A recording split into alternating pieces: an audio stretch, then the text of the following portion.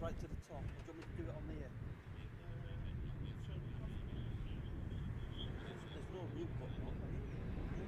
That's, you're not on 4 meters, you're on 3.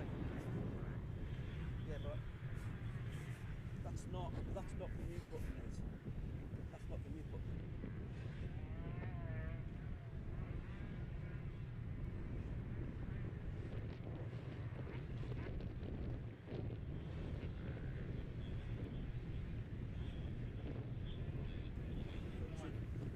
Maybe like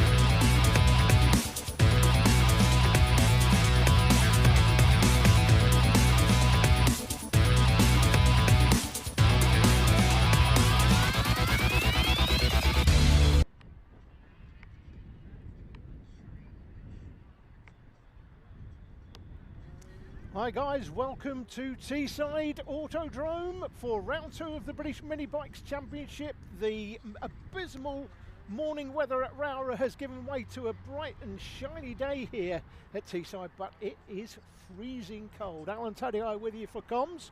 Last time I was with you for comms for BMB was Wigan a couple of years ago. Not done anything since then. We're getting underway here with the first race of the dates for the Mini Moto rookies. Daisy Grayson is the championship leader after round 1. I'm not sure Daisy is out there today until the names come up. I've got no grid positions, but the names will come up on screen. Starters holding the green flag up as if he's ready. Puts it back down again. Not so sure.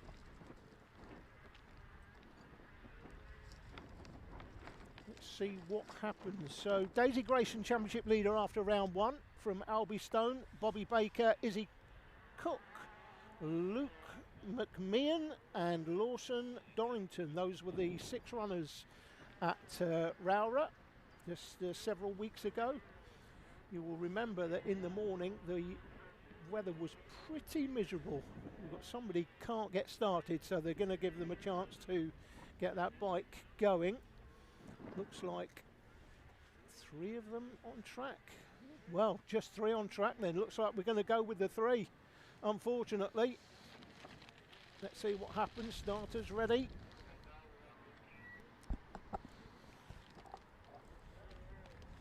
Or maybe he isn't ready.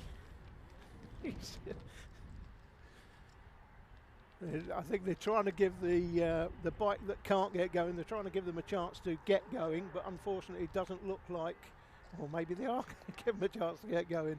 Oh, they're off and running. Here we go. Now I can't tell you who's who at the moment until the timing comes up, because I've got no grid positions, nothing. But this is the short track we're on there. It's Dorrington from Albystone and Bobby Baker. They're the three that are on track at the moment. As they come down through the wiggles into hairpin 1, and that's a lead change in hairpin 1. The hairpin 1 of course leads to hairpin 2. We're looking at the static camera covering the back straight down to rib bend. That's no good. We're back on now as they go towards South Bank. Around South Bank they come. We have got cameras up there, but we're not on them at the moment.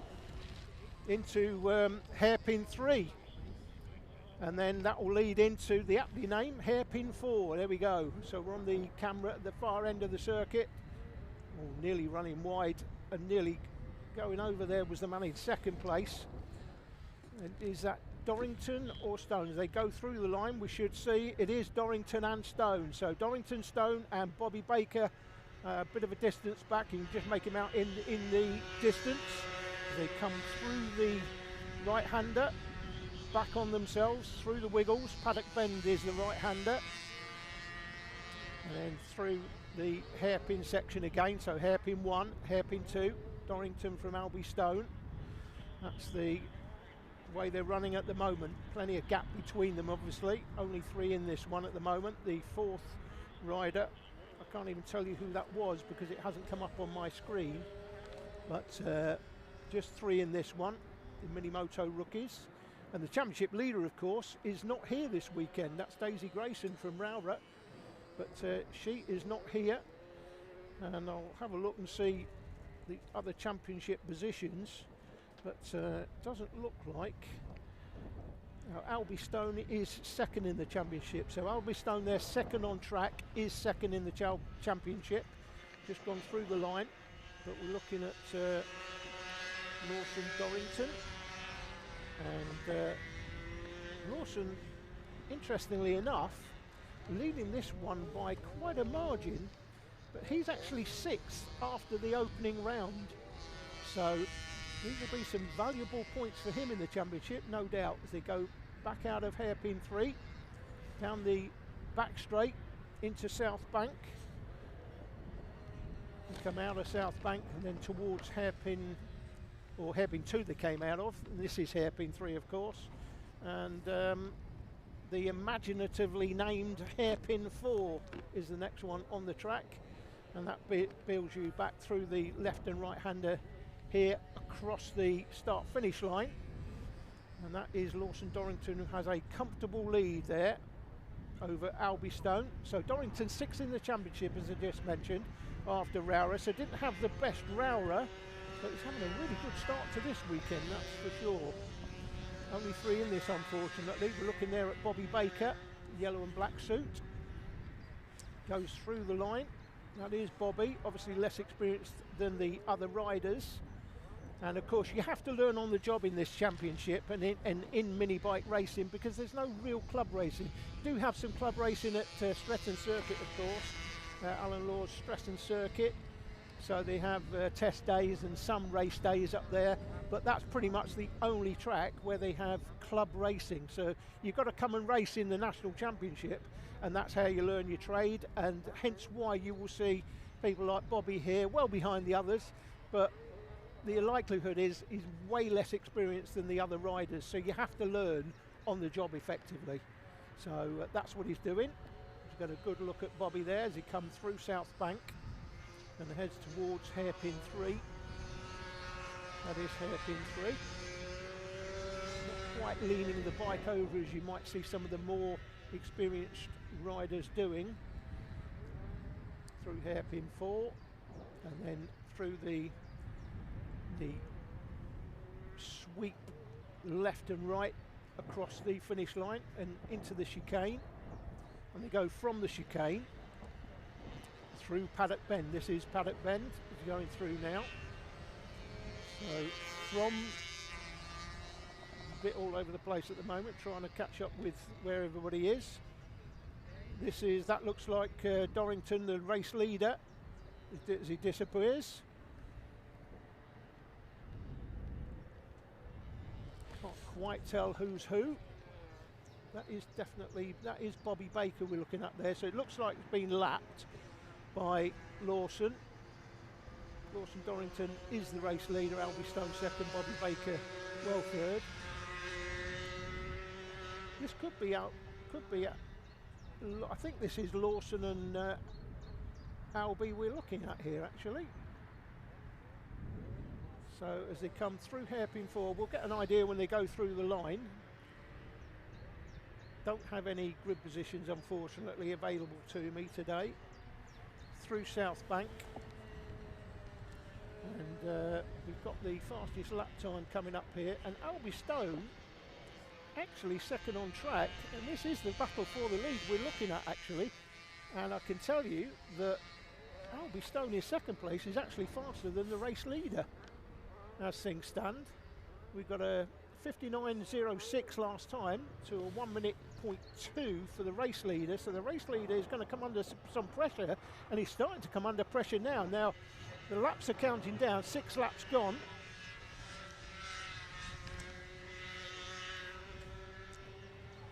I can tell you now that with 6 laps gone, how many laps is it, Alan, this?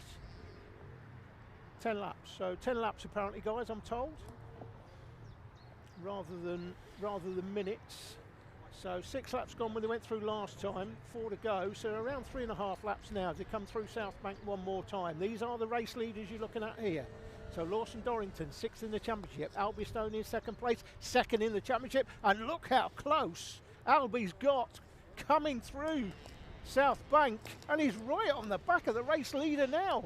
So it's taken Albie a time to get going, but going they are. Albie right on the back of the race leader now. This is quite a remarkable comeback because he was a mile behind early on. They come through Paddock Bend one more time, 7 laps gone, 3 to go, but there's going to be a change of leader sometime soon, surely, as they come through the Wiggles one more time and down to, that's one of the best named corners, by the way, in any kart track. No S's for Teesside, it's the Wiggles. So through the Wiggles, this is the second hairpin, and here they come. So Dorrington leads it, but coming down the outside, here's Albie Stone trying to go all the way around the outside, takes a much wider line. Looks happier with that line than the race leader, takes a much narrower line. So Albie looking for a way past here with 2 laps and change to go when they go across the line. So is Lawson Dorrington going to hold on to this win? Early on in this one, you would have thought, well, he's just running away with it. It's not even going to be close. But it just shows you only 3 on track, and you only need 2, frankly, to make a race. 8 laps gone as they go through the line that time. Fastest lap, 59.017 to Albie in second. Lawson, 58.9. It's, well, it's, what is it? Incredible, the difference in the lap time. 58.413 is the best against 58.9. So half a second on the best lap between Albie and Lawson, with around 1.5 laps to go now, I would say, to come through South Bank for the 9th time. Are all races 10 laps today, says Peter Hickman. Well, I guess Peter should know, if anybody, but anyway, I'll catch up with that. If you want to make any comments, guys, we're trying to get everything together here in the commentary booth so that I can see the comments. But as they come through the line, let's have a look at this. Now we've got the back marker in the way here. Back marker could come into contention on the last lap, and that is Bobby Baker in the way of the race leader. The race leader sweeps bikes, how you make use of the traffic in these races, and it looks like Lawson Dorrington's made great use of the traffic, and that should be enough for him to take the win here. I'm pretty sure we're on the last lap. 9 laps gone, so it should be the last lap this, and Dorrington looks like he's got this one tied up, and it will have been helped by Bobby Baker as he went past, but still enough corners and certainly enough hairpins. The one thing about Teesside, guys, if you like a track to overtake on, There's not many better than Teesside, frankly. And look at this, Albystone second in the championship and showing why. But is he going to get past? I'm not sure he is, and it doesn't look like it. But this is a good comeback though, and this is quite going to be interesting for the race coming up later on. Checkered flag, and Lawson Dorrington holds on now, frankly. I didn't think Albystone would have finished in second place there as the race was progressing. It looked like it was much faster. 58.4 was the fastest lap by Albystone, 58.9 for Lawson Dorrington, half a second slower. That's on fastest lap times, but when Albie got there, I thought we'd be going through. Coming next, guys, it's not the Minibikes 160, that's the wrong graphic. Let's see what this graphic says. Junior Supermoto 90, and I believe that is exactly the class that's coming up now. Now I don't have, unfortunately guys, I don't have grid positions from the earlier qualifying, and I won't know who's who until frankly they go through the line and we get timing coming up. So we're a bit of wing and a prayer at the moment. But that is Lawson Dorrington. Albystone in behind. Good start for Lawson. Good comeback by Albie. Couldn't quite get it done in the end though, and you have to feel he might be a little bit disappointed with that, because it looked at one point like he was definitely going to win that race. Came back from a mile behind, but not to be. JSM 90 is up next, and Lewis Craig Louis Craig, is it Lewis or Louis? Louis Craig, I think, is the championship leader after round one. And Oscar Duckworth second in the championship on 29 points. Lewis on 50, Liam Hoyland on 20, and then comes Dylan Mosgrove, Harry Birch, Oliver Bennett, Callum Fahey, Stanley McClelland, Nathaniel Bonclark, and Oliver Med. 10 runners at Rowra for round one, and you would think with the weather that was up there at that round, they'd rather be here at round two. As I said before, it is very bright, as you can see. Nice day here, but freezing cold. Absolutely chilly, to say the least. But I'm sure the riders will be wrapped up as warm as they can. I left my coat at home, so I'm freezing. But anyway, we'll see how it all transpires. So JSM 90 coming up next on track. Be back with you when the bikes are on track.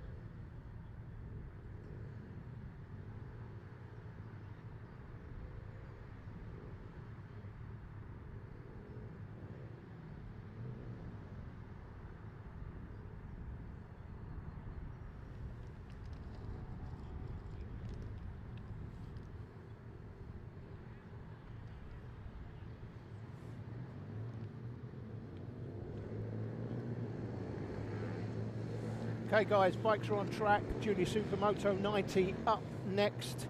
Louis Craig, the championship leader.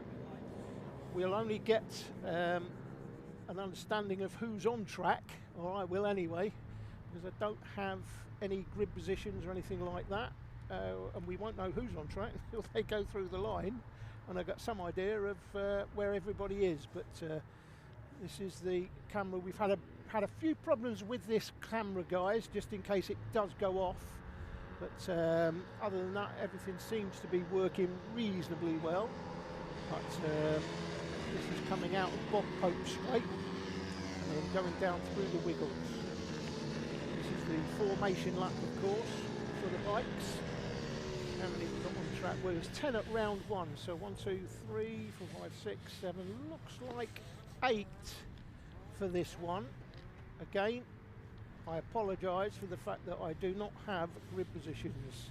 Not been given anything to work on, so I can only tell who's on track when they go through the line, and I see the timing come up and the names come up.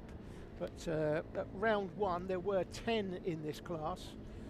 Cody Brennan, of course, the champion, I believe, from last year, but he has now moved on, so no Cody this weekend, I don't believe, unless his name suddenly pops up. But I think Cody may have moved on to a senior class, but we'll see that as the day goes on.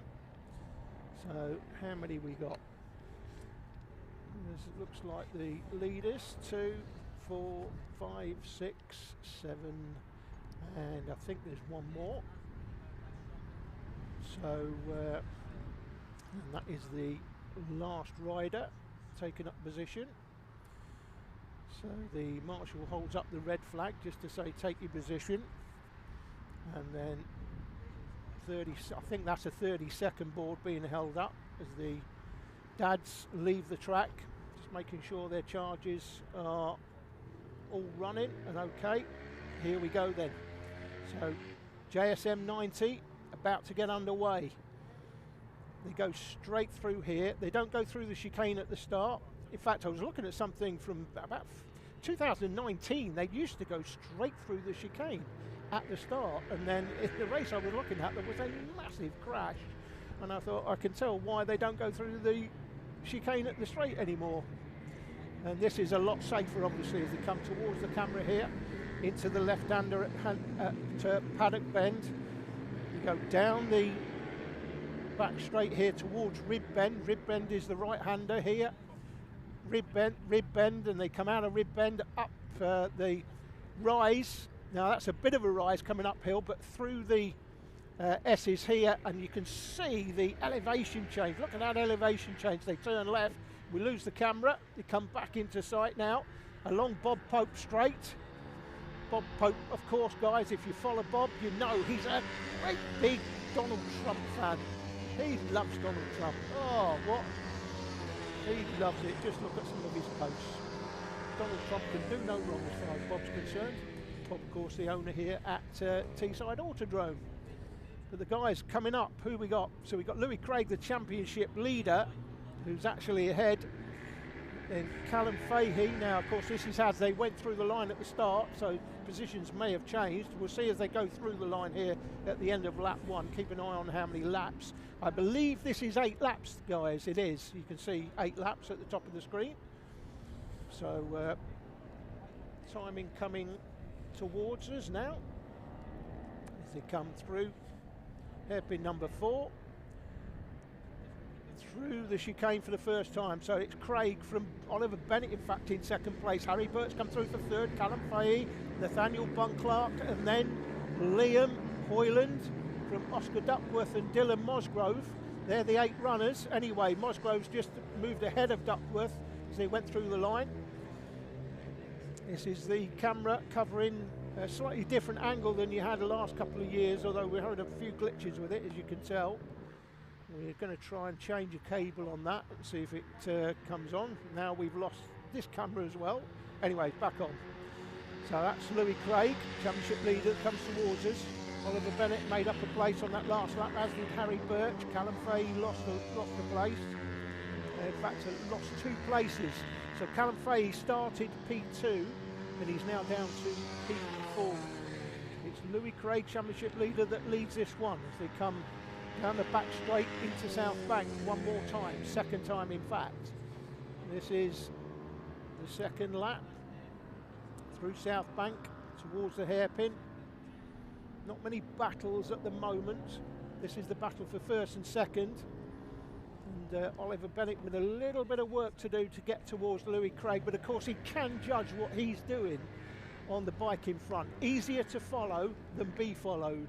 Of course, when you're out front, you can't be looking behind, you just got to concentrate on what you're doing. If somebody's quick enough to come past you, then they'll come past you. And if they do, then you can reassess what you're doing and then judge what you're doing based on what they're doing, of course. Their braking points and so on and so forth. But Oliver Bennett at the moment, with just over 2 laps gone, will be looking to get closer to Craig so he can make a move as he come through the reverse corkscrew one more time. This is one of the best corners on any karting circuit. It's a karting circuit, this of course, though mini bikes on today.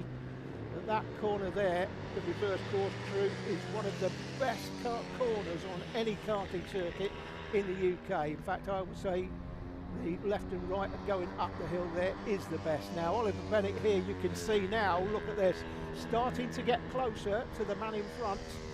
The Louis Craig Championship leader starting to come under pressure here from Oliver Bennett, and Oliver 6th place in the championship after round 1, so he'll be looking to put some of those woes right.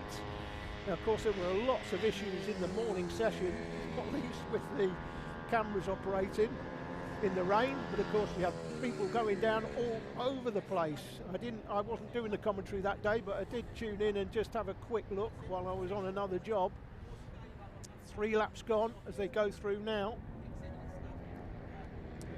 The fastest lap actually is Oliver Bennett's, and he's just set the fastest lap there, 1:26.7 against 1:26.8, so not much between these two. But Oliver, as I said, he can now, as he looks up the inside, but he's only window shopping at that point there. He's not actually at the sales buying anything, he was just having a look, nothing more than that. Down to Rib Bend, this is the Rib Bend, that's Harry Birch and Callum Fahey. This looks like Nathaniel coming towards us, Nathaniel Bunclark, and then Liam Hoyland, Dylan Musgrove and Oscar Duckworth round out the field. 8 in it, this one. Here we go. Go down through the wiggles, off Bob Pope straight through these wiggles and into the hairpin section. And again, Oliver Bennett looks to get that much closer. Hairpin 1 leads to hairpin 2. That leads out onto the back straight here into South Bank one more time. We'll be halfway through when they go through the start-finish line. South Bank leads to hairpin 3, and the very imaginatively named hairpin 4. Creative here at Teesside, you have to say that. And then you come down this left and right flick now through the line. 4 gone, 4 laps to go. 8 laps, I'm told, this JSM 90 races. And Oliver just starting to lose the back of Louis Craig now. In fact, he definitely has. He's lost a good 2 or 3 bike lengths, I would say. Looking at that from the previous lap. This is 3rd and 4th, Harry Birch and Callum Fahey battling. This is actually the closest battle on the track. Fahey having a look again, he's window shopping, he's not actually buying anything. He's just having a look down the inside, back with the leaders. Louis Craig from Oliver Bennett. See what lap time. I'd like to tell you what the lap times are, but the Alan Lord iPad is no longer working, unfortunately, so I've got no timing available to me at the moment, but it's still, as you were, Craig from Bennett, then Birch and Fahey having a close battle in behind. We're not seeing that at the moment. 3rd and 4th, we're looking at the battle for the lead. Into hairpin 3 now, followed by hairpin 4, and it's still Oliver. He's having a look, nothing more than that, and he's actually dropping off the back of Louis Craig here. So it looks like I think that's 5 gone. My timing's disappeared off screen. Let me see if I can plug it back in. But pretty sure that's 5 laps gone, 3 to go as they went through the line. Down towards the static camera we've got in Rib Bend here. They go through Rib Bend. This is the chicane, 3rd and 4th place. Birch from Fahey, still as you were. Not much between them, but this is the primary battle on the track, frankly. Come down the straight into Rib Bend.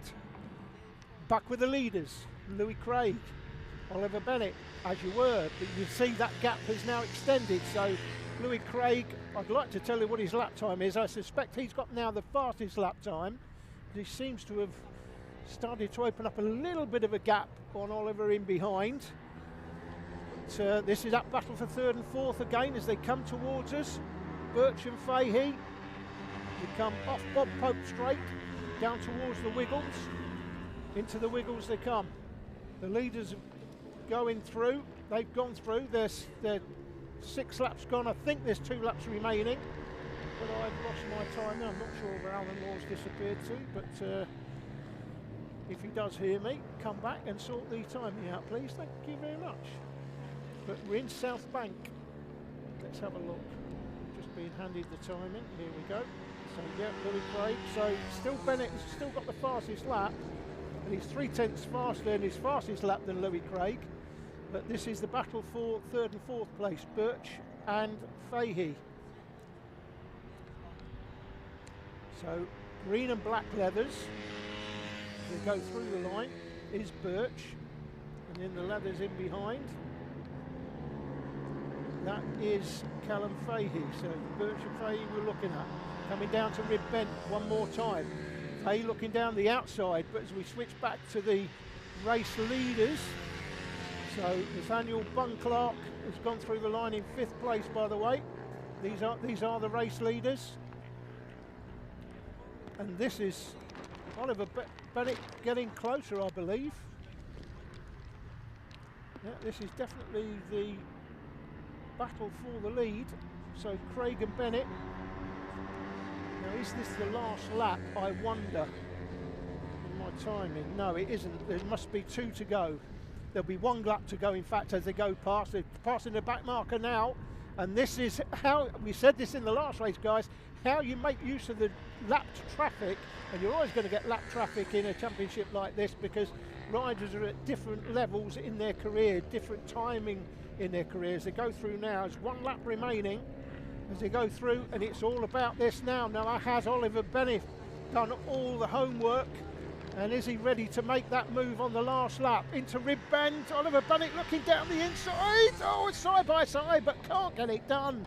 They just go out of picture. We've just lost this camera off to the left of us, but they will come back into view on the camera down Bob Pope straight.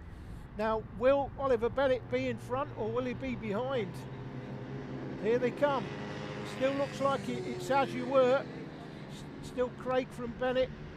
And that looks like the way it's going to finish now as they come off Bob Pope straight into the Wiggles one more time. Harry Birch and Callum Fahey still as you were.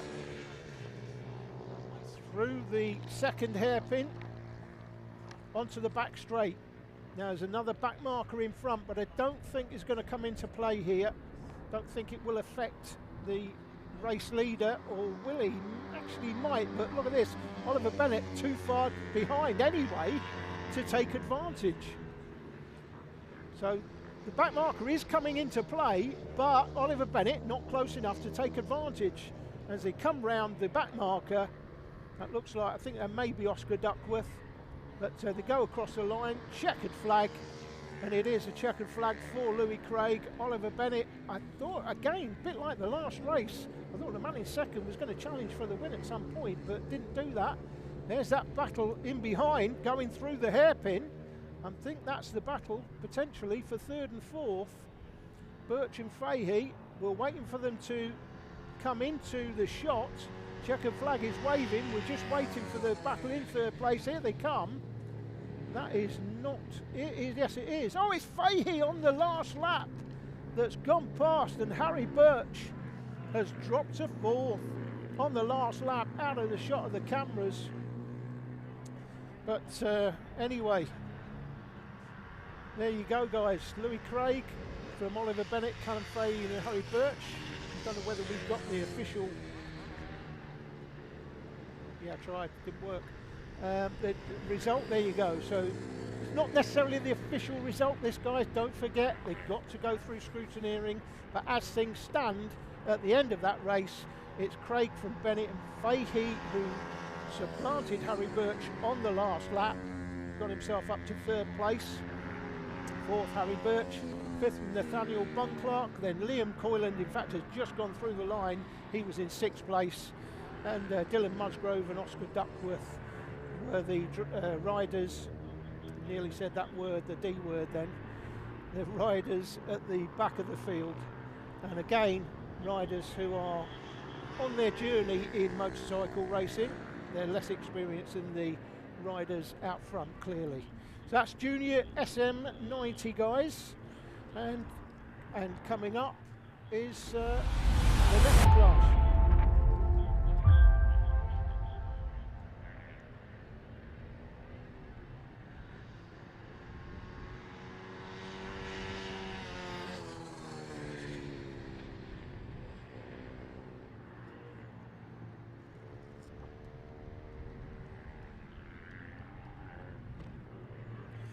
So race 3 coming up, guys, is the Mini GP 190/70 and Mini 190 race.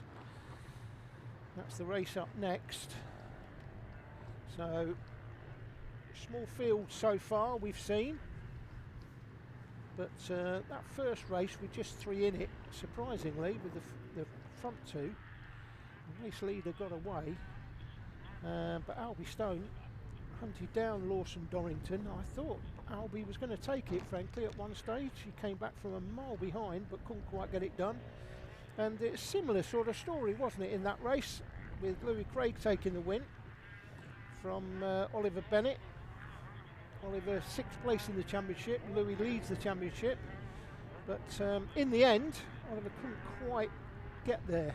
Story of the first race was a little bit like the story of the second race there. Coming up in the 190. Just 3 people. Max Robinson leads the championship in the Mini 190 class from Tommy Keats and Harrison Sutton. I'll check that. It is, that's correct, in fact. Robinson, Keats and Sutton. That's as I thought it was, and I am correct. What a memory. And here we go then, bikes on track for the next race. So it's going to be, I think this is a mixed grid if I remember rightly. 190/70 and the Mini 190, the FIM class, the official FIM class, FIM 190.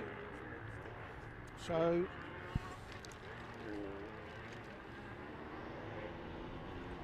again, I don't have any grid positions, guys, unfortunately, to give you.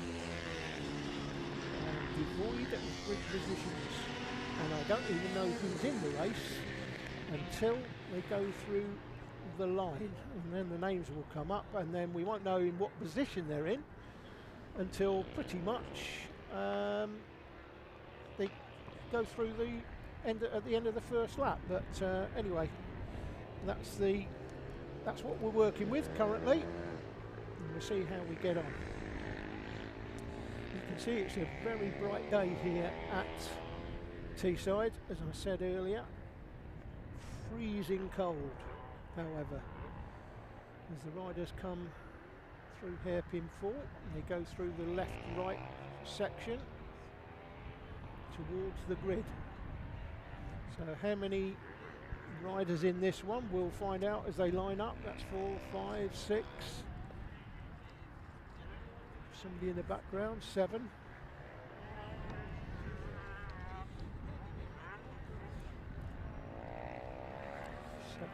8. Yeah, looks like 8 riders in this one again.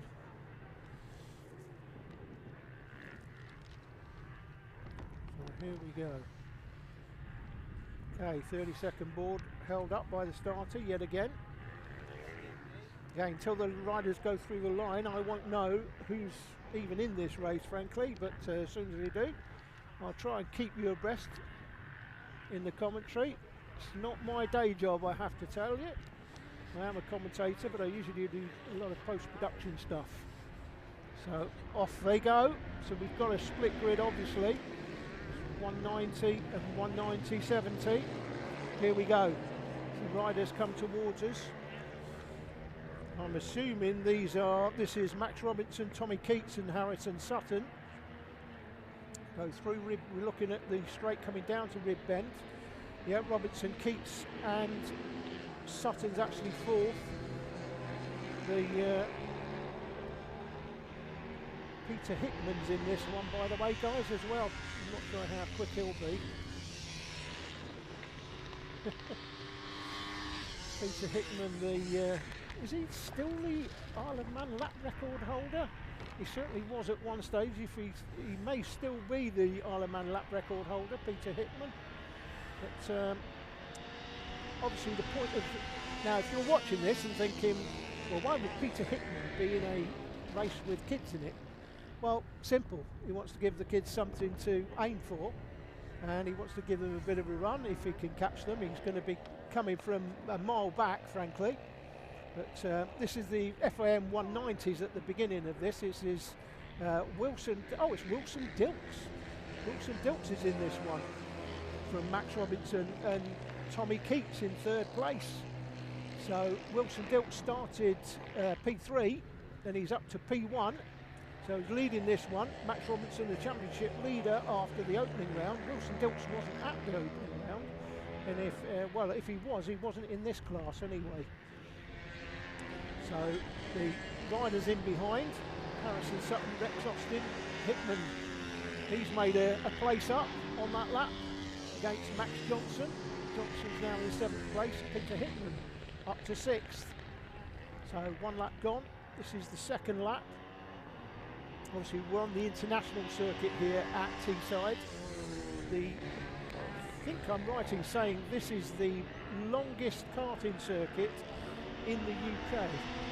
We do some car stuff on here as well. It's obviously wide enough for that, but generally it's a karting circuit, but fantastic for two-wheel motorsport. Obviously it's wide, it's fast, and if you're in mini bike racing, this is the sort of track, frankly, that you want to be racing on. You're looking at the battle further back. And that looks like Hickman on the back of this, so that looks like Harrison Sutton, Rex Austin and Peter Hickman. And you can tell Peter Hickman because he's the tallest of the others. And what he's doing here, as I said before, guys, if you're new to this, not watched this sort of racing before, why is Peter Hickman, the Isle of Man lap record holder, racing against kids? Well, he wants to give them a bit of a run, he wants to be a bit of a target for them, he wants to show them some lines, and frankly, he wants to have some fun. That's Rib Bend, they've just gone through there. We go through Rib Bend, through the reverse corkscrew. They come into, oh, this is the reverse corkscrew. I thought we had the picture then, but lost it straight away. And then out of the reverse corkscrew, it goes through the right-hander onto Bob Pope Straight. This is Bob Pope Straight. We're on now. Hickman needs to get a move on here because he's behind the kids. He should really... I would like to see him overtake them, give the kids something to aim for, like his back wheel, for example. And they come out of hairpin 2. This is the back straight down to South Bank one more time. Dilks is still leading this, by the way. Max Robinson, Tommy Keats is well behind the two leaders. That looks like, is that Max Johnson? Must be a back marker there. I think that's Max Johnson that's in front here. You just see as they go through the line, his name clicks up. Yeah, it's Harrison Sutton, Rex Austin, Max Johnson, Peter Hickman. So, Max Johnson actually on the same lap, interestingly enough. I thought Max Johnson might have been lapped there, but he's not. He's in the Mini GP 190 class. It is a 190 race this, but it's a combination of Mini GP, the FIM 190 and the Mini GP 190/70 class. So two different races effectively going on track at the same time. This is again that battle between Sutton, Austin, Johnson and Hickman. So I think it will be Sutton, Austin and Hickman that we're looking at here. Again down the back straight into South Bank. This is the only real battle on the track, so we're concentrating on this at the moment. Off South Bank into hairpin 3. And following hairpin 3 is hairpin 4. Aptly named. Through this left-right flick over the start-finish line one more time. 4 laps gone. I think these are, if I'm right in thinking, these are 10 laps these races. So we come out of the chicane, through the left-hander at Paddock Bend, and again down the straight into Rib Bend. We wait for them to see them come into view because we've got a few technical problems with the camera. I think we may have, it was all working yesterday when it was tested. I think somebody might have trod on the cable overnight possibly, but we're back with them now. They're on Bob Pope Straight coming towards us. Austin, Johnson and Hickman. I think we're looking at. This could be the, I think this is the race, is that Wilson Dilks? I think that's Wilson Dilks' race colours if I remember rightly. Let's see if they go through the line and see who it is for sure. No, it is in fact Tommy Keats in 3rd place. So 3rd place on the 8 bike, Tommy Keats comes down the straight into Rib Bend one more time.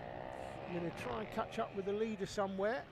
That's Dilks out front from Robinson. There's not much of a battle going on. Dilks has got a comfortable lead. We're back with this battle for 4th, 5th and 6th. Austin, Johnson and Peter Hickman. Peter Hickman looking down the inside and takes that spot. So Peter Hickman now gives Max Johnson something to race against, which is of course what the kids want. They want to see Peter Hickman in front of them so they can see if they can overtake him back. And that's the whole point of Peter being on the track, giving the kids a few sort of riding lessons effectively. And he's now chasing. I think the reason he's made that move is because he's now seen that Austin is getting away and he's going to have to try and catch him, and he is catching him. He's catching him in a hurry. You think he was the Isle of Man lap record holder or something, the way he's catching him, and he is catching right on the back of him now. So you can see Pete Hickman obviously, clearly, can turn it on at will in a heartbeat, and he is. Tommy Keats has just gone through the line in 3rd place. Dilks still leads it from Robinson, but there's not much battling going on, so we're concentrating on this at the moment. Here comes Pete Hickman down the inside and takes the spot. He wants the young charge here to fight him. That's what he wants. The whole point for him to be on track is to show him I'm here. So here I am, what are you going to do about it? That's what he wants to see. He wants to see the youngsters fighting back through Rib Bend one more time. That's Austin and Hickman with Max Johnson just starting to lose the back of them now. Harrison Sutton's just gone through the line, so he's had a few problems, gone through the line in 7th. That looks like Harrison Sutton as they come towards us. That looks like they're in behind. That possibly is Wilson Dilks, I think, the race leader. And again, looking at Austin and Hickman. Hairpin 2.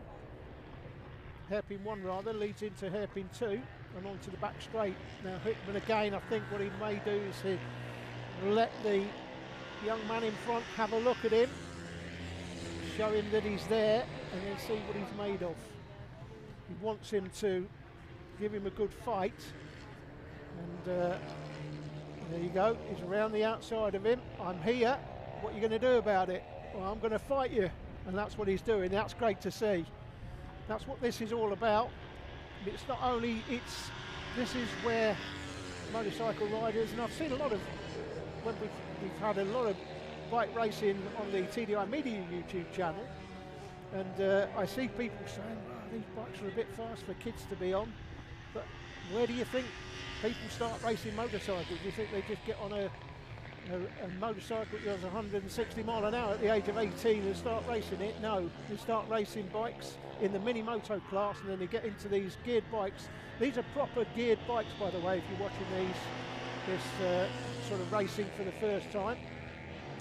They are proper geared bikes, 6-speed, change gear in the typical way you would on a road bike.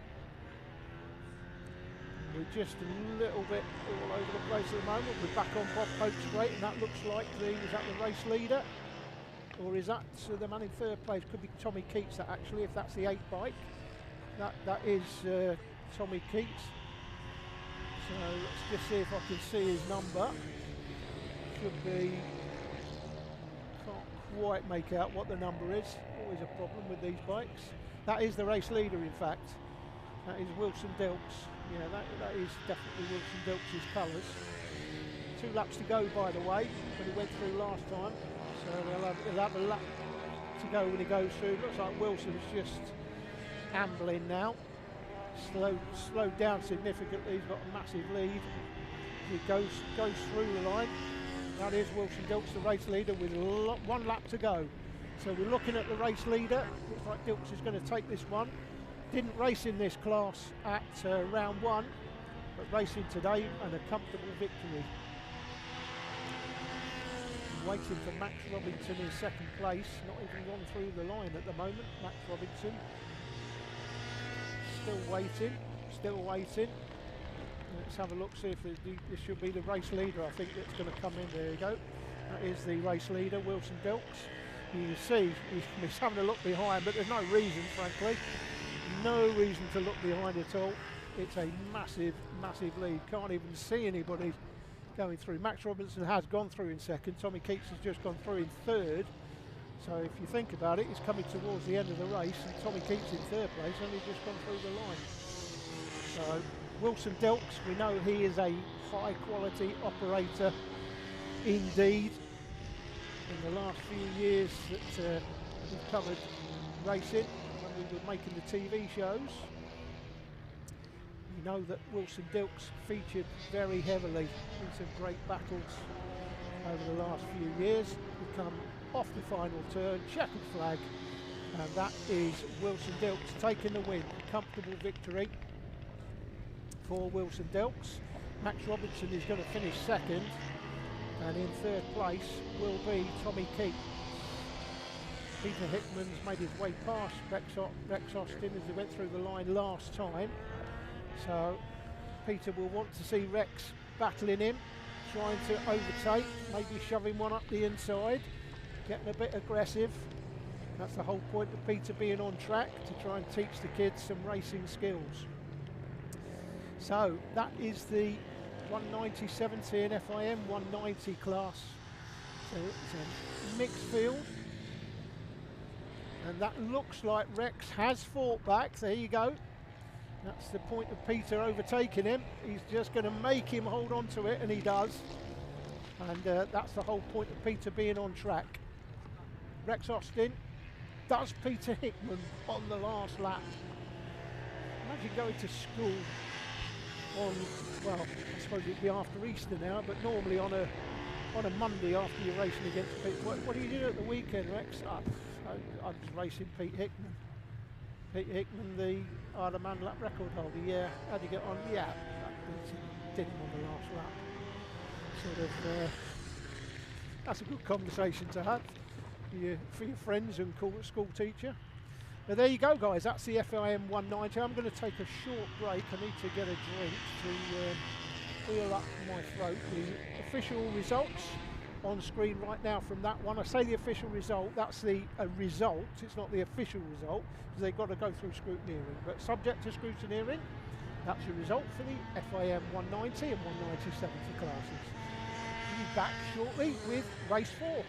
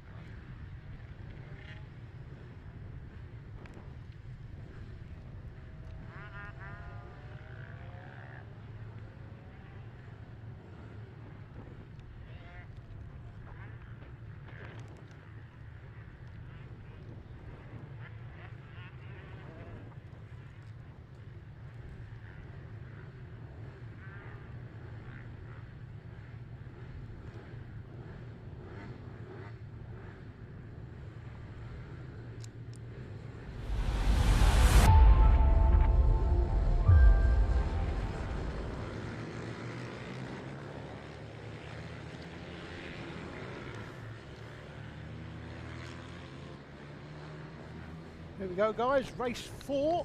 It is the Vets and 160s, I believe. Again, mixed grid. After round 1, it was Dave Cook that leads the way. It is Dave Cook that leads the way. 4 points lead, 45 points plays Matt Lindley on 41, and then James McClellan on 36. That's in the veterans. In the Moto Mini 160 class, Jensen Knowles leads the way, 50 points. Maximum, I think that is, from round 1. Valentino Kimmy Kirk is in 2nd place from Leon Simpson in 3rd. So, again, they are the riders in the championship positions after round 1. But again, keep repeating, I'll repeat it again, I don't know what the grid positions are, and I don't even know the riders in it until they go through the line. So let's just have a look at the 160 champion, by the way. Where let's look from last year. The Minibike 160 championship winner last year was Tim Patterson, of course, and the Vets champion. Who was the Vets champion in 25? Let me just see if I can find that information for you. Don't have the information on Vets for some reason. It's not in the official 2025 championship positions. I don't see. Oh, yes, I do. There it is. Dave Cook, of course, who is leading the championship in the veterans class after round 1. So that's where we are. Big grid, this one, much bigger than the races that we've had so far. Again, I've lost my timing. I'm trying to touch the screen, but nothing is going on. There we go. No, nothing happening, I'm afraid. So I don't have the timing. And until the timing comes up on screen, I can't tell you much about who's in this race, but they come out of the left-hander down to Rib Bend one more time. Leader sweeps through. Everybody follows in behind. We've got no camera shot, unfortunately. We've got an issue with the camera just around this corner. They will come back into sight though on Bob Pope Straight and then come towards her. So there you go. That's Walker from Simpson, Cook. Dave Cook, the championship leader. They're in 3rd place as they went through the line anyway. Things may change during this lap. Walker, Simpson, Cook, Ryan Brown, Connor Smith, Andrew Jones, Jamie McClellan and Matt Lindley.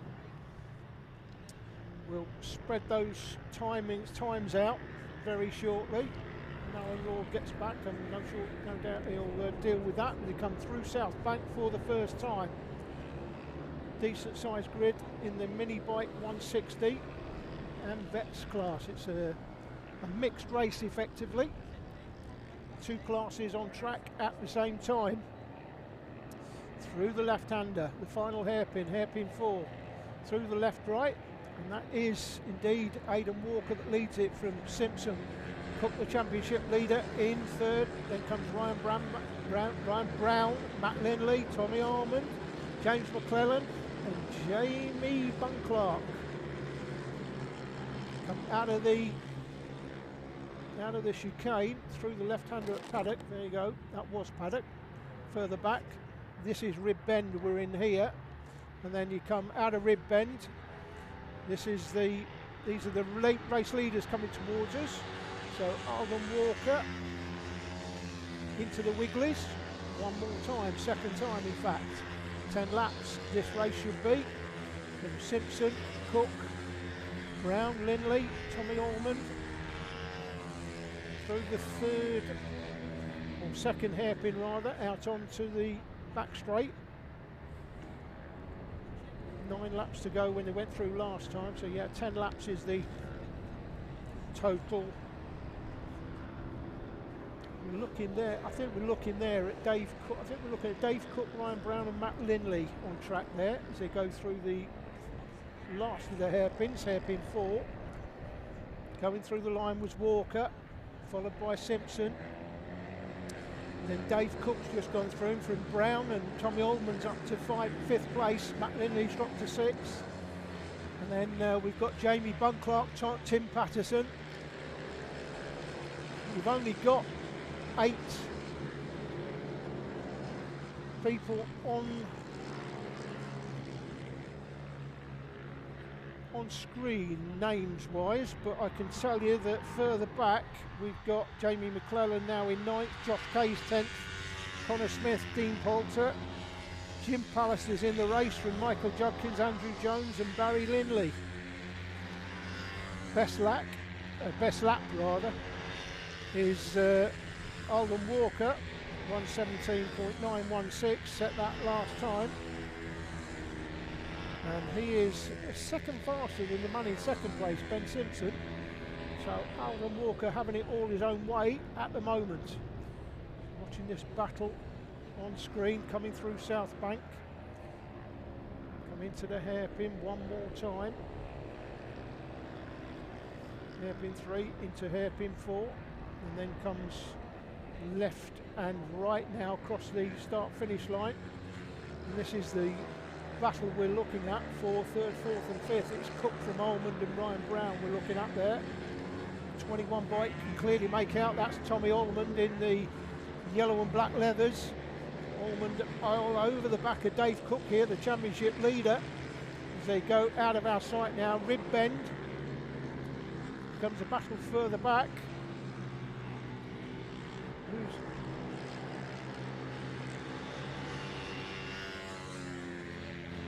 Got problems here with the timing. I'm just trying to catch up with who's where, but that is definitely Tommy Allman there, I'm pretty sure. Looks like he's made his way past Dave Cook. So Allman from Cook, Tommy Allman after the let's have a look. In the opening round, just trying to see where he finished last time. He wasn't even there at the first round. Tommy Allman. So Alden Walker it is that still leads it, just gone through the line. This is a battle much further back, so four riders in this one. Don't have much information about who's on screen at the moment, but as they go through the line, I'll get an idea. Looks like Tim Patterson, Jamie Bunclark, Josh Kay and Connor Smith, and then Jamie McClelland in behind.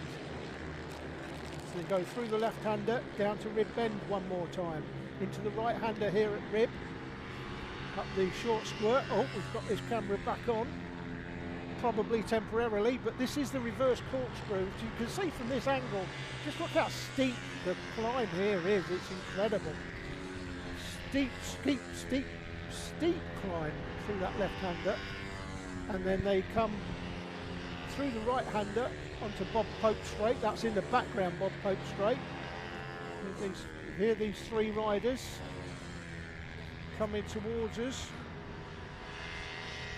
and bikes all over the place, all over the track currently, so difficult to try and keep the rest of who's who. It would help if I could see the race numbers. I'm struggling a little bit, guys, sorry about that. But through South Bank, that's a place made up, and a place lost, depending on your point of view. Through hairpin 3 into hairpin 4 one more time. They'll go through the line, get an idea of who's who. 5th place Matt Lindley's gone through, then came Patterson, and then, so we're looking at, must be Josh Kay, Connor Smith, Jamie Bunclark, and Jamie McClellan just gone through the line from Jim Pallister. So through the left-hander at paddock, down to Rib Bend one more time, and again we're looking at the riders come off through the wiggles, off Bob Pope Straight, through the wiggles. I'm not sure who we're looking at. Where is Alden Walker? That is the 21 bike. Looks like 21 bike for Tommy Allman. That's yeah, black and yellow leathers. That is Tommy Almond in second place. But Alden Walker is the man in front of him. So Alden Walker just gone through the line. That's the leader. There is the leader, Alden Walker. It's a comfortable lead he's got. Left-handed now. Down the straight into rib bend, this right-hander. Will he come back into camera shot? Is it still there? Yeah, there it is. It's still on. Incredible. So left-handed here, the race leader. That's a man in second. You can tell the distance he's got. It's a huge distance, huge lead that Alden Walker has. He's in a class of 1 at the moment. He's in a different postcode from everyone else. Never mind different, maybe even you can even say he's in a different county, never mind postcode. That's the lead. That is the man in second place. So you've got the leader to the right of the screen. Second place here we're looking at now. And that is Tommy Almond in the black and yellow leathers. We're back with the leader. That's Walker. On the 303 bike. What a circuit this is, guys.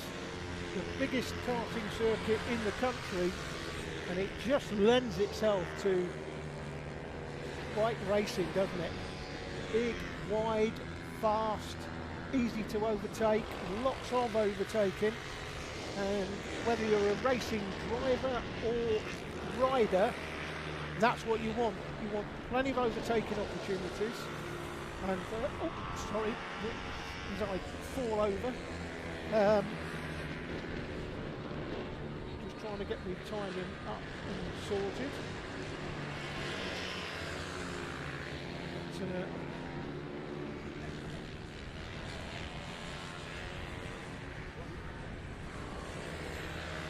that's all good.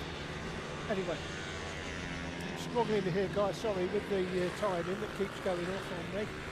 But anyway, let's look at the sort of lap times for the riders out front. We've got I'm looking there at the previous race on screen, so I'm not sure what's going on with the previous race on the screen. Anyway, let me just have a look, see what the times are. So 1:17.35 for Walker. And it's about 7/10 the gap, fastest lap between Walker and Tommy Almond. Walker's just gone through the line, by the way. There we go. Comes down to the static. Tommy Almond's just gone through the line in second place. We're waiting for him here, or are we? No, we're not. That is the race leader. Is it the race leader? Yeah, it is the race leader, of course. Through the reverse corkscrew, up through the right-hander, and we're on to the Bob Pope straight one more time. How many laps have gone? 8 laps gone, 2 to go.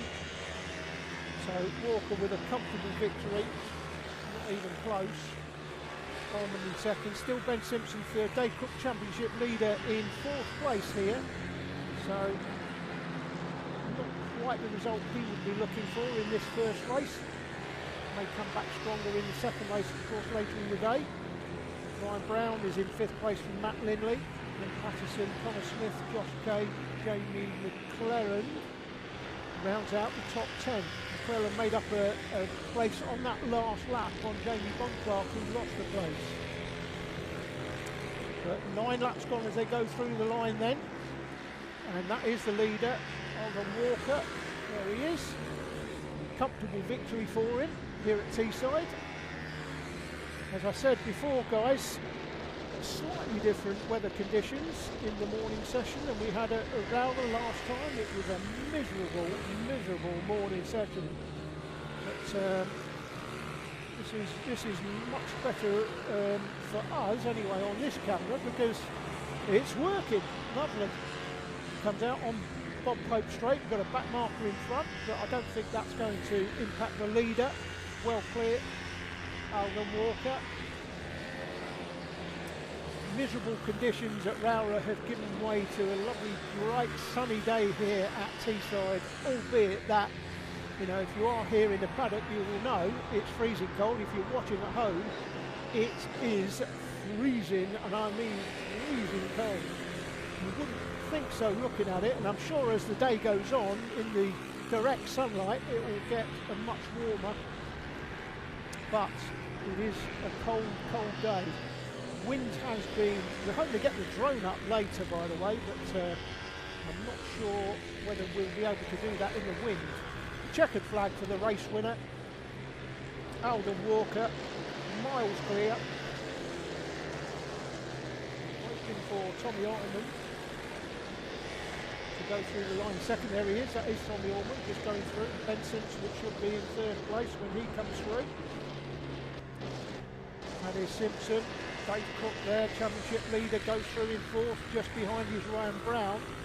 Tracked him all the way to the line. Tim Patterson should be next. He made up a place on the last lap on Matt Lindley.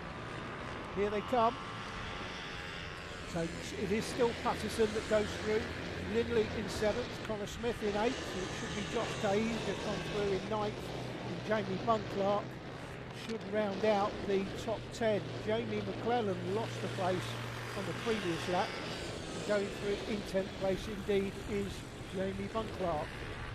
Fastest lap was Alden Walker's, not surprisingly, 1:17.3. Fastest lap for the man in second place, Tommy Allman, 1:18.0. So 7/10 of a second per lap is why we saw a massive difference, massive gap between the winner and the man in second place. So not many battles to bring you in that for a reasonably large grid, but you must love racing these bikes on this track. If you're going to race in mini bike racing, the one track you should want to come to, there's a few I suppose, but one would be Teesside, no doubt.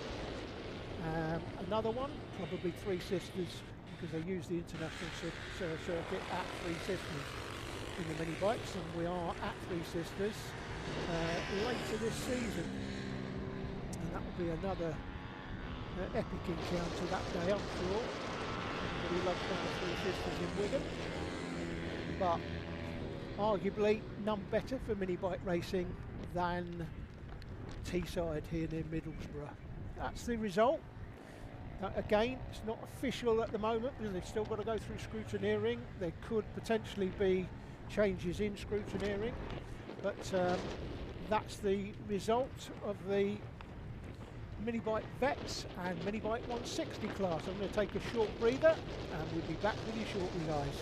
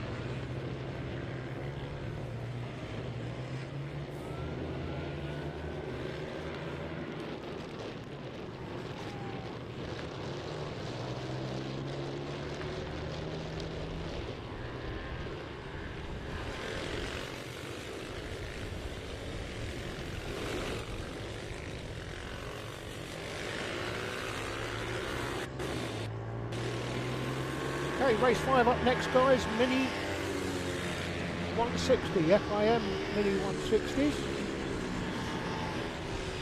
Again, no grid positions for you, unfortunately, but a decent sized grid in this one. I'm expecting some competitive racing here this weekend at Teesside in this class. We're on the formation lap, bring them round to the grid, and we'll get them lined up and underway. Once they get underway, of course, we'll be able to tell you who's in the race. I know it sounds a bit poor that we can't tell you who's in the race, but unfortunately we don't have access at the moment to the grid positions, who's finished where. We've had all sorts of problems this morning setting up. was all working great yesterday, and then today we've had a few issues. So it's put us behind the 8 ball a little bit. But anyway, you can see decent grid for this one in the 160 class. And he's lining up 1, 2, 3, 4, 5, 6, 7, 8, 9, 10, 11. Looks like 11, could be a dozen in this one. I'd expect it to be competitive. Here we go, starter holds up the 30-second flag, or 30-second board rather. Parents get off the track, out the way. Once they're out the way, the starter at the back will hold up the green flag. Lights will go on once he holds up the green flag. Lights will go on. We can't see them from here. Lights will go on and then they'll go off and we'll be away and running. Here we go then, under starter's orders. And we are go! Oh, there's a few jumping up in the air there. So it's a good start for everybody as they come through. So Jensen Ansell, Jensen Knowles, JJ Manchester's in it, Valentino Kimi Kirk. He's been abroad largely last year.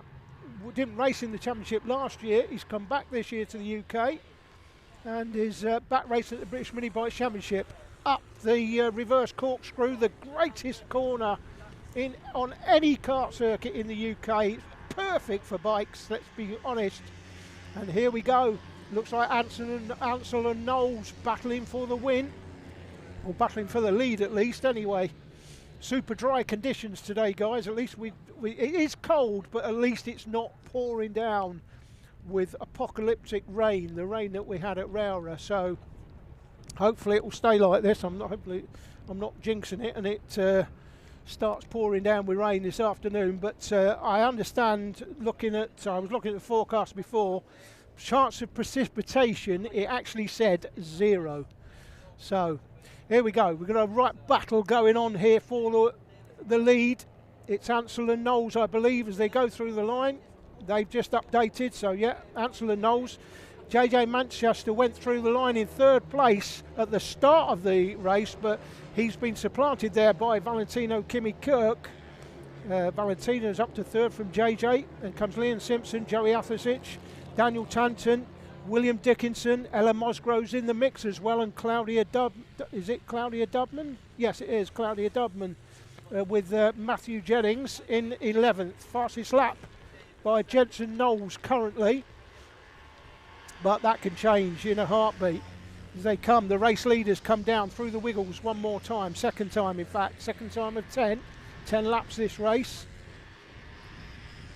They come through the second hairpin,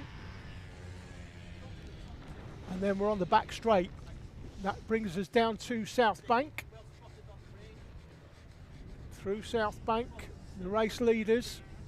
Knowles is the fastest man on track. Looks like we've got a change of lead. We have got a change of lead. Climbing up the inside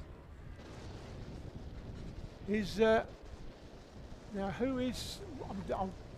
I'll sort out who's who as they go through the line, obviously. And it is Knowles that's taken the lead from Ansell. So Knowles in the orange helmet, orange and black helmet indeed. Orange helmet straight on, that's rib bend. Leaders, you've got Valentino and JJ Manchester, 3rd and 4th. But in the orange helmet, it is Jensen Knowles that leads it then. Through the left-hander, up through the reverse corkscrew, into the right-hander, onto Bob Pope straight in the back of the circuit. We join them now. Come down towards us. And then go down here off Bob Pope straight into the wiggles. Now we saw a big crash here, I think it was a couple of years ago now. He just caught the second of the curbs in the junior race, and that's a change of lead again.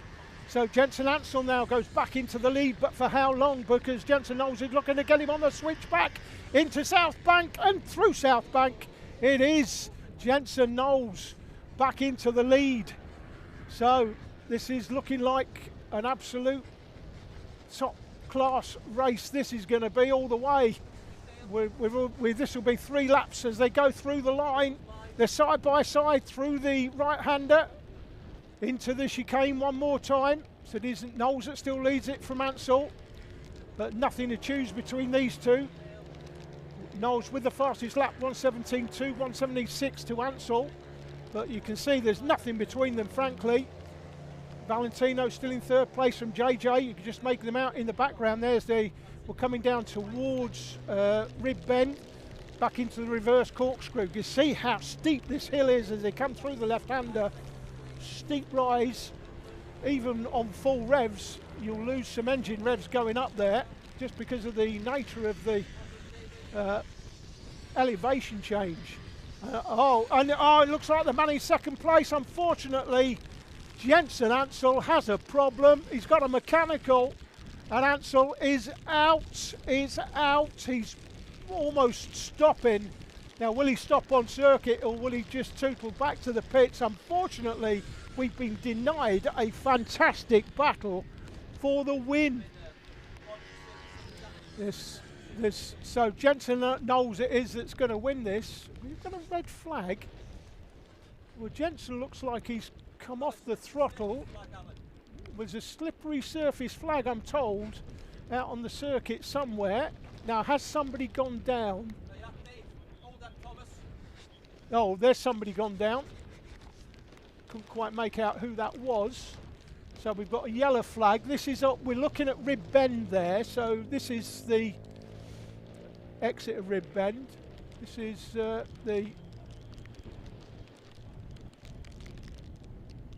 Right, I think that was Valentino, wasn't it? Joey Officich in 4th place. Now, I'm not sure what is going on because everybody seems to have slowed down. But let's see, that looks like the race leader. That's Jensen Knowles, I'm sure, with the orange helmet, yeah. And then Valentino's up to 2nd. Jensen Ansell is, well, it says 3rd. He went through the line in 3rd, but I'm pretty sure he's probably pulled off track now. But Jensen Knowles it is. That's a shame, guys, because we've been denied what was boiling up to be one hell of a battle, it has to be said. First few laps, 4 laps gone, there's still 6 laps to go. Now then, you can see the water on the lens. Look at the raindrops on the lens. We've had some water. That's why we've got slippery surface flags. I was wondering why they've slowed down. I'm in the van commentating on this, and I can tell you that the reason they're slowing down is because it's raining. It's raining, and of course they're going to be on slick tyres. And I'm just looking outside the van. Yeah, it does look like it is raining. And that's why they've slowed down. No doubt. Now, Jensen Ansell, we'll see if Jensen Ansell goes through the line. If he goes through the line, it looks like, yeah, he has gone through the line. So, Valentino Kirk comes towards us. I think that's Valentino there. And then Jensen Ansell in 3rd place. Maybe Jensen just slowed down. I thought he had some sort of mechanical failure, but he was just slowing down with a little bit of drizzle. So 5 laps have gone, 5 laps to go. They've not red flagged it. As far as the officials are concerned, it's still a live track and safe enough to race. Of course, if they thought it wasn't safe enough to race, they would red flag it. But the race leader here, you can see he's tiptoeing through the hairpins. And I wondered why everybody had slowed down, and now it all makes sense once you see the raindrops that were on this camera last lap. So it looks like he's stopped now. But yeah, it's stopped. The rain has stopped, we're told from the cameraman. Rain has stopped now. So we're looking at the race leader. And as he goes through this time, he'll go through 6 laps gone. That is Jensen Knowles who's leading it. So let me just give you his best lap, 1:17.2. He's just gone through in 1:28.5. It's a full 11 seconds slower. And the reason it's 11 seconds slower is because he's making sure that he doesn't crash. Now, don't forget the dynamic in this sort of racing is, if you crash, it's a safety issue. You're not allowed to recover the bike. You see the raindrops on this camera lens as you come up through the reverse corkscrew onto Bob Pope Straight here. That will bring you onto the Wiggles. Here is the race leader. Jensen Knowles it is. So Jensen Ansell, I thought he was breaking down, frankly, but he wasn't. He'd obviously seen raindrops on his helmet, and Jensen Knowles decided to ignore those raindrops, and this is the lead that it's given himself. He's miles clear of anybody else, frankly, when I thought it was all about the driver, the rider, sorry, the D word again. The rider just breaking down. He wasn't breaking down, he was just slowing down for the raindrops on his helmet. So Knowles from Valentino Kimi Kirk, and then Ansell. Ellen Mosgrove's up to 4th place. Ellen Mosgrove, I'm pretty sure Ellen Mosgrove went through the line at the start of the race in something like, well, she was certainly no better than 10th. It was 10th or 11th. Ellen Mosgrove early in the race, and Ellen Mosgrove is up to 4th. What an effort. So she's obviously not too concerned about the rain, and with Jensen being concerned about the rain, can she do better than that? Let's see how far behind she was. So Jensen Ansell's just gone through the line. He's 19 seconds behind the leader, and Ellen Mosgrove is 4.3 seconds back on Jensen Ansell. And there's 7 laps gone with 3 to go for the riders in that position. So Ellen Mosgrove 4.3 behind Jensen Ansell. Is this that battle? That's the race leader again. But yeah, can Ellen Mosgrove here finish in 3rd place potentially? So this is the FIM 160 class. Let's just have a quick look and see what the championship positions are, by the way. The championship leader, is this the Mini GP 160? Yeah, it is. So, oh, it's rain. Oh, now I'm told it is raining. Oh my goodness, it's absolutely bucketing down. Incredible. Look at the rain on this camera. Oh, it's pouring down. Now they may red flag this here. They may red flag this for safety. 8 laps gone, 2 to go. Oh, it's bucketing down. It's got to be a red flag. Yeah, red flag. Red flag. But I've got to be honest, the race leader has done well there to keep it upright. And Valentino Kimi Kirk is going to go through in 2nd place. And now, what's happening here to Ellen Mosgrove? Now, Jensen Ansell has gone through in 3rd. But the race it should go back a lap. So where they finished on the previous lap. So Ellen Mosgrove has gone through in 4th. But by the way, that's a great effort by Ella to come from well back early in the race. And then the rain started falling. And she just rode through it, frankly. Jensen Ansell 3rd. Now, I was looking at the BBC weather. Look at the rain. Oh my goodness, it's apocalyptic. It's Rowra-like, dare I say. It's absolutely bucketing down. Now the BBC guaranteed me, the chance of precipitation was 0% early on when I look at that this morning when I left home at around 4:30 in the morning. But not the case. Not the case. These are the results. Now, that's as they've gone through the line after 8 laps. It may, if the red flag came out, it may go back a lap, but we'll see. The official results will be clear. But at the moment, that's the official result of the FIM Mini 160 race. There was a bit of drama there, guys, to say the least. Jensen Knowles and Jensen Ansell, the 2 Jensens, were giving us a great battle But Jensen Ansell, when the rain came down, I thought he was breaking down, and obviously he was just slowing down to account for the rain, and Valentino Kimmy Kirk got in front of him, and Jensen Knowles just cleared off, frankly. And Ella Mosgrove, with a great ride back from the back of the grid. I think she went through at the start in something like 10th or 11th place and has ended up in 4th. So great result there for Ella. Going to take a quick break. We'll be right back.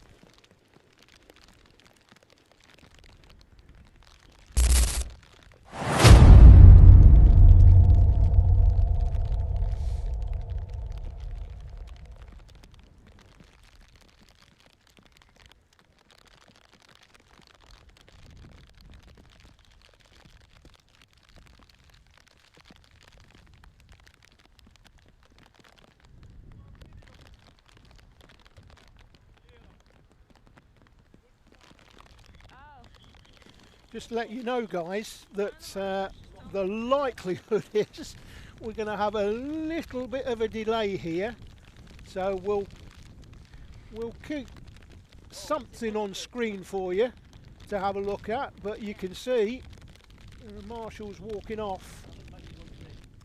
Now it could be, yeah, we might be taking an early lunch break here, guys. I've got a feeling it will be. Looks like marshals are leaving.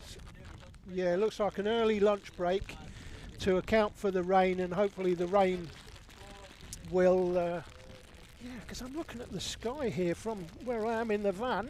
Let me just have a look outside. This is really weird. We've got a cloud over the circuit that's just dumped this on the circuit, but everything else around it looks quite bright. So we're going to take a break. And I think this should be the lunch break, and we'll be back later on. We'll speak to you then.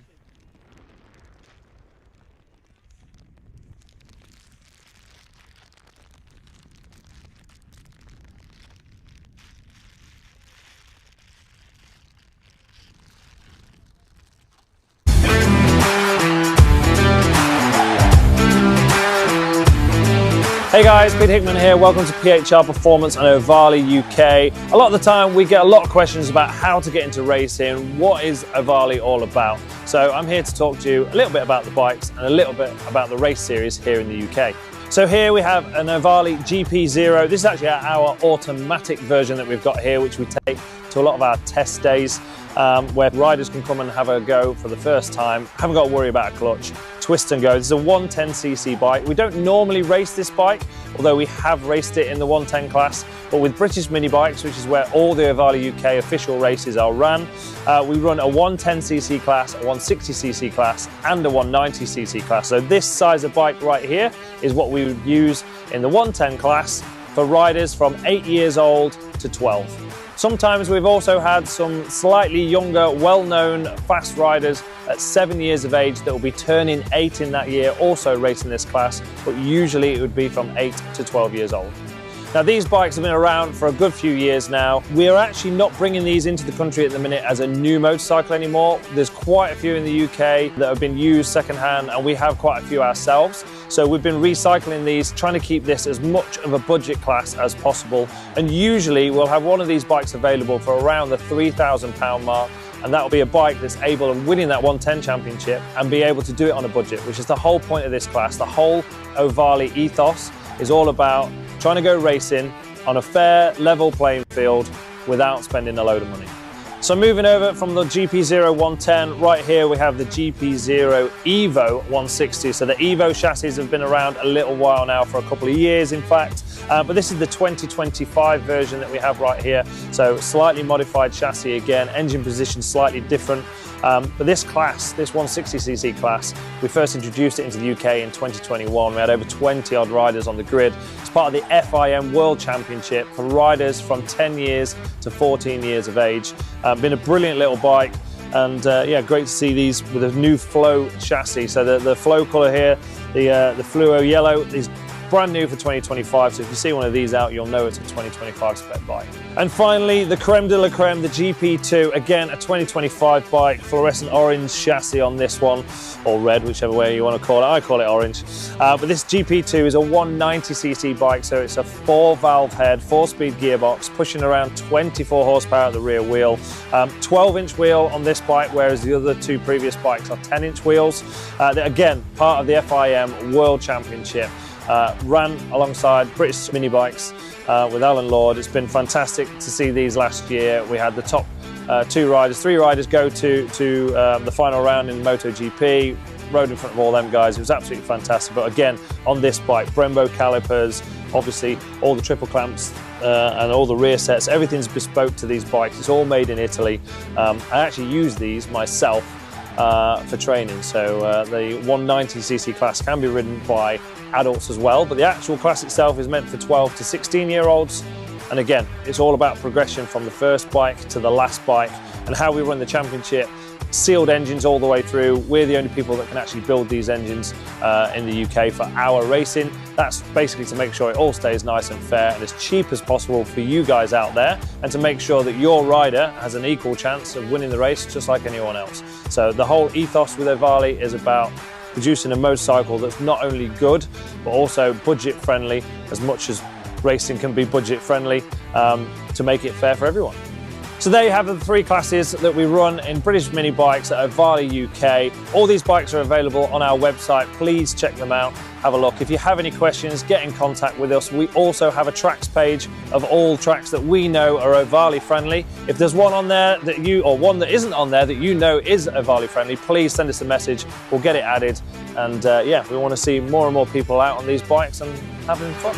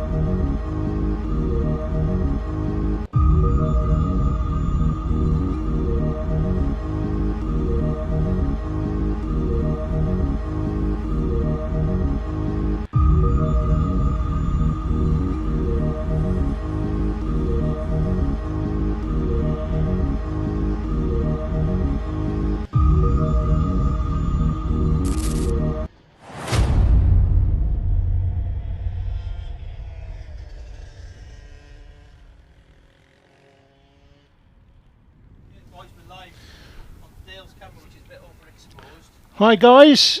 I'm going to cut to you, Thomas. Sorry, I'm coming out of the.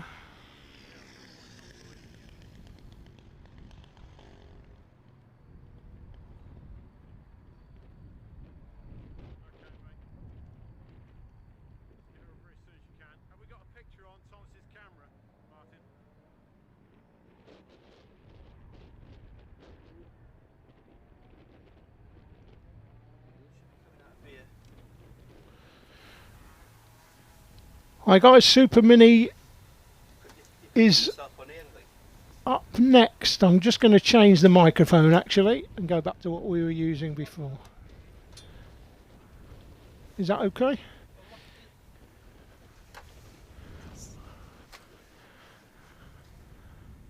Okay, I'm just going to check the volume levels, guys. That seems to be okay. Little bit more. Okay, we should be good and ready to go. Super Mini is up next. This is the race we would have had before lunch break, but unfortunately with the rain we decided to take an early lunch break. So the grid position, I can tell you, I've got the grids now, guys. So Michael Med from Lawrence Wardle, Louis Smith, Phil Dickens, Alex Clark, George Moscat and Daniel Goodman racing in this one, the Super Mini. Usually a competitive race, run away and run in, and here we go. Down to Paddock Bend, the left-hander. So the pole man looks like Michael Med. Michael Med, I do believe, is the champion from last year. They go right-handed and now up into the reverse corkscrew one more time. Say one more time. There's been plenty of them earlier on, but this is the first one in this race, obviously. Right-handed now onto Bob Pope straight. And the leaders challenging each other side by side. Med and Wardle, as they come down through the wiggles for the first time. This is a close one, the top four. Close line astern. Med, Wardle, Clark and Dickens in this group. And they come out onto the back straight and they go down into South Bank for the first tour.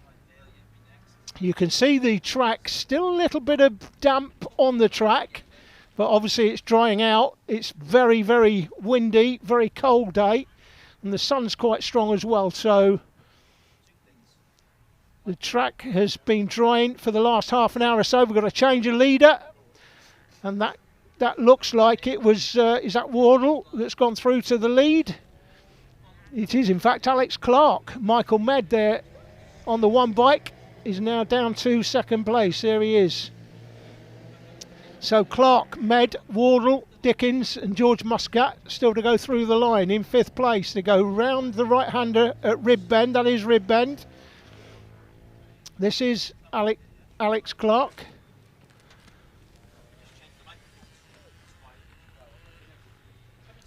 If the mic, I'm not sure whether the microphone is at the right sort of level, guys. If it's not, we're going to change it after this race back to what we were using earlier. But there we go, still Clark that leads it. Michael Med there in second place through the second, okay, Mike's fine apparently, I'm told. Through the second hairpin, down the back straight into the South Bank one more time. So Alex Clark leads this one, Michael Med in second place. Let's just have a look to see in the Super Mini class what the championship positions are after the opening round. Can't seem to find them in the sheets that I have here with me. Anyway, let's have a look, see what's going on in the race. It's Clark from Med, close between Wardle and Phil Dickens, and Clark just starting to stretch his legs a little bit as he goes left-handed down to the right-hander at Rib Bend. We've lost our cameraman round the back end of the circuit. In fact, well we had, but he's back again. So turn left-handed here, up that steep rise into the right-hander, back onto Bob Pope, straight again. Coming now towards our camera operator at the end of Bob Pope straight. To go down through, following through the wiggles. It looks like Michael Med getting that much closer. And it gets very much closer indeed. Almost side by side. Right-handed through hairpin 2. Onto the back straight one more time. In 2025 in the Super Mini Championship, Michael Med, of course, is the champion from last year. And in 2024, year before, Lawrence Wardle, currently in 3rd place, was the champion the year before. So got a couple of champions in the top 3 positions, but in the lead position it's actually Alex Clark. So here we go then. That is Alex Clark that goes through in 1st place. Michael Med, champion from last year, is in 2nd. Wardle, champion from 2 years ago, in 3rd. Don't think I have the results of the opening round. Let me just see if I've got the opening round results. No, I'm not sure there was a Super Mini at the opening round actually. I was trying to look at that earlier but couldn't see it, so it's not in my paperwork anyway. But back with the race action at the front. Still as you were, Clark from Med. But Michael Med would not give this up easily, obviously, if he gives up at all, which we know he's not going to. Through the hairpin. Hairpin 1, hairpin 2, out onto the back straight. You may, well, Med's dropped what, 4 or 5 bike lengths, I think, there as he came out of the 2nd hairpin. This is a battle for 3rd and 4th. Wardle, 2024 champion. From Phil Dickens. Dickens up the inside, looks up the inside, nearly gets wiped out, but just manages to keep it upright.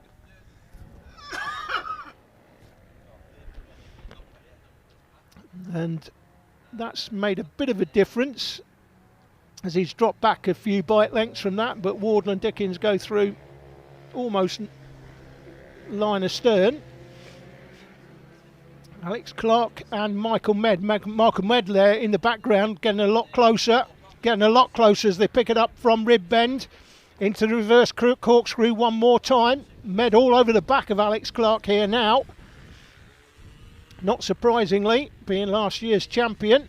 Back onto Bob Pope straight. They come side by side. Med on the left, Clark on the right. Who's going to get it? It's Clark. Clark holds on just from Michael Med. But you can see Michael Med fancies the job, no doubt about it. 4 laps in, 4 laps gone. There'll be 5 laps gone when they come across the line next time.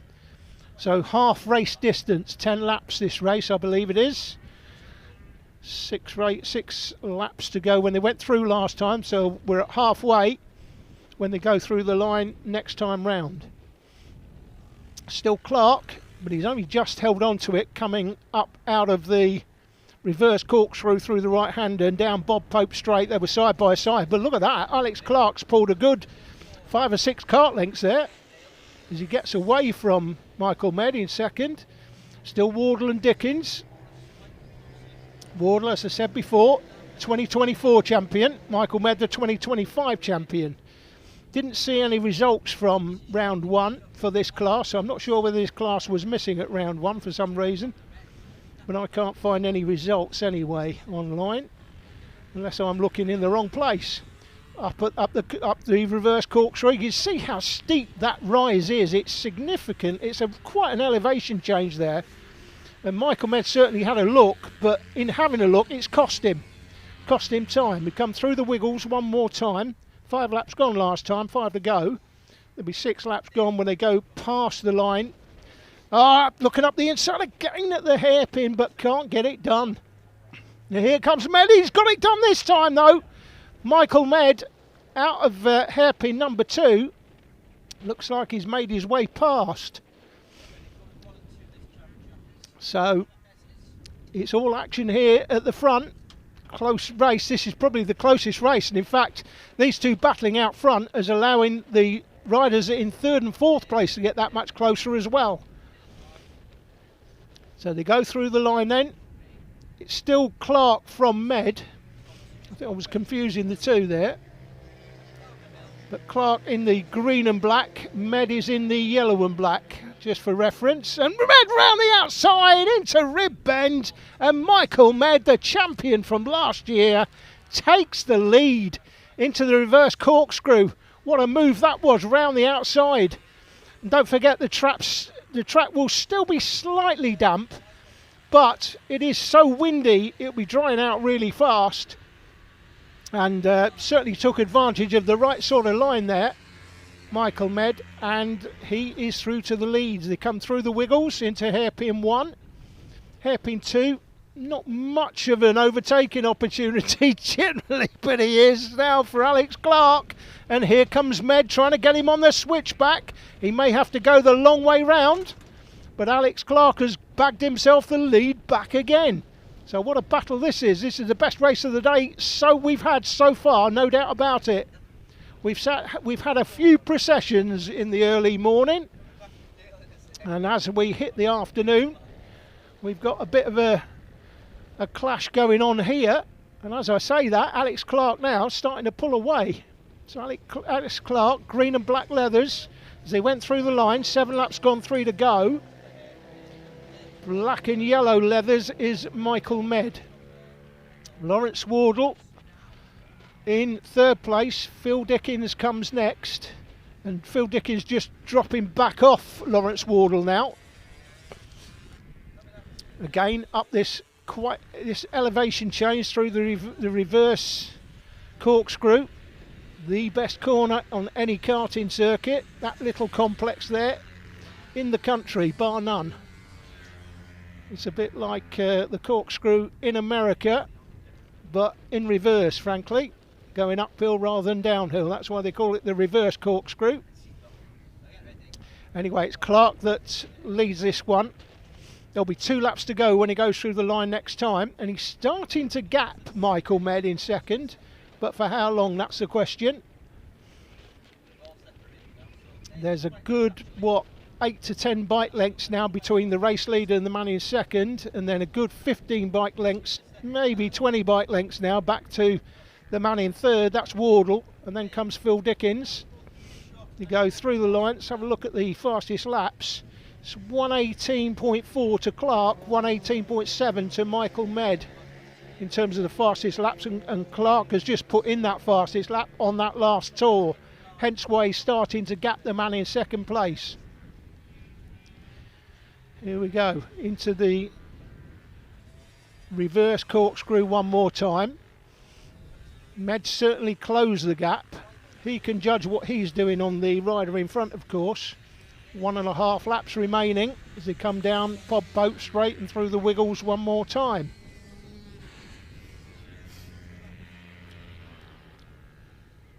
Michael Med in 2nd. Getting a little bit closer. Looks like this one's going to go the way of Alex Clark, frankly, with the amount of time left, unless he throws it away. Or is Michael Med rather? Is Michael Med trying to? Is he going to make a move? That's the question. I think there's still a lap to go. Yeah, 2 laps. 2 laps when they went through last time, so a lap to go this time to go through. So there you go, last lap. Last lap as Clark goes through. Now will Michael Med line him up for a move into rib bend? He's looking down the inside into rib. Down the inside comes Med, and Med up the inside for the lead. Michael Med puts another move in the same place he did a few laps ago. Now, can he hold on to it now? That's the question. Up the reverse corkscrew, up this big elevation change. It's a good 12 to 14 feet, I would think, from the bottom of that to the top. And it looks like Med's gone enough. He's looking behind. He's having a huge look behind him there. And it looks like he has done enough. He's got 5 or 6 bike lengths. And I don't think Alex Clark is going to come back at him. But what a move that was on the last lap by Michael Med. Just when it looked like he was losing back, the back of the leader has another good look over his shoulder. That can be an invitation for the man in second to throw one down the inside if he's right there. But he's not close enough, Alex Clark. And it looks like Michael Med is going to rescue a victory from what looked like second place just a lap and a half ago, frankly. So here we go, Michael Med, what a win this is. It's on the last lap into Rib Bend. He's made that move twice in the race, and on the second occasion he's made it stick. Third and fourth going through the line, close order, still Wardle, 2024 champion from Phil Dickens in fourth, and it's going to be George Muscat in fifth. What a race that was. We'll bring up the result for you. It won't be official, this result, because I've noticed there's somebody doing some sort of testing in the down on the paddock there. So we've got scrutineering they've got to go through, but at the moment the best lap was on the last lap by Michael Med, not surprisingly, with that amazing move down the inside into Rib Bend to take the win. So Michael Med from Alex Clark, Lawrence Wardle, that's the way they finished in this one.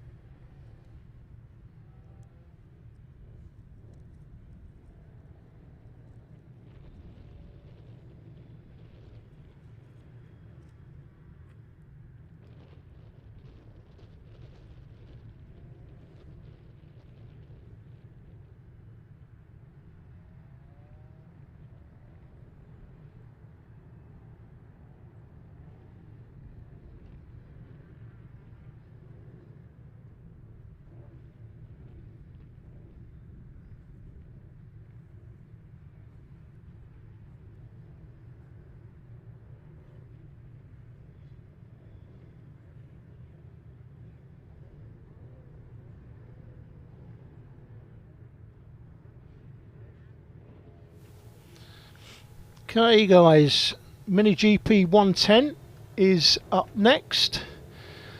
I can hear myself echoing, but let me just turn this down a bit. I'm not sure what the volume sounds like to you listening. I'd like to say I can see what comments you're making, but unfortunately I can't at the moment, but I do have the grid positions for the 110 race. So Jake Todd will go off pole from Seth Hayward. Cody Brennan goes off P3. Oh no, that can't be right, can it? Nelly Newth going off P4, or maybe it is. That's what I'm looking at anyway here. Let me just check that this is right. Race 7. Yeah, it is. So Nelly Newth, then Austin Dilks, last year's Mini Moto champion, I believe he was. From Louis Craig, CJ Maguire, Finley Stiles, Charlie Forrester, Joey Billam, Hugh McDowell, Ryan Merrin, Oliver Med, Daisy Grayson and George Mennell off 15. So 15 bikes in this one for the Mini GP 110 class. Charlie Forrester, by the way, championship leader, is going to go off P9 in this one. Austin Dilks, last year's Mini Moto champion, I believe he was, is going to go off P5. Ryan Merrin is third in the championship, and he's going off P12. Louis Craig, fourth in the championship. Louis going off P6. So here we go. Looks like 15 bikes in this one. Decent grid, and hopefully we'll see some competitive racing like we've just seen in the previous race. Starter gets them all ready. He'll hold up a 30-second board. There you go. Is it even 30 seconds? Probably not. Probably more like 15 seconds. Should get the starter at the back of the field, holding up the green flag, saying we're ready to go. Okay, we're nearly ready to start. We're live on Dale, down at the farm down the hill. We've got a rider with a problem at the back, trying to get that bike started. That's the 15 bike. Is that the 15 bike? That would be Seth Haywood. I don't think it is. No, it's not. It's the 12 bike, I think. Towards the back. Don't have a 12 bike on my list, so maybe I'm seeing things. It's at the 18 anyway, at my eyesight. Here we go. We're underway and going. Coming down to Paddock Bend for the first time. Now down to Rib, through the left-hander, down the straight into Rib Bend. A little bit of a gap developing. I'll tell you who's leading out front. Looks like, is that Jake Todd? Jake Todd was a pole man. Seth Haywood in second on the 15 and Cody Brennan in third. Now Cody Brennan last year, as we lose a shot, Cody Brennan last year was the winner in the Junior Supermoto 90 class. So Cody Brennan made the move this year into the 110 bikes as they come down. Seth Haywood went through the line in first place, but that doesn't mean that's where they are at the moment. Obviously, pick out your favourite riders as they come through hairpin 3, and then hairpin 4 will take them down towards the start-finish line for the first time. They go through the line then. It is Seth Haywood that leads it from Cody Brennan, last year's Junior Supermoto champion. Nelly Newth is up to third place. Nelly Newth has made the transition from Mini Moto this year. I managed to catch up with one of the early races at Rowra and then noticed that she finished, I think she finished second in that race that day. But she's currently in third place. Nelly Newth doing well. Seth Haywood leads it then from Cody Brennan, and that's the top two on the grid, Poleman and P2, and it is Nelly Newth, and we've got a bike down. Now, is that a crash or is he pulled over? I think it may be a crash. Looks like Marshall's with them, so look like they may have crashed. The bike's upright. Now, there'll be yellow flags minimum. Yellow flags as they come round South Bank. There won't be any overtaking here. There shouldn't be any overtaking. Assuming there's a yellow flag. Can't see a yellow flag waving actually in that shot. I think that's one out there. So Seth Haywood on pole. Looks like he's going to be supplanted, and looks like that's a change of leader. That should be Cody Brennan through to the lead, I think. It is. So Cody Brennan out of hairpin 4 has made the move through the left-hander, down the left-right into the start-finish line, start-finish area. You can't even say it's a start-finish straight because it's just so short. But it is Brennan that leads it, last year's Junior Supermoto 90 champion from Seth Haywood, the poleman. Nelly Newth still there in third place, but she's ploughing a bit of a lonely furrow, but it's a great transition she's made from the Mini Moto class. That's the man waving the yellow flags. He's in, what's he in? Hairpin 2, I think he is. But he's brought the flag in now. And we're back with the race leaders. As the race leader, Cody Brennan, has a quick look over his shoulder. That's often an indication that a rider is a little bit concerned. Have I got the pace? Where's the man behind me? Well, he's not behind you any longer is the answer. And that's what happens when you look over your shoulder. You basically say, I'm a little bit concerned that I'm not quick enough. And you weren't quick enough at the time, but he's quick enough now to grab the lead back. But he hasn't got the lead for long.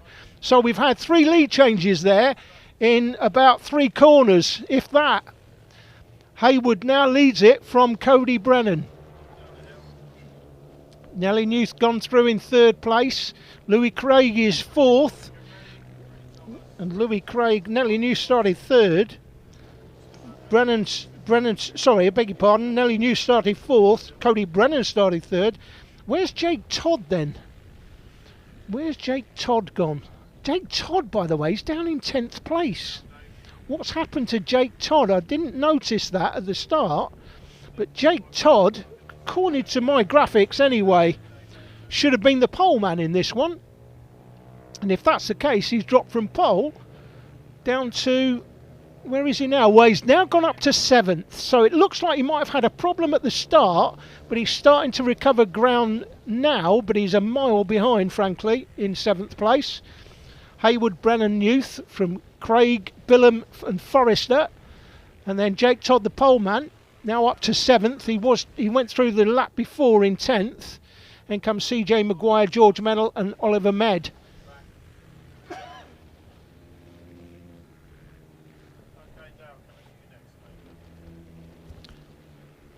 I have lost my timing again, unfortunately, because my iPad has gone off. But at least the names are on screen for you. Still, Haywood and Brennan. Nelly Newton has gone through the line. Let's see when Louis Craig goes through the line, see what the gap is.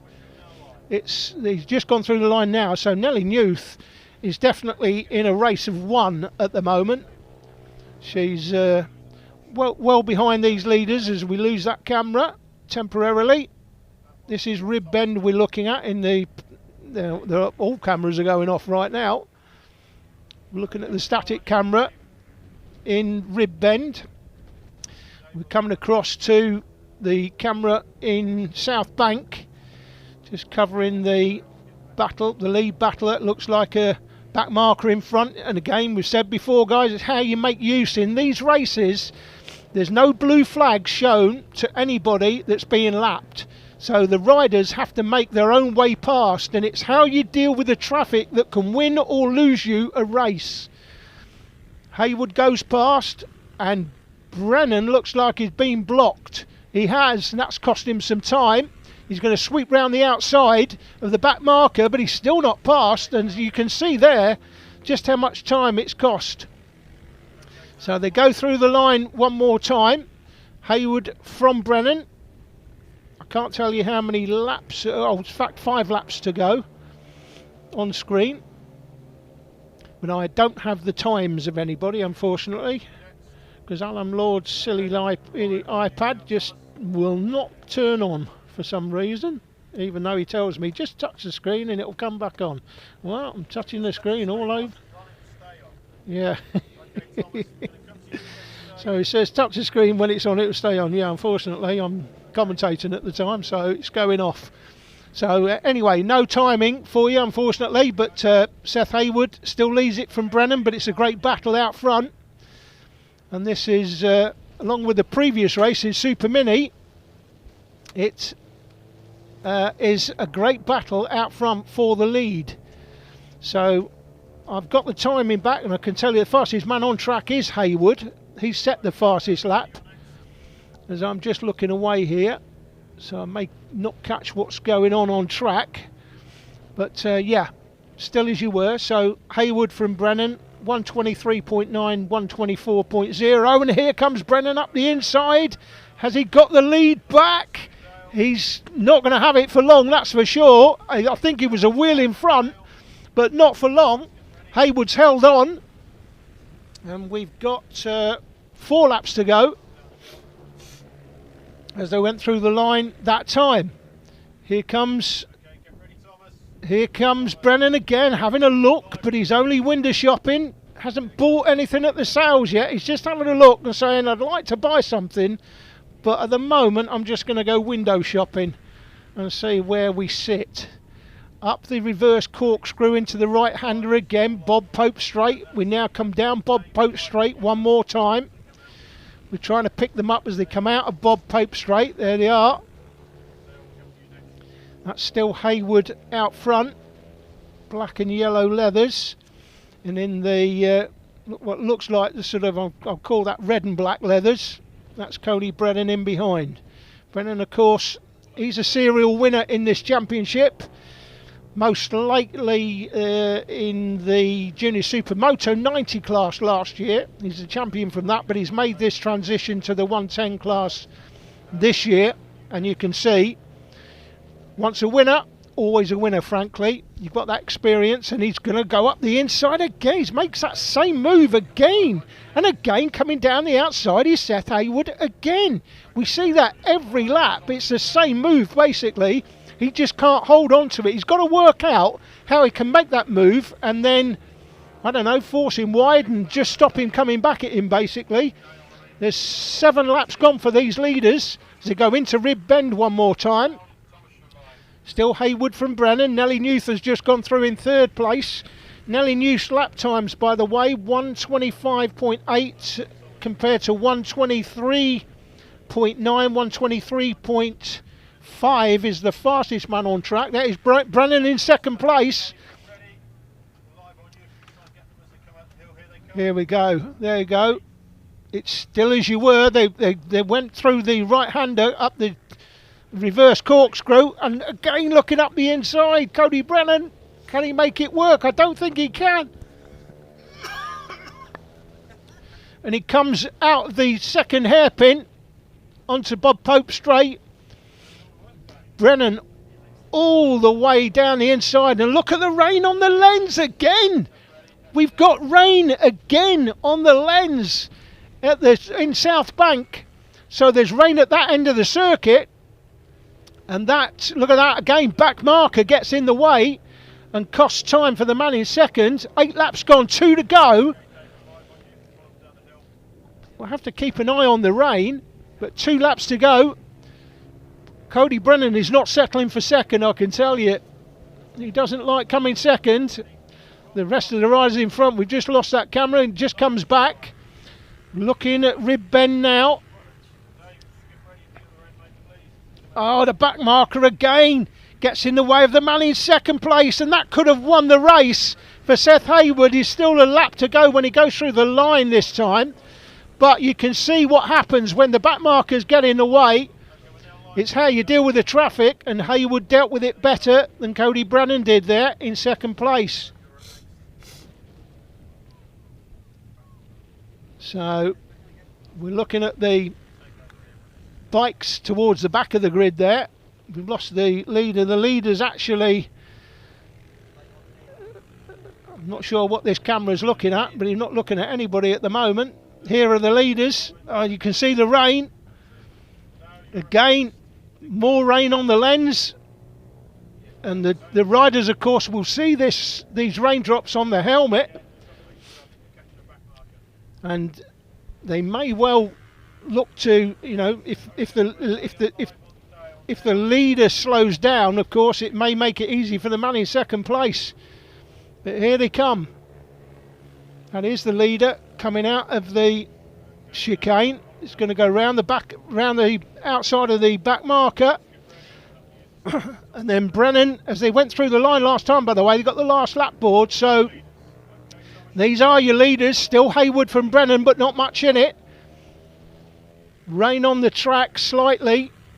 It doesn't look like it's affecting these two as they come up the reverse corkscrew, up that elevation change, right-handed onto Bob Pope straight. Looks like Haywood's done enough, but is the rain coming down even harder?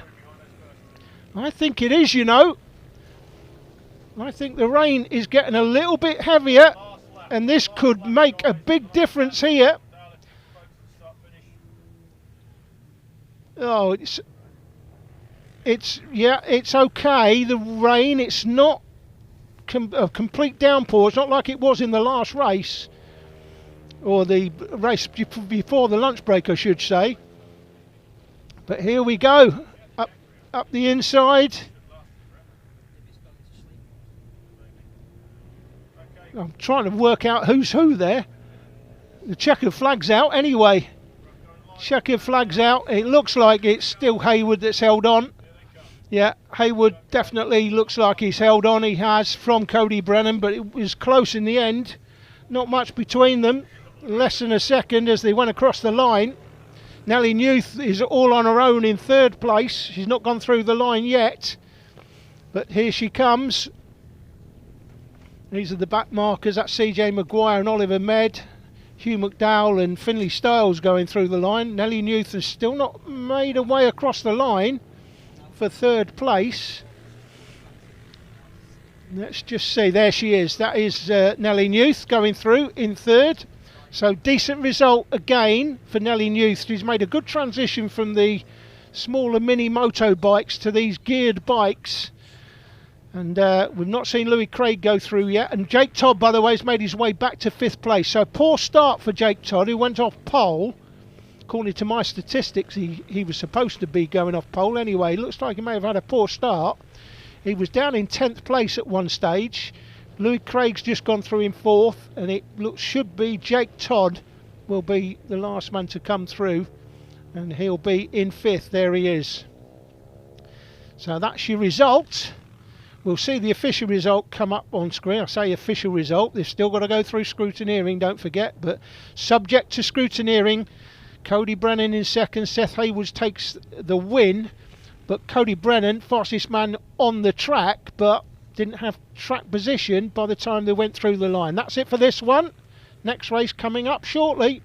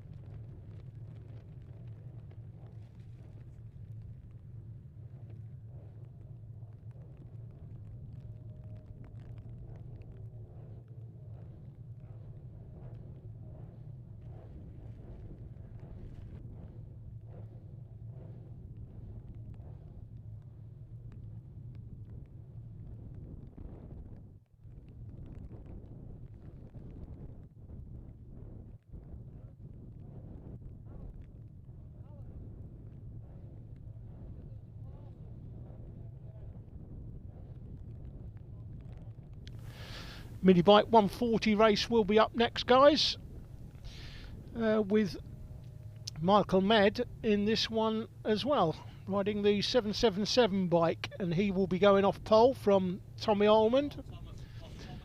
Ben Lord is going off P3. Ben Lord, a former champion in this championship. Alden Walker, we've already seen him win once today. Can he do it again in this class? He'll be riding the 303 bike. The 120 bike is ridden by Ben Simpson. Then comes Ben Johnson, he's going off P5. Ben Simpson, P6 for Ben Johnson. Then Dan Merrin off P7. Off P8 it's Finlay Cottenham. Matthew McLean comes next off P9. Then Sean Brunning. Gary Johnson Clerhugh. I think I've got that right. Was it Clerhugh? I think it might be Clerhugh actually. My eyesight's failing me these days. And Adam Hilton will go off P12. Brunning, the last three in that group, Brunning, Johnson, Clerhugh and Hilton, set no time in qualifying. So they're going off the back of the grid. Still waiting for the bikes to come out on track.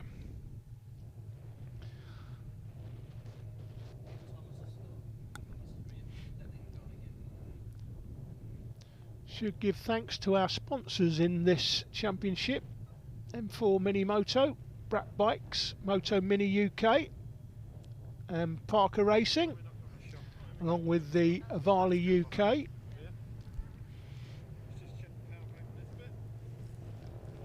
Weather, just looking at the weather, guys, still pretty decent. Still very cold. Quite windy. So still cold, and the wind, obviously, the wind chill factor makes a huge difference. But at least the rain that we had before the lunch break that you saw, which came down, that was pretty bad. And we saw the race cut short by a couple of laps in that one. But at the end of the day, it's mainly disappeared. But as you can see, let's have a look at that cloud above this camera. You can see the raindrops on the lens of this camera. And indeed, if you look at the track, oh, and there's the leader down on the formation lap. And not surprisingly, really, because if you look at the track, it's definitely, I mean, not just a damp or wet line, it's wet. So they're going to have to tiptoe around here again. This camera here as well, with raindrops on the lens, not quite as many as we saw earlier. But as I'm looking at this, the sun's just come out, so you can see the dry line on the track, but it's damp as well, and the leader's already fallen. Got it back together, and will end up, I'm sure, going off pole.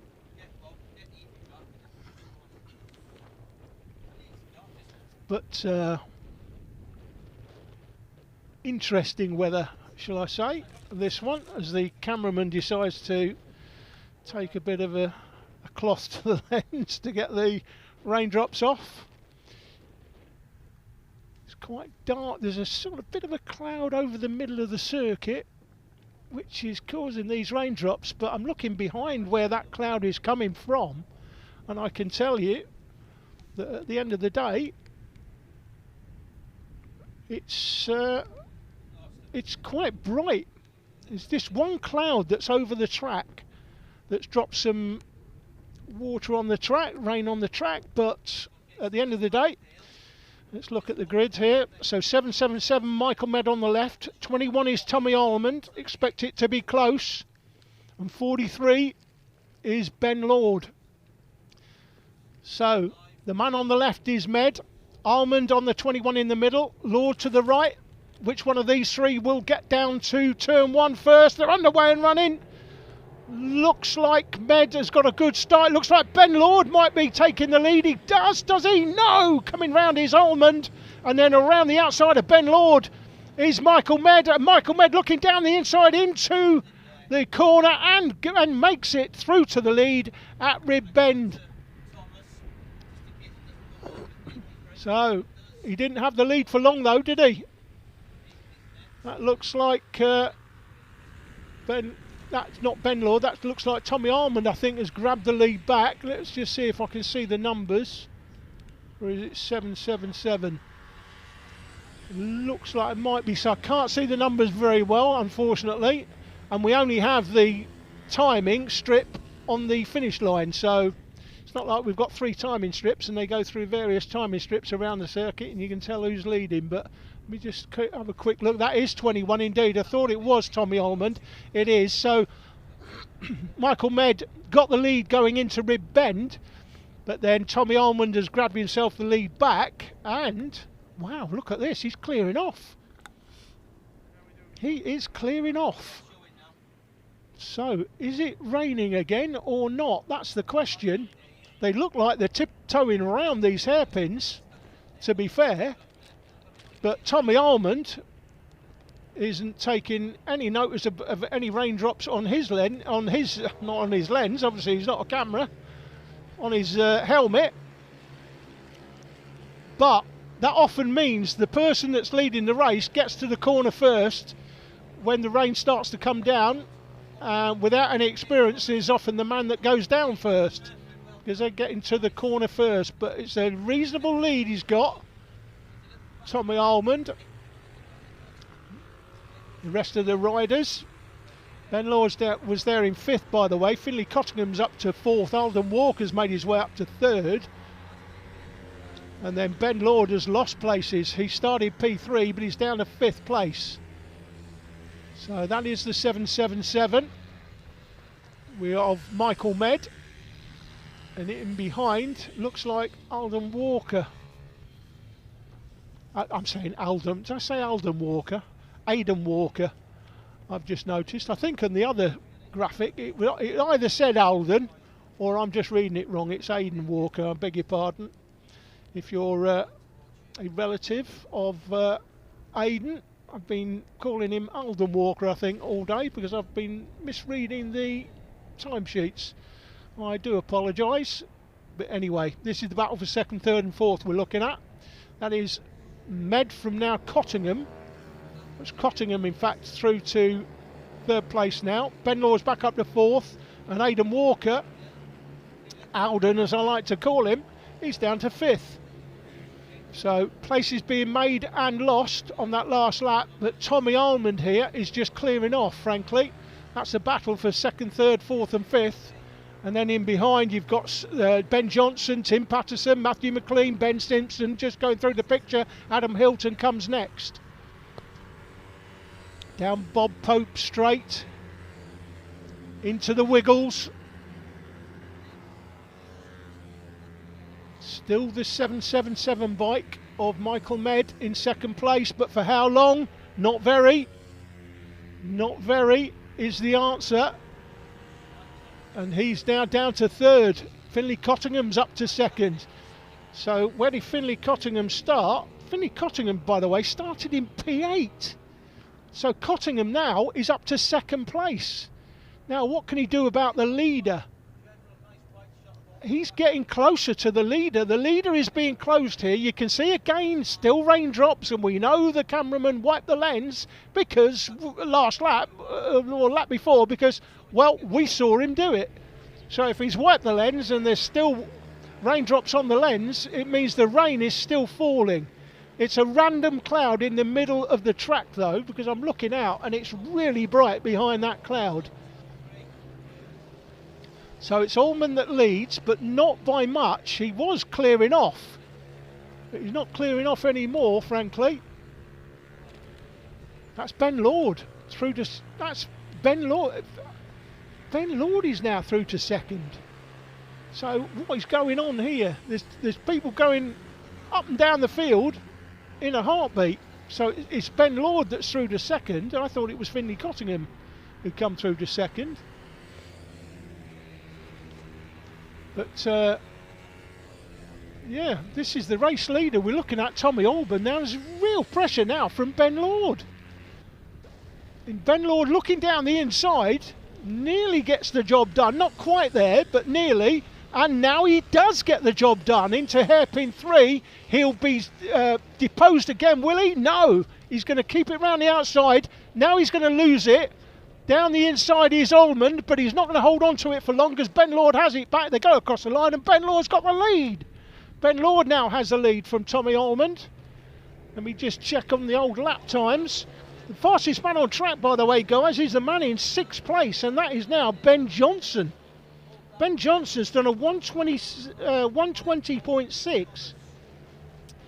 He is, well, 10th of a second quicker than the race leader, but he's well quicker than Tommy Almond in 2nd place. So we're looking at Bob Pope Straight as they come out onto Bob Pope Straight. Lord, Almond, Michael Med. Med's getting a bit closer again. And Finlay Cottingham there in 4th place. In behind Finlay Cottingham is Aidan Walker, the man I like to call Alden Walker, but it's Aidan Walker in 5th. Ben Lord leads it then. Is he clearing off? Not exactly. Not exactly. How many laps gone? There were 4 gone last time. There'll be 5 gone when they go across the line and 5 to go. So we're at the halfway stage, and Tommy Almond is saying to Ben Lord, you've had enough lead, you've had enough time out front, I want that lead back please, but he's not going to get it back just yet. Goes through the chicane, line astern, not much to choose between them. It's still Lord that leads from Ullman and Med, and this is turning into the race of the day, and here comes Med down the inside, and Michael Med goes from third to first in a heartbeat through Rib Bend. The 777 bike, Michael Med, the champion, he is back into the lead. He started on pole, he dropped back to third or fourth I think at one stage, but he goes down the inside and does himself a brace into Rib Bend, and just like that Michael Med is out front again. But Ben Lord, he's having none of this. He's saying, yeah, okay, I'll give you that one. That was a decent move, but I'm not just settling for second. Thank you. Up the inside. Here comes Ben Lord for the lead. Has he got it? He has. Ben Lord back into the lead. So what a battle this is. This is the race of the day, no doubt, officially. Right now, this is the race of the day. How many laps gone? Let's have a look. It'll be 6 laps gone when they go through the line, 4 to go. And now in second place, the 777 bike, the poleman, Michael Med, coming under pressure from Tommy Almond, who's third. They go through the line now. You'll see a change in the positions. So Lord, Med, Almond, Cottingham, Walker and Ben Johnson, 6 of a minute. And this is anybody's at the moment as they head down to Rib Bend one more time. Looking down the inside, was that a change for the lead? I think it was. That may have been Michael Med going through. It is. So Michael Med went through in Rib Bend. We're looking here at the reverse corkscrew again. The greatest corners complex, the reverse corkscrew in karting on any kart circuit in the UK. Today we've got 2 wheels. This of course is a kart circuit typically, but the best race circuit for mini bikes, no doubt about it. This one, Three Sisters might challenge that. They might have something to say about it, but believe me when I tell you, this place is wide, it's long, it's got lots of overtaking, and we've seen plenty of it in this race alone. So what a race this is. It's Michael Med that leads it from Ben Lord in second. The 21 bike is Almond there in third. Then comes Cottingham, Walker and Ben Johnson. Oh, they're all over it. Here we go through the line.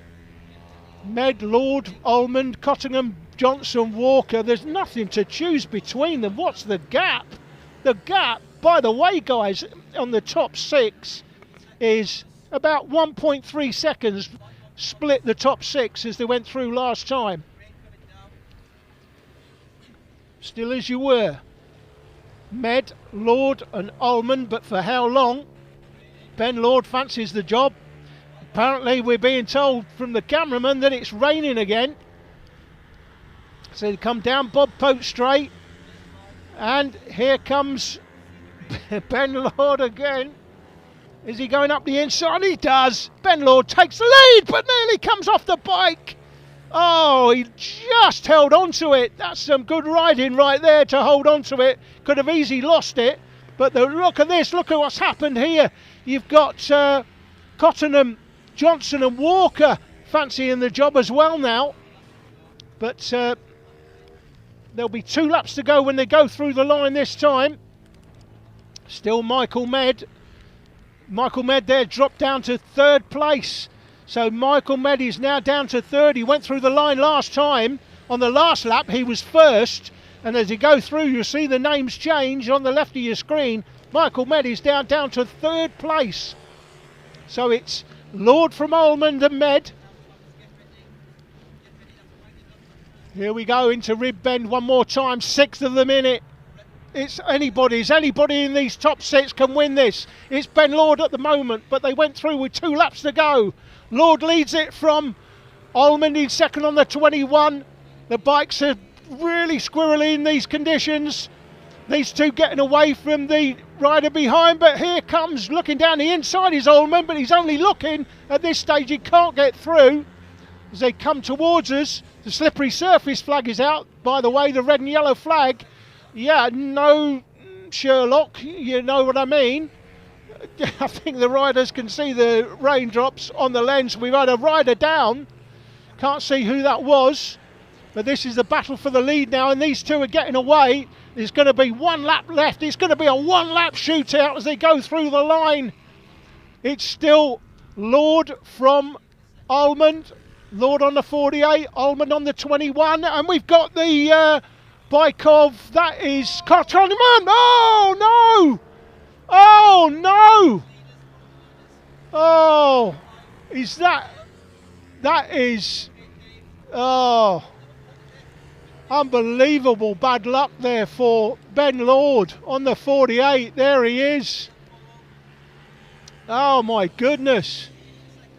Ben Lord goes down from the lead battle just as they were about to enter the last lap. And just like that, look at this, Finlay Cottingham has come. He was, what, down in 5th or 6th place at one stage. And now he's battling with the 21 bike of Tommy Allman for the win. This has been a fantastic race, by the way. The race of the day so far. Of course, you get a few raindrops and it can change everything. But Cottenham, is he going to go round the outside? Is he going to look up at the inside of here at hairpin 2? Is he close enough? No, he's not. And that may be the last opportunity he gets. But the 21 bike Tommy Almond is going to take it. You have to feel for Ben Lord, who went down while he was about to, he thought, take the win. Certainly challenging for the win. Oh, and up the inside for the lead is Cottingham. What a last-minute.com move that was. And Cottingham's going to steal it. Is he? No! He's going to lose it. Oh, no, he's got it back down the inside and Cottingham takes it. Cottingham takes it. Checkered flag. What a finish. What a last few corners. Finlay Cottingham from Tommy Almond, and Michael Med comes through in 3rd in the end from Ben Johnson. Aidan Walker goes through in 5th. Oh my goodness. I need to go and take a chill pill. I need to have a lie down after that one. That was absolutely amazing. I'm not sure what the cameraman's doing there. He's having a bit of a paddy. He's probably, I think the cameraman's a Ben Lord fan and he's not very happy. But, what a race, guys. That is definitely the race of the day. It's the sort of race that's going to see my voice gone by the end of the day with 10 laps. 10 laps of drama in that one. Absolutely amazing stuff. So we're going to bring you, when everyone's gone through the line, we'll bring you the official, well not, I keep saying the official result, it's the result, but it's not necessarily the official result, guys, because of course they've got to go through scrutineering. Ben Lord, look at his name. The very sad Ben Lord has dropped down to 11th place overall, and it is, by the way, it's pouring down. It's chucking it. It's hailstones, guys. It's hailstones. That's not rain you're looking at on screen. That is hailstones. We're live on the cameraman, but what you're looking at there is not rain. I'm looking outside our van and it is hailstones coming down for Easter weekend. Thank you, God. We appreciate it. Very much indeed, thanks. Just when we thought you'd given us enough awful weather at Rowra, it comes some, God sends us some more apocalypse. Ben Lord, by the way, finished in 11th place. 11th place for Ben Lord when he was looking to take the win with just over a lap to go. Oh my goodness. Yeah, let's have a look at the result. Cottenham, the last few corners, takes the lead from Tommy Allman. That is a fantastic ride, by the way, all the way through for Finlay Cottenham. Kept his powder dry till the last lap. Michael Med set the fastest lap, but didn't have track position in the end, only good enough for 3rd. Then came Johnson, Walker and McLean top 6. That's it for now, guys. I'm just going to have a quick lie down and then come back to you very shortly for the next race. Sort out the grid positions and I'll be straight back with you.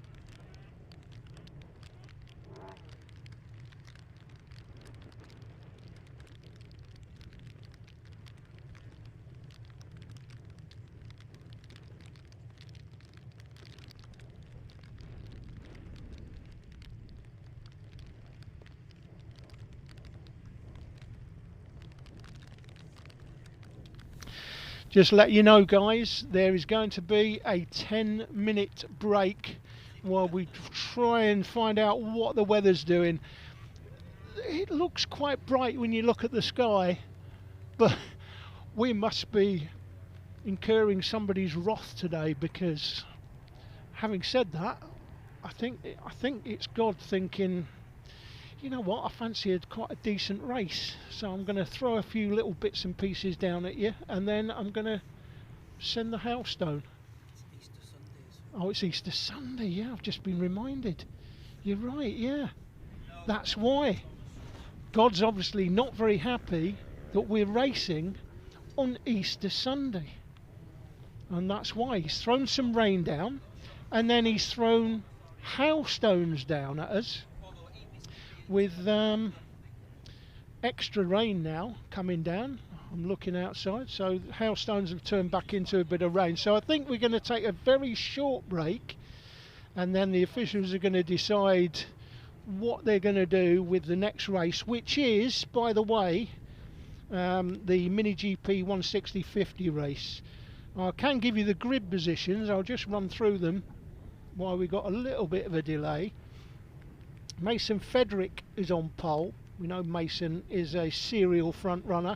Emilio Pereira's made the move up from Mini Moto. He should be on P2. That's a great effort, by the way. And then Jensen Ansel, we've seen him already, and Jensen Knowles, we've seen them battling before Jensen Ansel dropped away when the rain started coming down last time. In 5th place we'll have Valentino Kimi Kirk. Joey Athasic is going off 6. That's a good effort, because he's just moved up, I think, from Mini Moto as well. JJ Manchester comes next on P7. P8 will be Jasper O'Neill White. Matthew Jennings goes off P9. William Dickinson off P10. The rain is getting heavier, by the way. Well, you can see it on this camera, can't you? This is incredible. Off P11 it's Rex Ormond. We've just seen Rex in a recent race. Of course, if you are new to this, watching for the first time, you might think, well, we've seen some of these riders already in different classes, but they do race more than one class, of course, some of them. So Rex Ormond goes off P11, then Daniel Tanton. We've got the bikes are out on track, so they're not bothering to wait for the weather. Austin Dilks goes off P13, then Dylan Cook, Josh Perkins, Claudia Dudman and Charlie Forrester, P17. So that's what we've got coming out on track. Can see how heavy the rain is, so full wet tyres, no doubt. Full wet tyres as they come down towards us at Bob Pope, off the Bob Pope straight.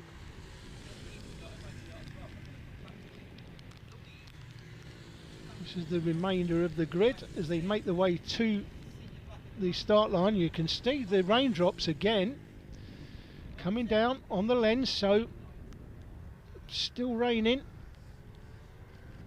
It's eased off slightly, I would say, just looking out the window here. Eased off slightly, but still enough to make it a very wet track. So this could be, well, it could be one of two things, these races. Now, rain normally means one of two things. It either means we get a very exciting race, maybe a few people going down, unfortunately, or it means it becomes a bit of a procession. We get the rainmeisters who just clear off in front and everybody else tiptoeing round.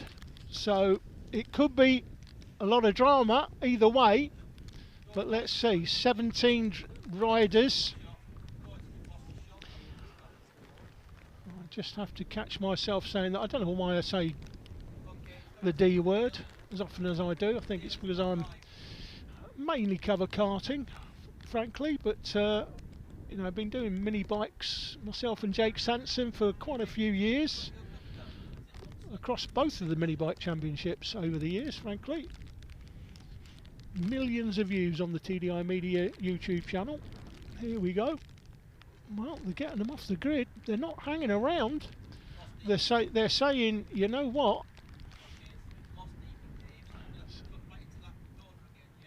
Now, what's going on here?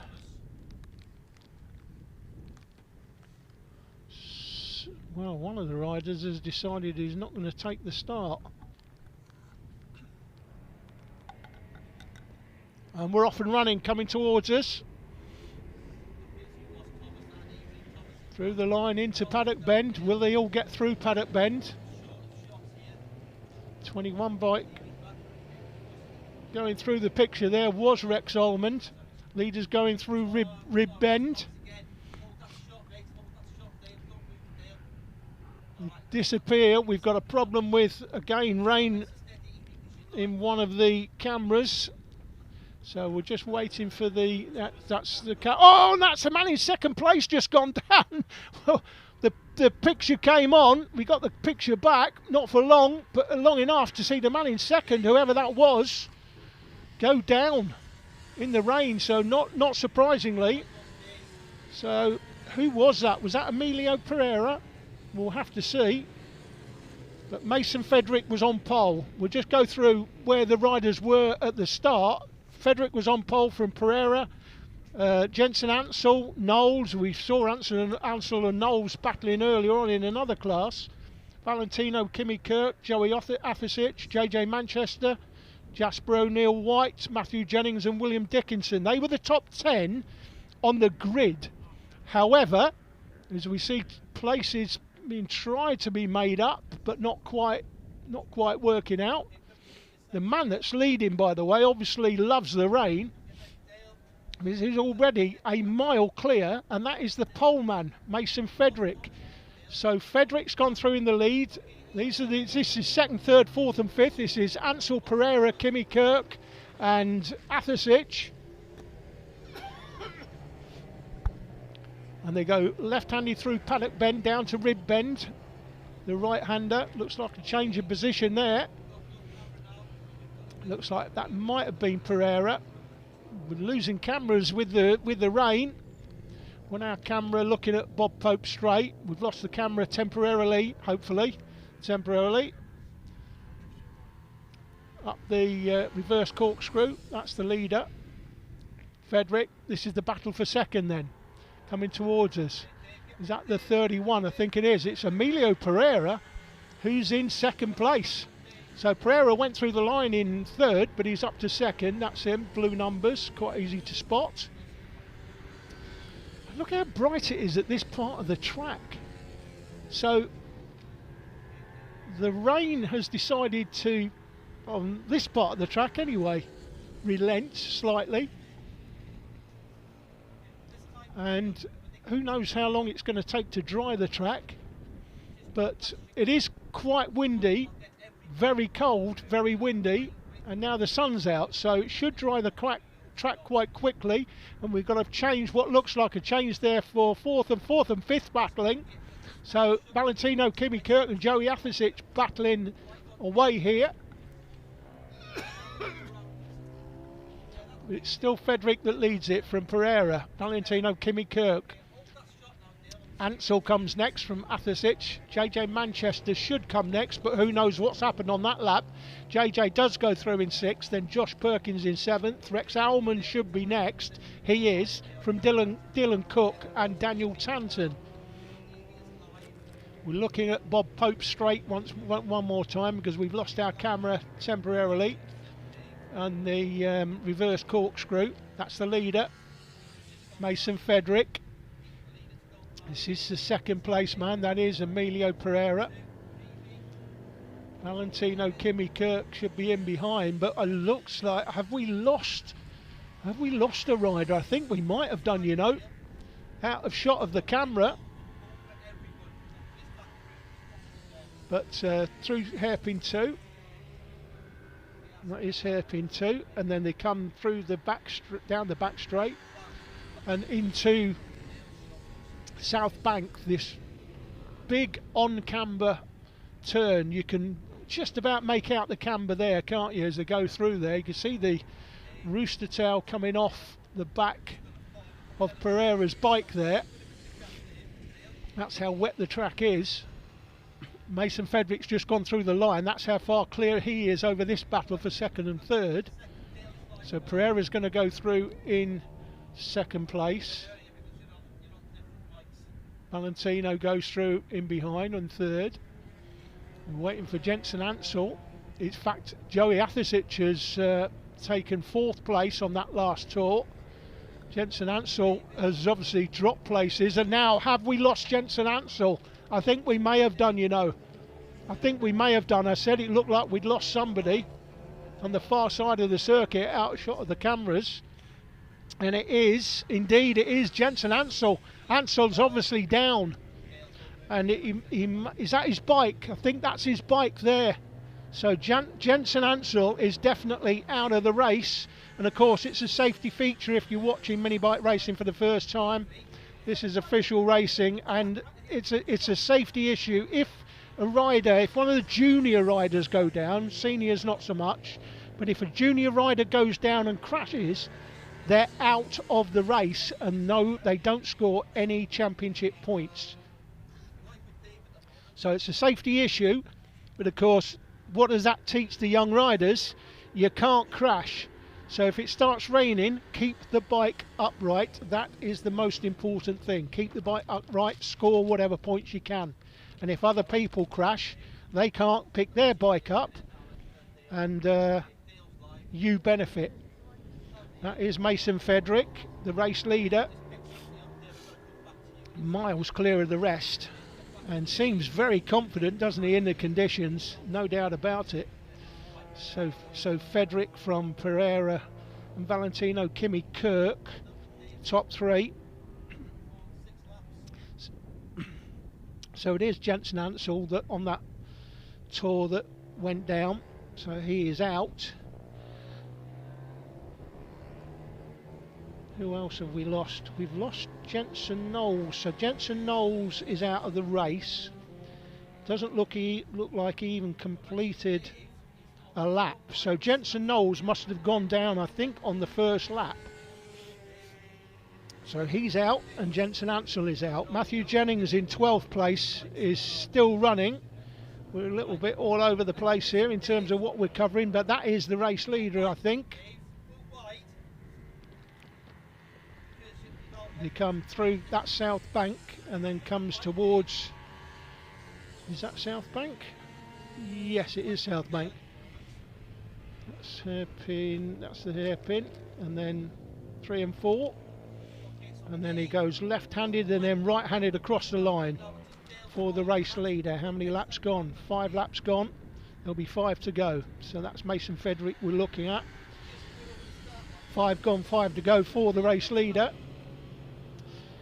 The rest of them, the most important thing in these conditions is to keep the bike upright. That's what, as I've just said, if you crash, you don't score any points. So you want to keep the bike upright and make sure that a good battle there in the midfield as well, we just looked at temporarily. Keep the bike upright, score points. When it starts raining, don't crash. More places being made up in the midfield. Not sure what this battle is for, but it's the main battle on the track. We'll see who they are when they go through the line. It's like this could be the battle for 6th, 7th. Let's have a look as they go through the line. It's actually the battle for 7th, 8th, 9th and 10th. So Dylan Cook, Claudia Dubman, Rex Ullman and Daniel Tanton, that's who we were looking at there. Top of the screen, green bar says 5L, so 5 laps to go for the leader.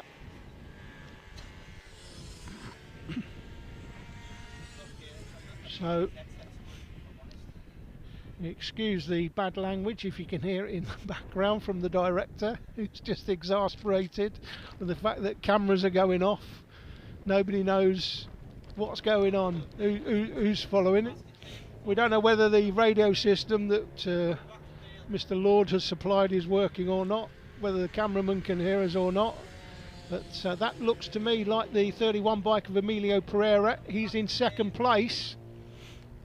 3rd place, that'll be Valentino. Valentino's been abroad racing out in Spain, I think, over the last year or two. Couple of years, I think. Looks like he's back this year to the UK. Here's the race leader. So here we go as they come down Bob Pope. Down the Bob Pope straight. That's Emilio Pereira there in second place. 31 bike. This is that battle between Cook, Dudman, Almond and Tanton. Pretty much still as you were. I think they're still in the same positions as they come through the left and the right. They'll go through the line. So 7th place, there's now Dudman.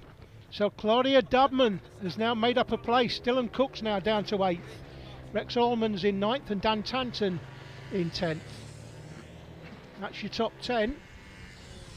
We've lost Jensen Knowles and Jensen Ansell. William Dickinson still running.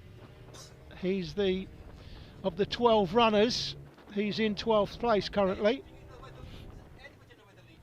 Fastest lap, by the way, let's just compare fastest lap. So Mason Frederick's fastest lap, 1:28.1 on the last lap, so the track is getting a little bit quicker. 1:28.9 for Emilio Pereira in second place. So that's the difference in lap times, about 0.8 of a second between first and second in terms of fastest lap, and they were set on that last lap. Both of the riders out front set the fastest laps on the last lap, so at the end of the day it looks like, and you can see how much brighter the track is. It looks like the track definitely is getting drier. It looks like the rain has stopped. I'm just looking outside and it definitely looks like it stopped, the rain, and you can see how much brighter the day has got. And with the leaders setting fastest laps on the last tour, you know that track is drying and getting quicker. 3 laps to go. 3 laps to go when they went through last time, by the way. We're looking at the Dubman, Cook, Allman and Tanton. The leader's just gone through the line. That's Mason Frederick. That's how much of a lead he has, because you're looking at the battle there for 7th, 8th, 9th and 10th, and the race leader's not that far behind them. So he's lapped quite a few in the field. Mason Frederick, we know Mason is an absolute top operator in mini bike racing. Top class rider, no doubt. You can expect to see him in the British Talent Cup in a few years' time, no doubt about it. Top quality, and he's proven it today in tricky conditions. Not only have you got to keep the bike upright, but you've got to be as quick as you can as well, because if you can keep the bike upright and win in these conditions, it stands you in good stead moving forward. Joey Athasic's gone through in 4th. He's been chased by JJ Manchester. He's out of shot of the cameras. There's 2 laps to go for the leader.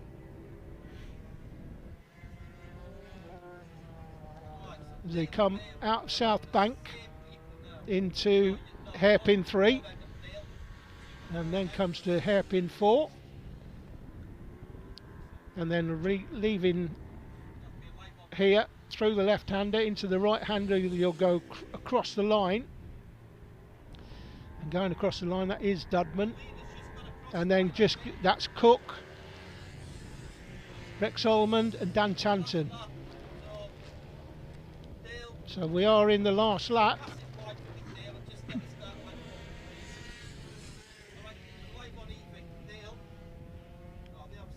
Frederick and Pereira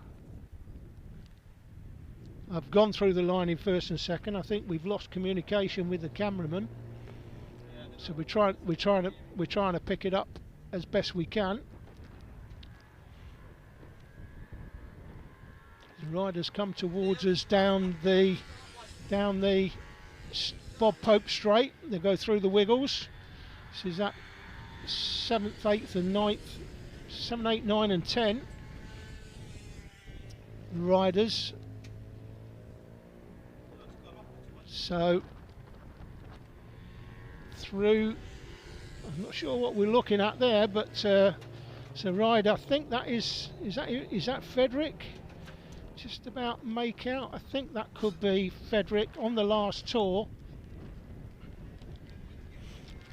The wind is not only we had rain today, but the wind is playing havoc with all sorts of things, not least our communication system at the moment, blowing aerials over. I think that's Mason Frederick in the background. That is Frederick, I'm sure, that's gone through the line there. It is. That is Frederick that wins.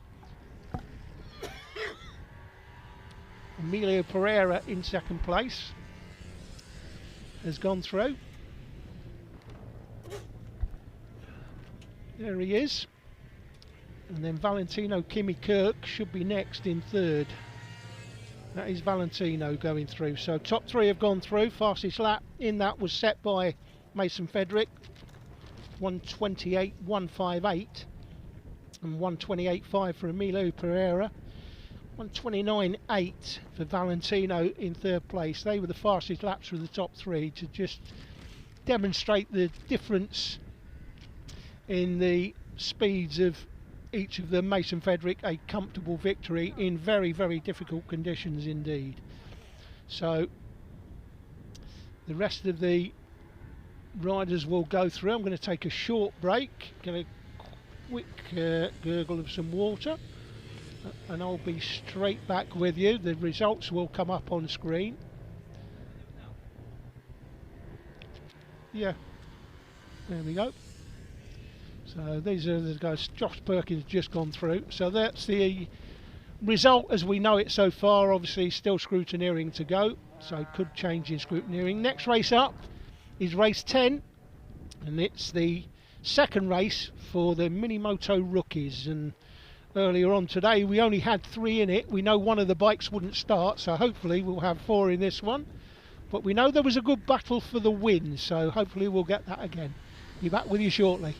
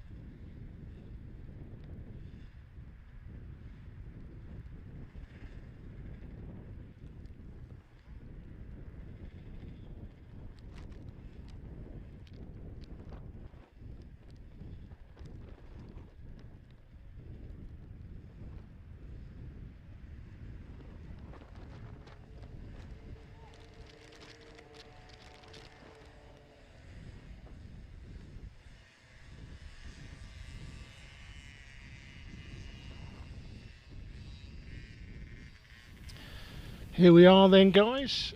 We're back with you for the Mini Moto rookies out next. Should be 5 in this one.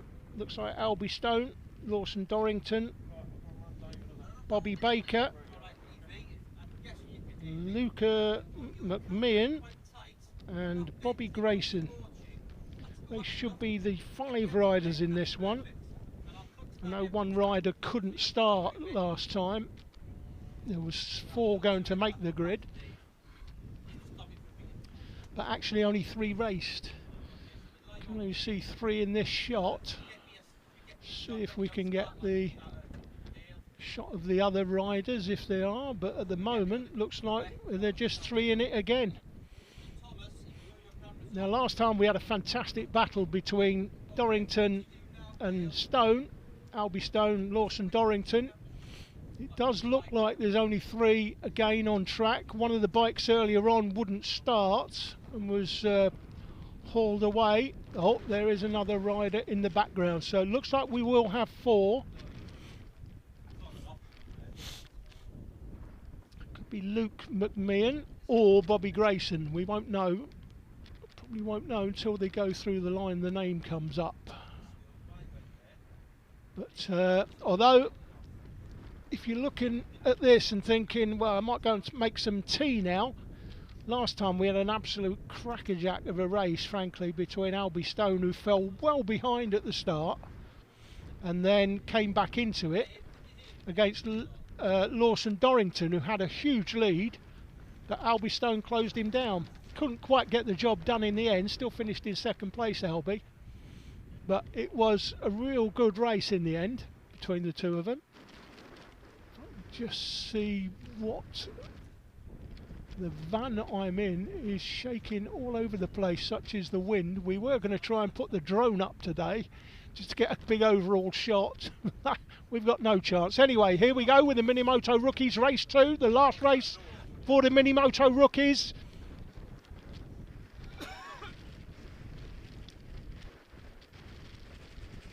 Look at, you can see there the way he's holding that flag up. Look how windy it is, it's crazy. So no drone going up today, guys, no doubt about it. So he's trying to get the race underway, says he's happy. Lights will be on. And that is off to the left, so we've got, here we go, we're off and running. Bit Fred Flintstone as they go. 16 is Albie Stone, if you make out the numbers. You're a better man than me if you can. 38 is Lawson Dorrington. And here we go, that is Albie Stone, pretty sure that's Albie's colours. In 2nd place there, looks like Dorrington's made himself the race leader once more now. He cleared off early on in the earlier race, don't forget. Albie Stone fell well behind, but then closed him within a 2 or 3 lap period. It was almost like his bike was set up to come on sort of mid-race, and it did, but he couldn't quite get the job done in the end. So although there's only 4 on track, it looks like, so it's Dorrington, Stone, McMahon and Bobby Grayson are the 4 riders on track taking part in this one. It's Dorrington that leads it for sure. Remember those race colours from the earlier race. Then Albie Stone in 2nd. What can Albie Stone do this time from 2nd place? He's certainly closer after the end of the 1st lap than he was when he finished the 1st lap last time. I've lost the timing again, unfortunately, so I can't tell you what sort of lap times they're doing, unfortunately. Nope, can't tell what's going on with the lap times because the screen's gone off and then I can't get it to come back on. So unfortunately, there you go, but that's Dorrington and Stone, that's the lead. We're going to try and get communication with this cameraman, but at the moment we don't have any communication with him.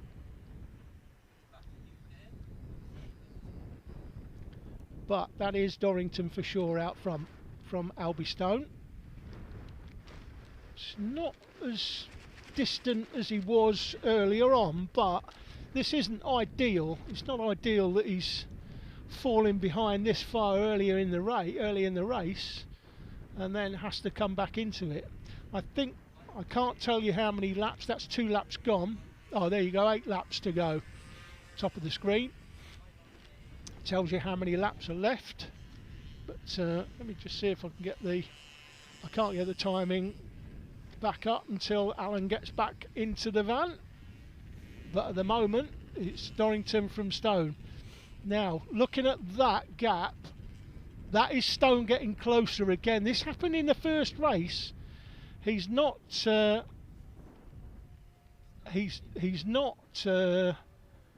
fallen so far behind this time, but again he fell behind, and now he's starting to close down in second place. So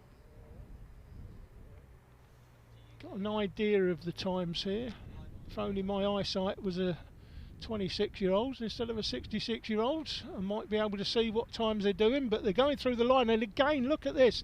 This is exactly what happened last time in this race. Stone fell behind early, he's fallen behind early in this one, and look at this, he's starting to close the gap yet again. So getting closer is Albie Stone into hairpin 1, leads to the aptly named hairpin 2. Very creative, these corner names. Onto the back straight, coming towards South Bank. Albie Stone, I mean, just looks quicker there, doesn't he? He just looks quicker. And surely he's got to make this count this time. So much closer, just 4 or 5 bike lengths as they come through.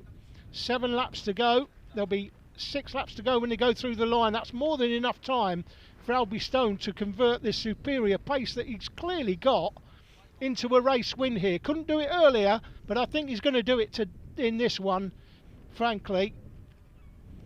Through the chicane they come into Paddock Bend, the right-hander, big sweeping right-hander. That leads into the Wiggles. Through the Wiggles, left, right, left, and then into hairpin 1. Albie Stone just can't seem to get close enough. He's closing him down, but then starts losing the back of him again, so I'm not sure what's going on there.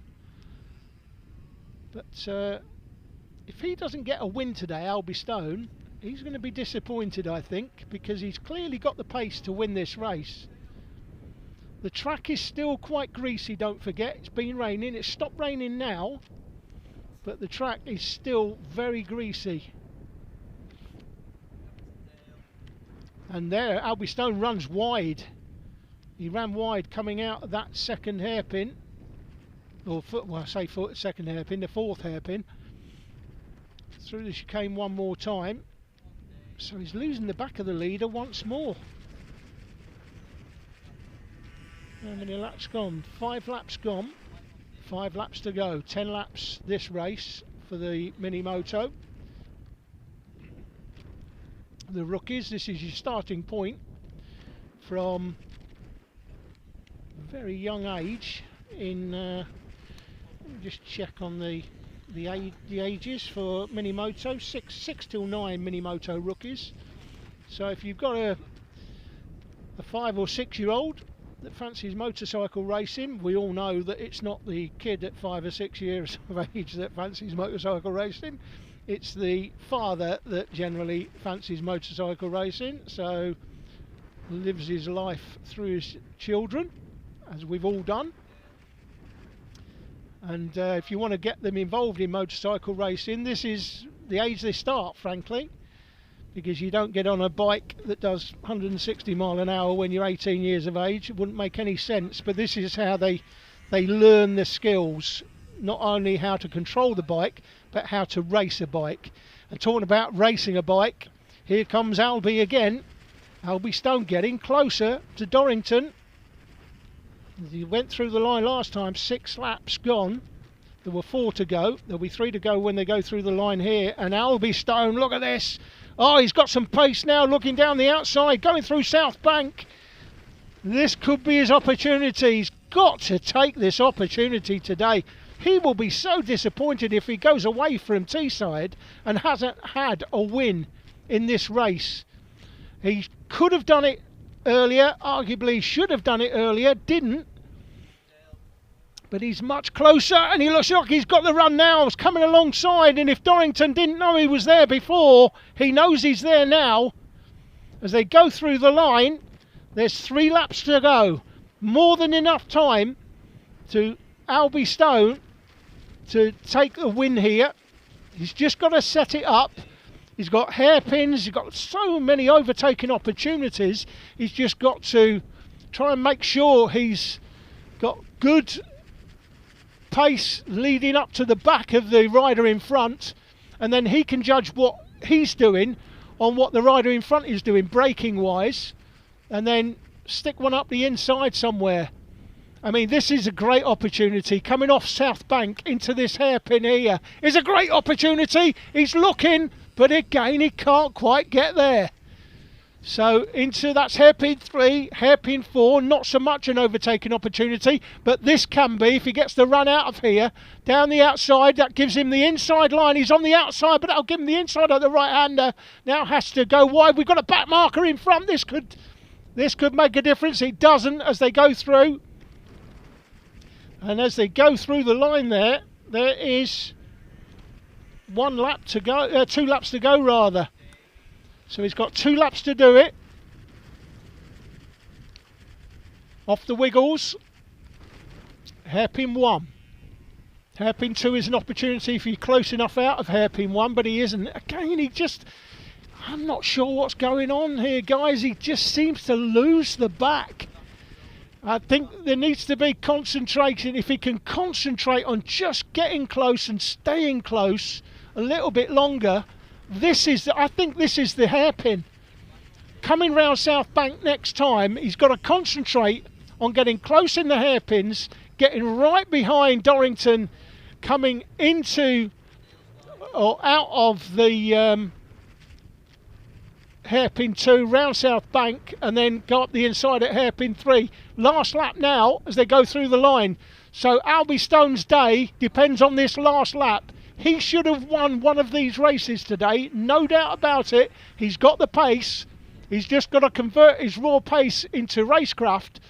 And again, he's a little bit too far behind. I would like to have seen him closer than this. I don't think he's going to be close enough. He's not. He's a good 8 to 10 bike lengths behind. It needed to be right behind him here, coming through South Bank to go up the inside at the hairpin. But he's not going to do it.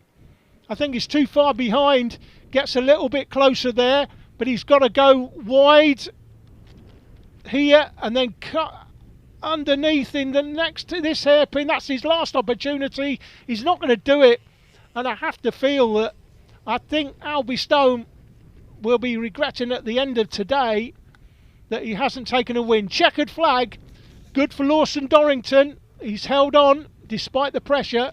Bobby Grayson's gone through there. He'll finish 4th overall. Luke McMahon will be in 3rd. But you have to think that Albie Stone there should have had a win today, in my view. But anyway, you only learn from the difficult days that you have. Difficult conditions, obviously, today. But let's give due credit to Lawson Dorrington. Good performance, solid all weekend despite coming under pressure from Albie, and has held on for 2 decent wins. So that's it for this one. Let's just check what the next race is for you guys. Results are going to be on screen now. That's the result for that race. Next race, of course, is the JSM 90 race 2.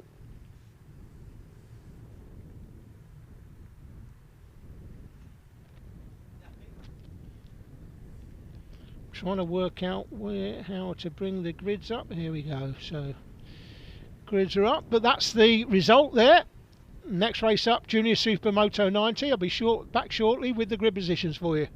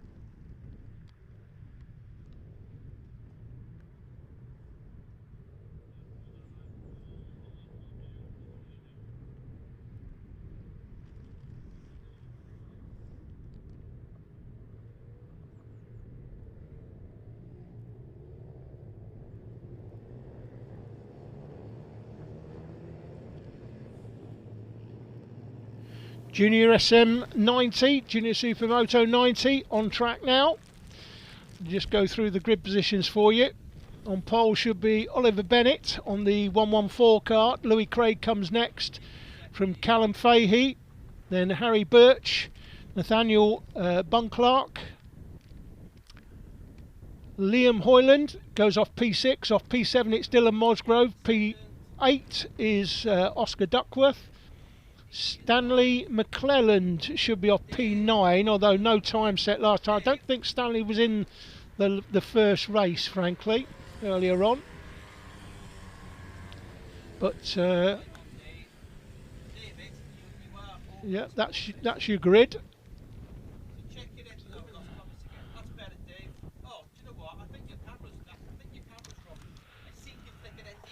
Let's see, just check what the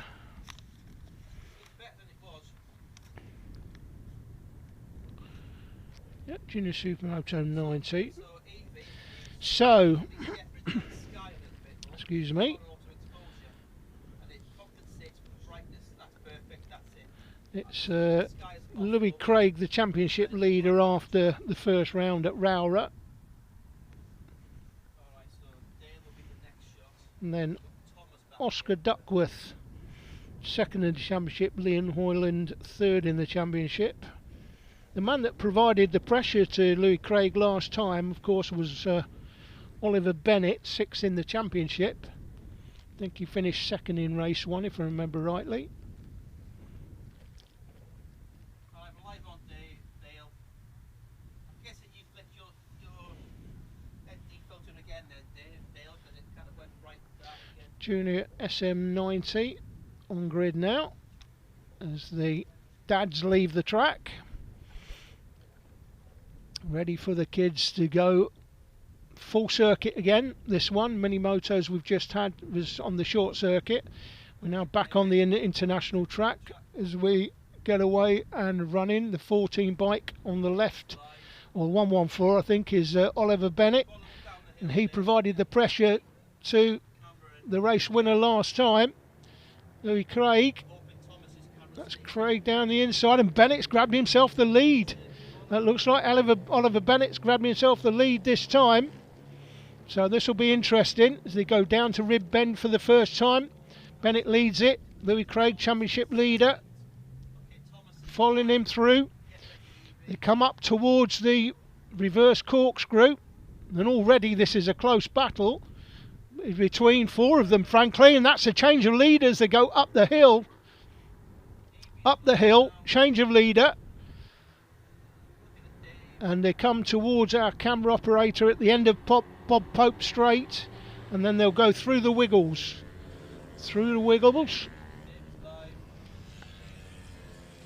And then into hairpin 1. Overtaking opportunity if you're close enough. Nobody is that time. This is an opportunity as well, but you have to be close enough out of the first hairpin onto the back straight and down towards South Bank. So that looks like Oliver Bennett. I think that is Oliver Bennett there in second place. But it looks like Louis Craig has got himself the lead, and he's starting to gap the man in second place. Liam Hoyland, looking at the names on the left of the screen there, was the rider that had the best start. He seemed to go through the line first. And in fact, he's still in first. So Liam Hoyland leads it then. Oscar Duckworth is second. And what's happened to Louis Craig? Louis Craig there is in fourth place. And then we've got Harry Birch in fifth. Oliver Bennett is nowhere to be seen. Unless I've missed something. I was just looking down at some statistics and looks like I might have missed what was going on. I'm just going to try and tidy up the names on the left of the screen, but it doesn't show all the names. See if I can get those to come up. Won't be a second, guys.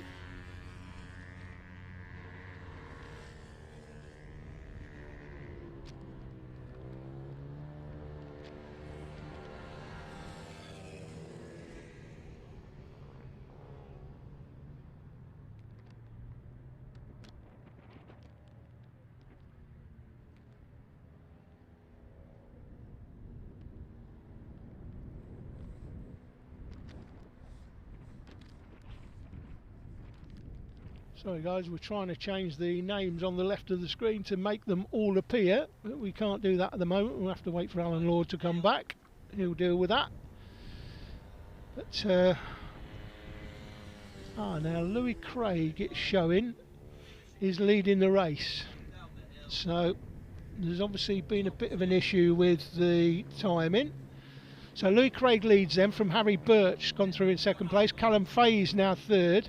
And Oliver Bennett, who was second in that earlier race, has dropped back. He wasn't on the timing screen there at the last lap. He's popped up into fourth place now. So it's Louis Craig, winner in race 1, that leads this again. There he is. Hounded this time by Harry Birch. So last time it was Oliver Bennett, this time Harry Birch. So Alan's just arrived back, so we'll try and tidy up the screen. There you go. We need to probably change the size of it, but other than that, it's we've now got all names on the screen. So Nathaniel Bunclark is 5th. Oscar Duckworth is 6th, Liam Hoyland, and then Dylan Musgrove. But these are your race leaders, Louis Craig and Harry Birch, going through hairpin 3 into hairpin 4, and Birch looks like he's getting closer, but Oliver Bennett looks like he was getting closer earlier on and never got it done. Bennett now is well behind, by the way, in 4th place. Callum Fahey in 3rd. They go through. Craig and Birch. We'll see how far they are in front of Fahey and Bennett. They're battling for 3rd and 4th this time, but Bennett was battling for the win last time. So not quite worked out for him in this race how I thought it might. 5 laps to go as they went through the line that time. Still Craig that leads it. Louis Craig, the championship leader, will maintain his championship lead, maximum points. I think he's going to have maximum points from every race in the first 2 rounds. Decent start for the championship season for Louis Craig. Harry Birch, better performance this time by Harry Birch. They're in 2nd, but could easily turn this into a win here. Harry Birch, certainly close enough. You can see the track is certainly drying with the wind and the amount of sunshine that we've got over the track now. Down the back straight in through South Bank. This is an on-camber corner. You don't appreciate it perhaps from that picture, but if you go and stand on the track, you'll see how much camber is on that corner. Quite significant. It will be really interesting if it was an off-camber corner with that amount of camber on it. But on camber means you can obviously carry more speed around the corner. Louis Craig goes through in 1st, Harry Birch still there in 2nd.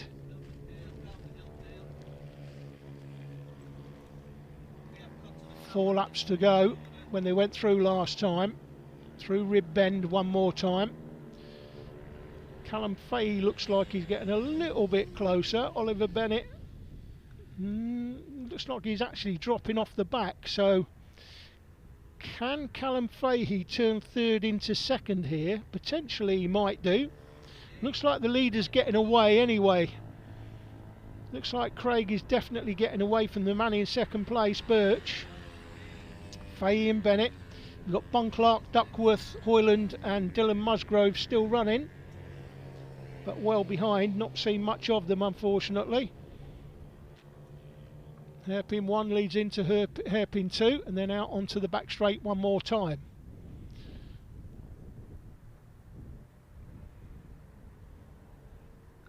South Bank, this big on camber bend. Not much racing going on track at the moment. What can Harry Birch do about the leader? You can see the dry line, you can see it there. That picture there, that shot there tells you how much drier that part of the track is getting.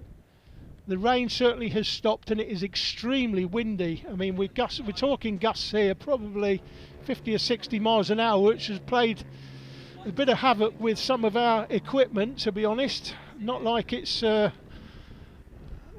not a regular occurrence when you get lots of rain and heavy winds.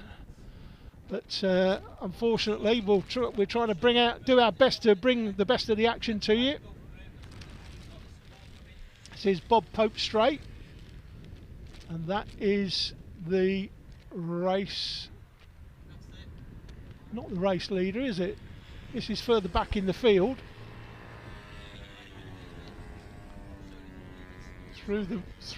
Yeah, Louis Craig is in the lead. Could be Lewis Craig. I think it's Louis Craig. You can let me know in the comments if I got the pronunciation wrong, which I will from time to time. Let me know. I can't see the comments, unfortunately, so I can't deal with it today, but if I do any more commentary rest of the season, you're probably thinking, I hope he doesn't do any more commentary for the rest of the season, but if I do, then I'll try and make sure that I get the names right if you let me know how to pronounce everybody's name. You can come and see me in the paddock if you see me passing. So, going through the line was Dylan Mosgrove just, as a man in 8th place, and then you've got Louis Craig here, just gone through. So this is 77, that's Harry Birch, chased here by Callum Fahey. So you've got Fahey and Birch, that's 2nd and 3rd through the picture there, right-hander at Rib Bend. So Oliver Bennett, this is not the race Oliver Bennett was perhaps expecting or hoping for after his earlier performance. It was a sort of almost a race winning performance earlier on Oliver Bennett, much quicker than he is in this one, unfortunately. Might have some mechanical issues, of course. If he does, he can blame his dad. All you kids like blaming us dads when we're mechanicking for you. And why not indeed, that's what I say. But we'll see what Oliver Bennett can do from there, but I don't think he's going to rescue the position he's got. And this now, we've got a back marker in the way. And again, we said earlier, it's how you deal with the back markers. So around the outside is Harry Birch, but nearly gets collected. The director in the background, you may hear screaming at the cameraman. Here we go then. You go through the line. 2 laps to go. When you go through, and that is a change of leader. Last lap, Harry Birch is ahead now of Louis Craig. I'd missed that, apologies. And here comes Craig down the inside trying to get the lead back, doesn't quite get it back. Harry Birch is going to hold on to it, going through the reverse S's. We're on the camera looking at Bob Pope Straight. Will it be Harry Birch? Will it be Louis Craig that comes out on top? We've lost the camera temporarily through the reverse corkscrew, and that looks like, is that Craig out front? Can't quite make out the numbers, guys, unfortunately. And there's only one time that they go through the line. Up the inside looking for the lead, can't quite get it done. And that looks like Harry Birch that leads it to me. It is indeed, surely.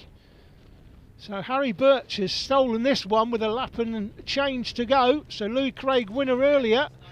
Doesn't look like he's going to win this one unless something goes pear-shaped, or he can make a move coming into this final hairpin. And look at this, the man in 3rd place, Callum Fahey, getting in the mix as well.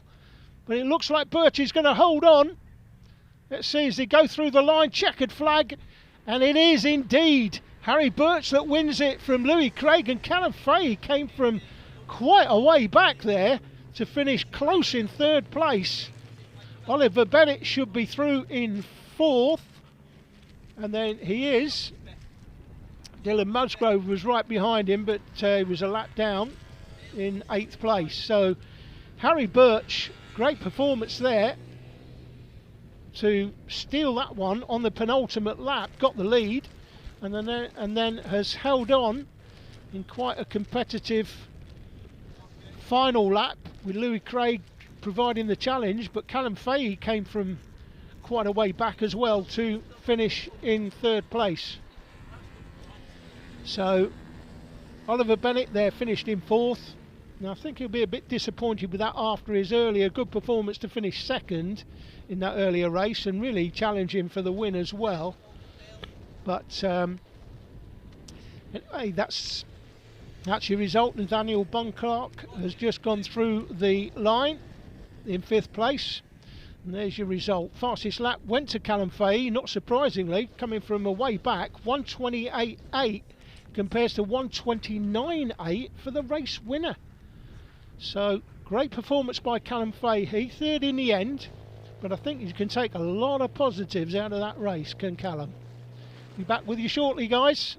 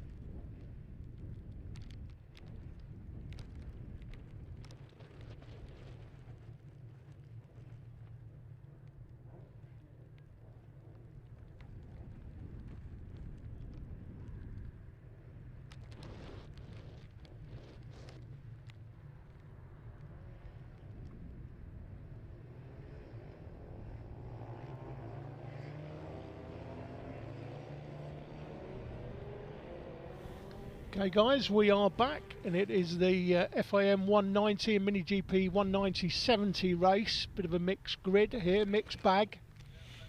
You might remember Peter Hickman took part in this earlier on, and hopefully we'll see him again, providing a bit of a challenge, particularly to Rex Austin, I think it was, in that one.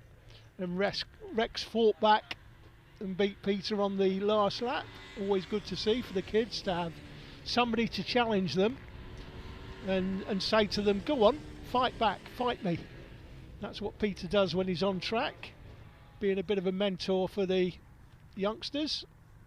And Peter obviously running this championship these days, so be good to see if he's back on track. May not be, but the grid position should be Wilson Dilks, who we expect to clear off as he did earlier on. Max Robinson in 2nd, Tommy Keats will go off P3, Harrison Sutton off P4, Peter Hickman off P5, Rex Austin 6 and Max Johnson 7. That's assuming Peter takes part.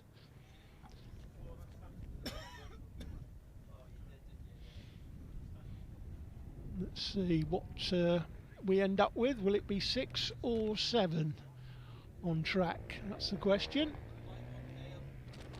And somebody's just left the paddock. So well, I thought somebody had just left the paddock, so you may have to wait for them to catch up. There's only 1, 2, 3. There's only 5 riders there. Oh, here comes the 6th rider. Yeah, he did temporarily put the sign up to say we were about to get underway, but obviously hadn't seen the last rider leave the pits. Let's see who it is. If it's Peter Hickman, you should see it, and that looks like Peter Hickman to me. Significantly bigger than the other kids in front. We'll soon know when they go through the line. Anyway, we're off and running. Again, it's the 190 race, 190 class that gets away. The FIM 190, the 63 bike going through the picture there. Or was it 83? 83 bike was Harrison Sutton, I think. So expect to see Wilson Dilks clearing off in this one like he did before. And here we go. Here's the rest. And that looks like Peter Hickman is indeed running. But his name will come up, I'm sure, in the timing on screen. Now it looks like Dilks being put under a bit of pressure here early on in this one. Is that Max Robinson on the 99 bike? Can't quite make out the numbers. Through hairpin 1, through hairpin 2, out onto the back straight. This is the bikes further back. That's still the same leader. So it looks like Wilson Dilks with a bit of work to do this time.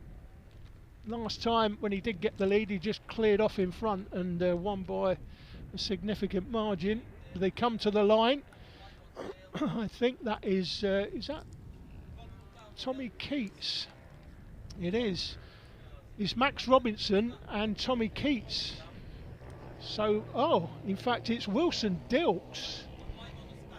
Now, I was confusing the race colours there of Tommy Keats with Wilson Dilks. It's very similar colours, but Wilson Dilks is not racing in this one. Going through the line is Peter Hickman on track, thought it was, in 5th place. So now we've got a battle here between Robinson and Keats for the win. This is the second tour. They come through the wiggles into hairpin 1 for the second time. This is the second group. Looks like Harrison Sutton there. Or is that Rex Austin? Could be Rex Austin with Peter Hickman chasing. Rex Austin with the fastest lap on track, by the way. Of course, there's a split grid. You've got the FIM, official FIM 190, which is what these two riders are racing for. And then you've got the 190-70, which is the riders further back. So Robinson leads it then from Tommy Keats in second. Down towards Rib Bend one more time. We've lost the camera off to the left of us here. And then this is the second group. And that is Sutton, Austin and Peter Hickman. So Peter Hickman again providing the target for the kids to chase. Always good to go back to school the weekend after racing. And so you beat an Isle of Man racing legend. Never a bad weekend if you can do that. But this is the race for the FIM 190, and this is there's two distinct races going on. Obviously there's two different classes, 190-70 and the FIM 190, the official 190 class.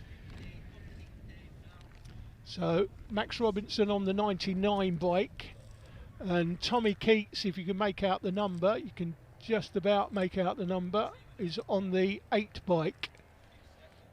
So as they come to the line through the left-hander, they go right-handed across the line through the timing strip, and it is Robinson and Keats as you were, no change. Then left-handed through Paddock Bend, down the straight, down to Rib Bend here, the right-hander. We're back in that group behind. This is Peter Hickman now leading Rex Austin. That was the battle they had last time, so he's given Rex something to chase.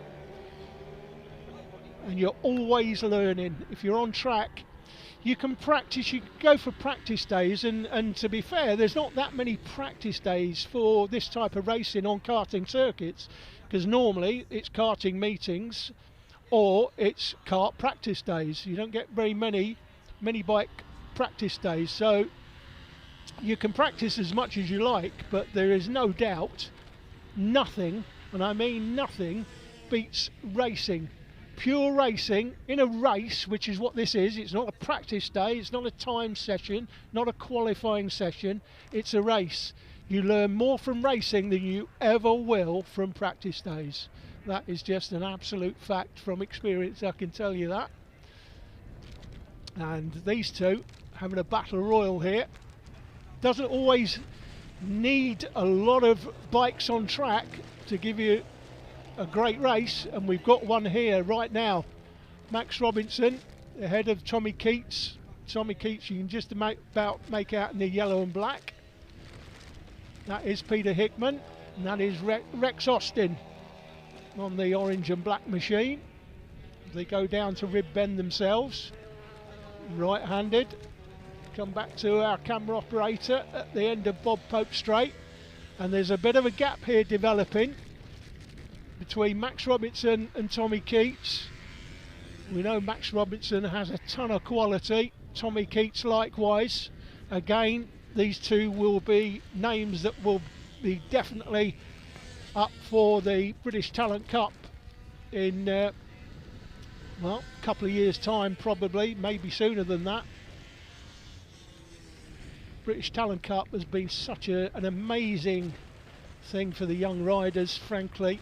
It's something that two-wheel racing does so much better than four-wheel racing. Four-wheel racing, if you don't have the cash, then you may as well forget it. And I say that as somebody, my son won a British Racing Drivers Club scholarship when he was 15 years of age. Nobody had ever won it at that age. We did one race and I had to pack it in, because although it was a scholarship, it was nothing like the British Talent Cup where everything is supplied. And it's something that two-wheel racing does so much better than four-wheel racing, frankly. That is Rex Austin. He's losing the back of Pete Hickman here. Wouldn't be surprised to see Peter look over his shoulder, think you're a little bit too far behind, I'm going to slow down and let you catch me up, and then give you a bit of a battle. Again, this battle for the win, getting closer again. So 5 laps gone, 5 laps to go. Fastest lap is by Pete Hickman, by the way, not surprisingly, being the Isle of Man lap record holder in his day.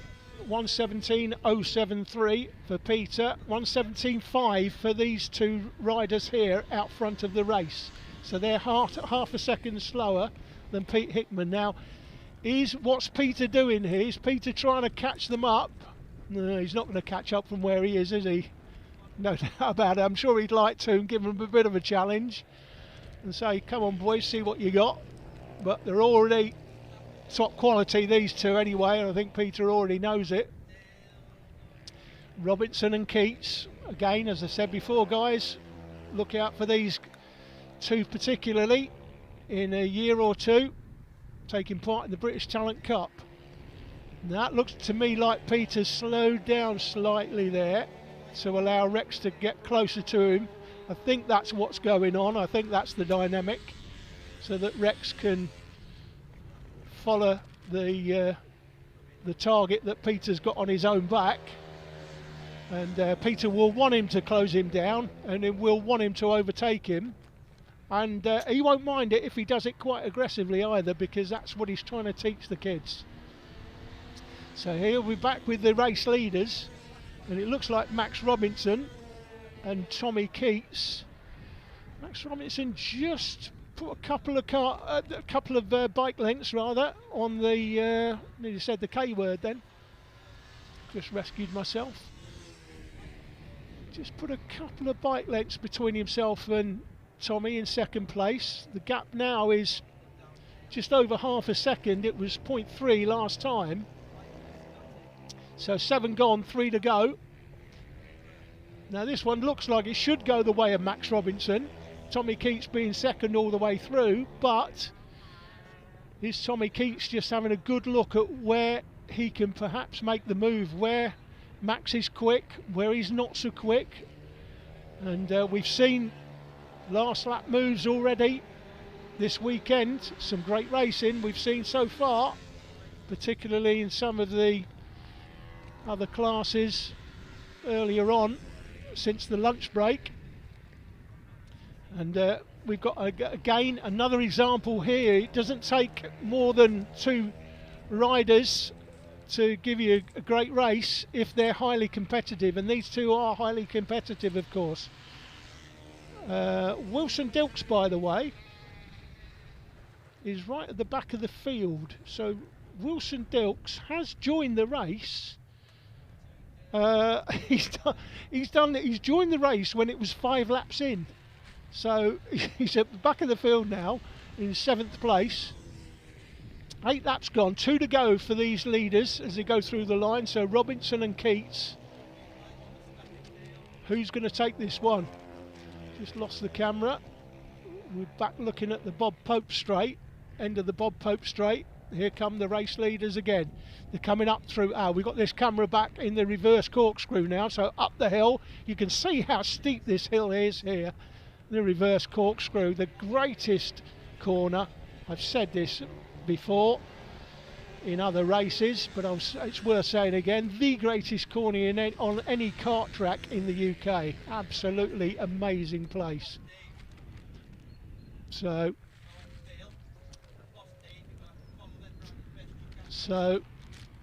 looks like we've lost our cameraman temporarily at the far end of the circuit.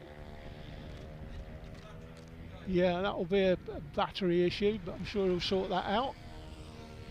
But here they come then, the race leaders. We're just covering them from this camera at this end of the circuit for the time being, with a lap to go as they go through the line. So it's Robinson and Keats as they go through the line. It's pretty much been this way throughout, but with 1 to go, what can Keats do about 2nd place? Can he convert 2nd into 1st through rib bend one more time? That'll bring them up to the reverse corkscrew, up the straight, reverse corkscrew, right then left, and then up this steep climb. You can see now it's quite an elevation change. And then they come out through the right-hander onto the Bob Pope straight. They come out of the Bob Pope straight through the wiggles.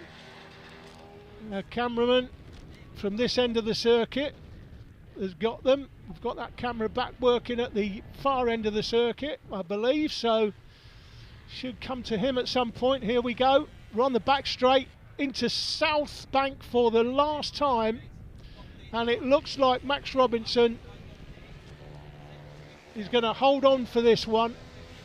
And it's a great performance, by the way. He's led it pretty much from the start, but he's had to withstand quite an amount of pressure.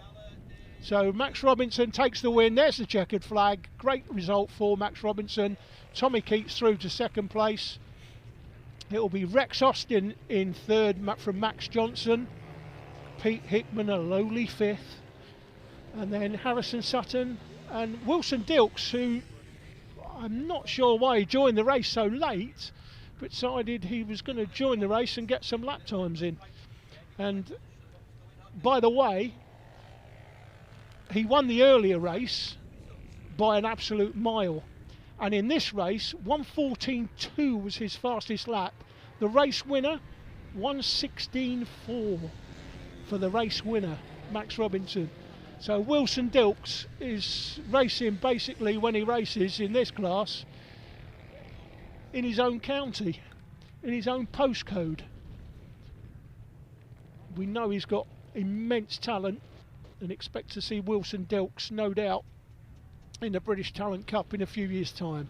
That's your race result from the results, but again, as I've said before, guys, don't forget they've got to go through scrutineering, so you can catch up with the official results online on the Alpha Live race results page. That's this one for now. We'll be back shortly with the next race.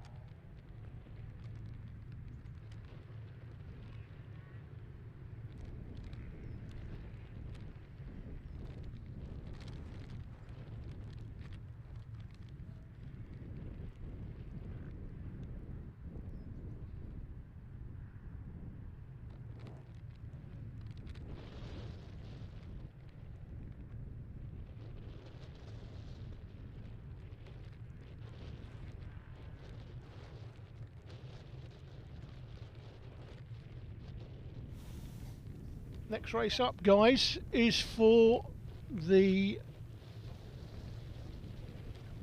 Minibike 160 and vets.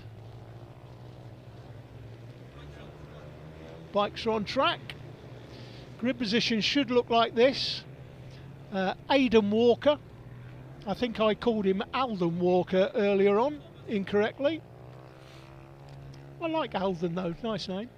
So Aidan Walker will go off pole from Tommy Almond on the 21 bike. Then Ben Simpson, Dave Cook, championship leader, Ryan Brown, Connor Smith, Tim Patterson, Matt Linley, Josh Kay, Jamie Bunclark's going off P10. And then P11 Dean Poulter, P12 Jamie McClelland, P13 will be Jim Pallister, P14 Michael Judkins. Andrew Jones comes next from Barry Linley and Jamie Smith. So the leading vet is Dave Cook. Second vet, he's going off P4. The second vet is going off P8, and that's Matt Linley. The third vet is going off P12, which is in that class Jamie McClelland. So Aidan Walker, expecting him to be out front yet again this time. Was a comfortable winner earlier in the day. 21 bike, you can clearly see there, Tommy Almond.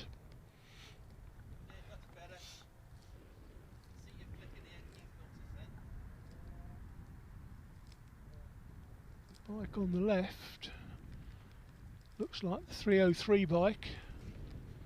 That is the 303 bike on the left. So you've got Aidan Walker on the left on the 303. Tommy Almond's a man in the middle there on the 21 bike, and then you should have Ben Simpson on the 120. There he is. It should be between these three as to who gets the whole shot. The starter has the green flag up. Lights are on. Here we go, we're off. It looks like the 21 of Tommy Almond got the best start there. Did he? We'll soon see. Did he get through the left-hander? Is that Almond with the lead? It is. Tommy Almond sweeps through, going down to the right-hander at Rib Bend. Riders trying to make the place up. This is Tommy Almond into the reverse corkscrew. I keep saying it's the best corner in any kart circuit in the UK. Alan Lord's going to build a corkscrew at Stretton, he tells me. Is that right? Yeah, he says. Okay, so it's Almond. It's Tommy Almond that leads it, started P2. He wasn't P2 for long, was he? He's got the lead and he's, by the way, clearing off. 10 laps this one. We're counting down towards the end of the day. Probably got about an hour and a half's worth of racing still to go. They come through South Bank for the first time. Tommy Almond is clearing off in front. No doubt. He doesn't want to play with anybody. This is a great battle for second, third, fourth and fifth though. Look at this. As they go through the line. So Almond's gone through. And then in behind, you've got this four-way battle between Ryan Brown, Ben Simpson, Aidan Walker and Dave Cook, with Jamie Bunclark coming next, then Matt Linley, Connor Smith, Tim Patterson, Jamie McClelland, Josh Kay, Michael Judkins and Barry Linley rounding out the 13 riders in this field. Down through Rib Bend one more time, right-handed. Got battles going on wherever you are in the field. You tend to have somebody to play with, apart from the man out front, Tommy Almond. He doesn't want to play with anybody. Very boring. He just wants to clear off. Look at this battle for second though. Brown and Simpson side by side through the wiggles. They have to give it up. One of them does. Hairpin 1 leads to hairpin 2. And on to the back straight. Ryan Brown on the 35 bike. Ben Simpson on the 120. And then in behind Simpson is Aidan Walker on the 303 bike. This is the battle further back. Cook, Bunclark, Linley and Connor Smith Four of them going into the hairpin. Anything can happen here. As I say, great battles going on throughout the field. Always somebody for you to play with, have a battle with, wherever you are, whatever your talent level is. Experience level 2, experience counts. Cooks, by the way, up to 3rd place when they went through the line. Almond, Walker, Cook. Then Brown, Bunclark's up to 5th. Jamie McLennan lost the place on the last one, and Ben Simpson, we've lost Ben Simpson. What's happened to Ben Simpson? He's down the field. It looks like he's out of the race. Yeah, looks like we've lost Ben Simpson. So he was challenging for a decent finish, but not anymore. So they come down Bob Pope Straight. Hairpin 1 leads to hairpin 2. Now onto the back straight. That'll lead down to South Bank. This quite steep cambered corner.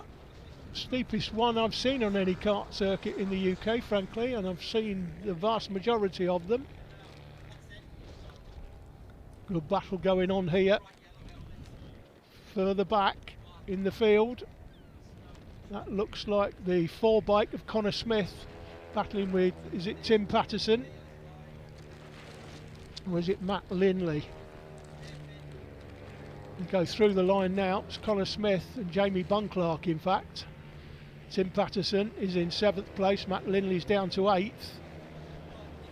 And then we got Judkins gone through in 10th place. Josh Kay's in 9th. Michael Judkins in 10th. And that's the way they run currently.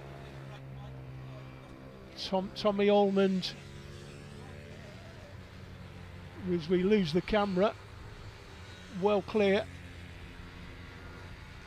Aidan Walker may come under pressure here from Dave Cook as we come down into off Bob's Pope Straight through the wiggles one more time.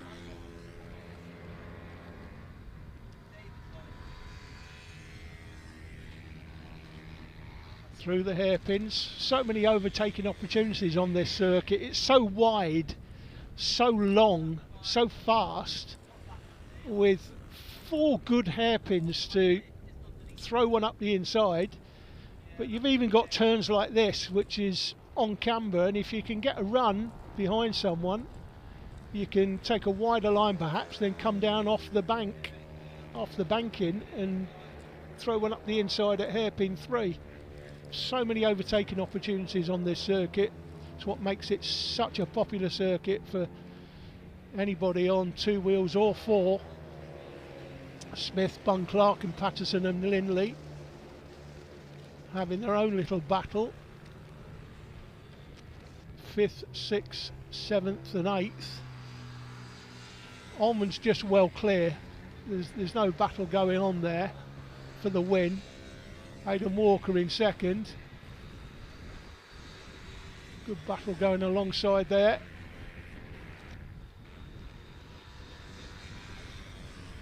To come towards us into hairpin 1. I'm trying to make out the numbers. I'm struggling with the movement of the cameras. Let's have a look. Is that 30?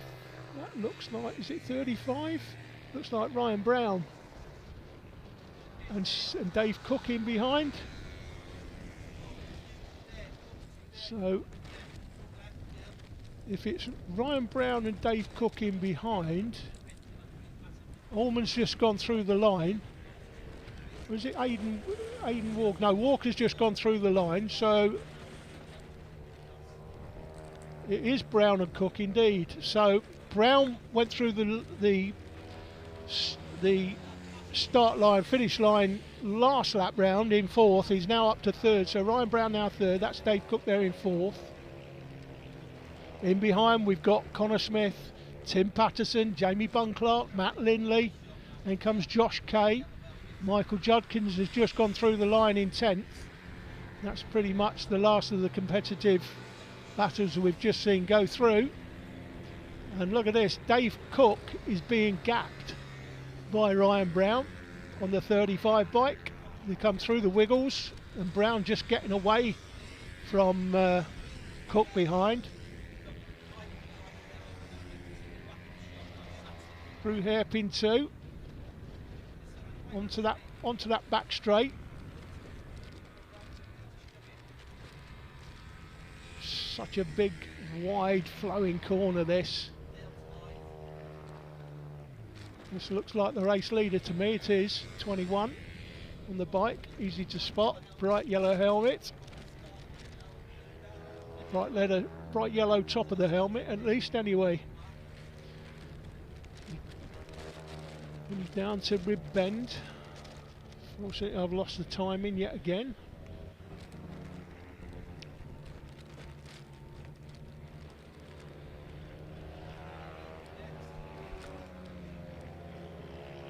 Almond, Walker, Brown, Cook. Brown getting away from Dave Cook. So he's got third place, and then when he's got third place, frankly, he's just starting to clear off. Dave Cook losing ground in fourth. Or is he? I'm saying that. Obviously I'm talking right out my backside, because here comes Dave Cook on the 78 bike, and getting a lot closer to that final podium spot, frankly. So this is the big battle on the track at the moment, and Cook up the inside, and Cook takes third and drops Ryan Brown back down to fourth. So Dave, just when I'd given up on Dave Cook anyway, even if Dave Cook hadn't given up on himself. I'd given up on him completely. So he was dropping behind. It looks like he is now not only back in third, but he's starting to gap Ryan Brown in return now. So it'd be interesting to see what happens here. This is Rib Bend, the right-hander. Again, we've lost that cameraman. To the left of us, here comes the battle for 5th and 6th. Connor Smith and Tim Patterson.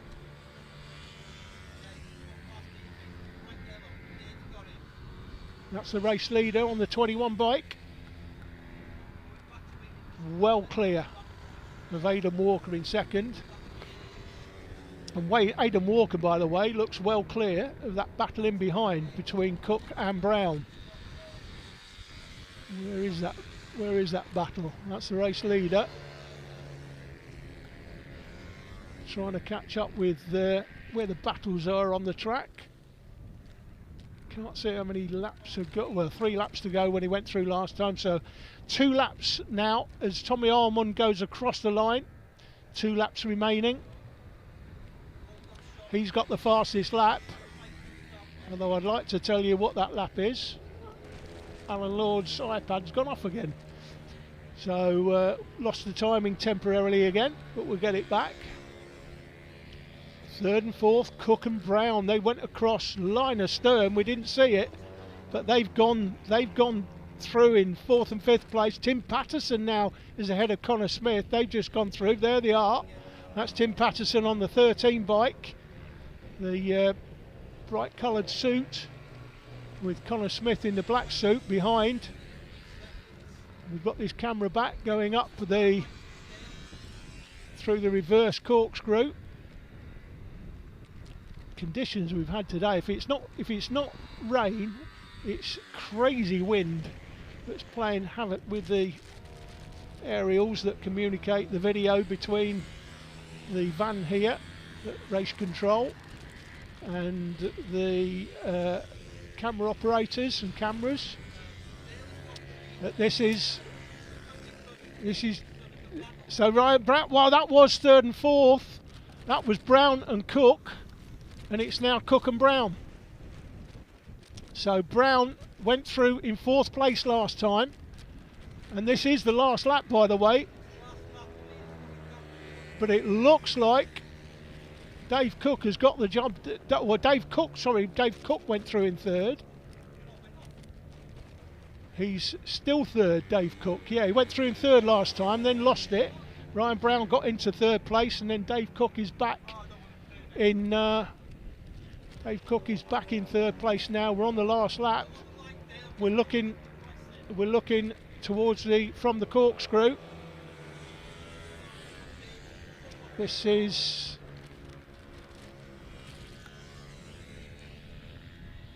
That's the race leader on the 21 bike. So race leader, last lap. So it's been country mile, comes to mind for Tommy Almond. Comfortable victory for him as he comes through what is now the last of the hairpins for his race weekend. Good race weekend for him. Checkered flag for Tommy Almond, who takes the win. It should be Aidan Walker well clear in second place. Is it going to be Dave Cook or Ryan Brown? That's the question. That was the battle on the track. We've not quite followed it. Here they come. They're in the background. Oh, and it's just Cook from Brown. Cook just holds on to third. And they enjoyed that. Dave Cook and Ryan Brown enjoyed that battle. They just give a little thumbs up to each other, and that's always good to see, and that's what this championship is all about. Coming and having fun on these sorts of bikes, pit bikes effectively. Just come and have some fun, race with your pals. Don't do it on the road, do it safely. Obviously there's an ambulance and paramedics in attendance if you do fall off, but good to see the lads there with a thumbs up to each other. They really enjoyed that. Always good when you get a good battle between two competitive riders. In fact, wherever you are, you could be in a grid of 30, and if you're battling for 17th, 18th, 19th and 20th, and you come out on top in your little battle for 17th place, even though you might not score depending on the championship points, but you've had fun, and that's what it's all about at this level. None of the guys in the Minibike Vets or the Minibike 160 are going to be racing in Moto GP anytime soon. They know their level and they're here to have fun, and that's what they're doing, frankly. And that was a good fun race for Dave Cook and Ryan Brown particularly. That's a result. Subject to scrutineering, as I've said before. We'll be back shortly with the next race.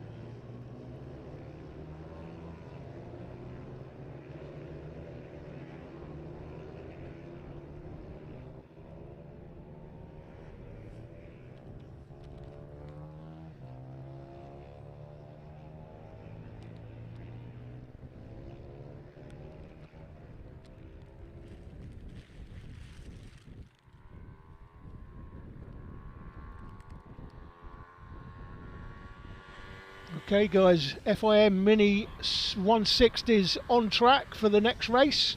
The grid positions look something like this. It's Jensen Knowles going off pole from Jensen Ansell, JJ Manchester, then Valentino Kimi Kirk, Joey Athasich off P5 from Liam Simpson off 6, Daniel Tanton off 7, Ella Mosgrove, who had a great race last time, came from 11th on the grid. I think early on she was down in 10th through 11th she was early on, finished in 4th. And then William Dickinson and Matthew Jennings going off 9 and 10, and Claudia Dubman going off P11. The mini bike, the Mini 160 FIM, official FIM 160 class this is. one of the main reasons this championship exists. So here they come. They'll take up the position. The dads will wait for them, make sure they're all running properly, and then they'll be asked to leave the grid, and the riders will get underway and we'll be off and racing.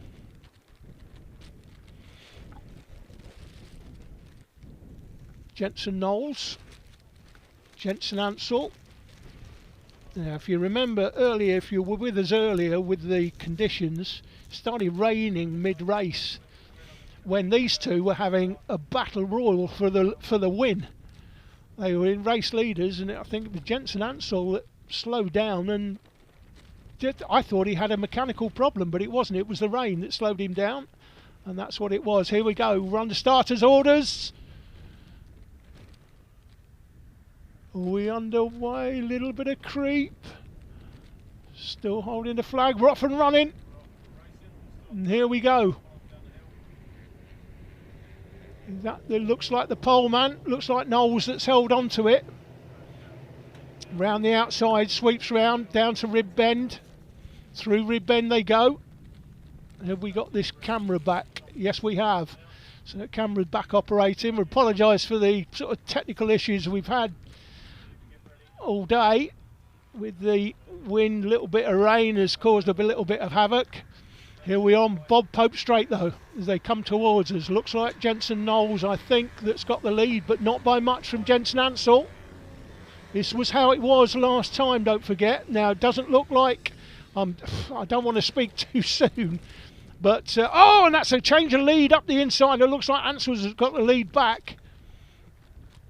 So, Knowles on the 272, Ansell's on the 222. It's impossible for me to see the numbers from here, and it looks like we've got another change of lead as well up the inside. So that's 3 lead changes this lap. You'll have a look up the inside but can't get it done, and then they come through the big sweeping left-hander. They go right-handed across the finish line, and as they go through, that is indeed Jensen Knowles that's got the lead from Jensen Ansell.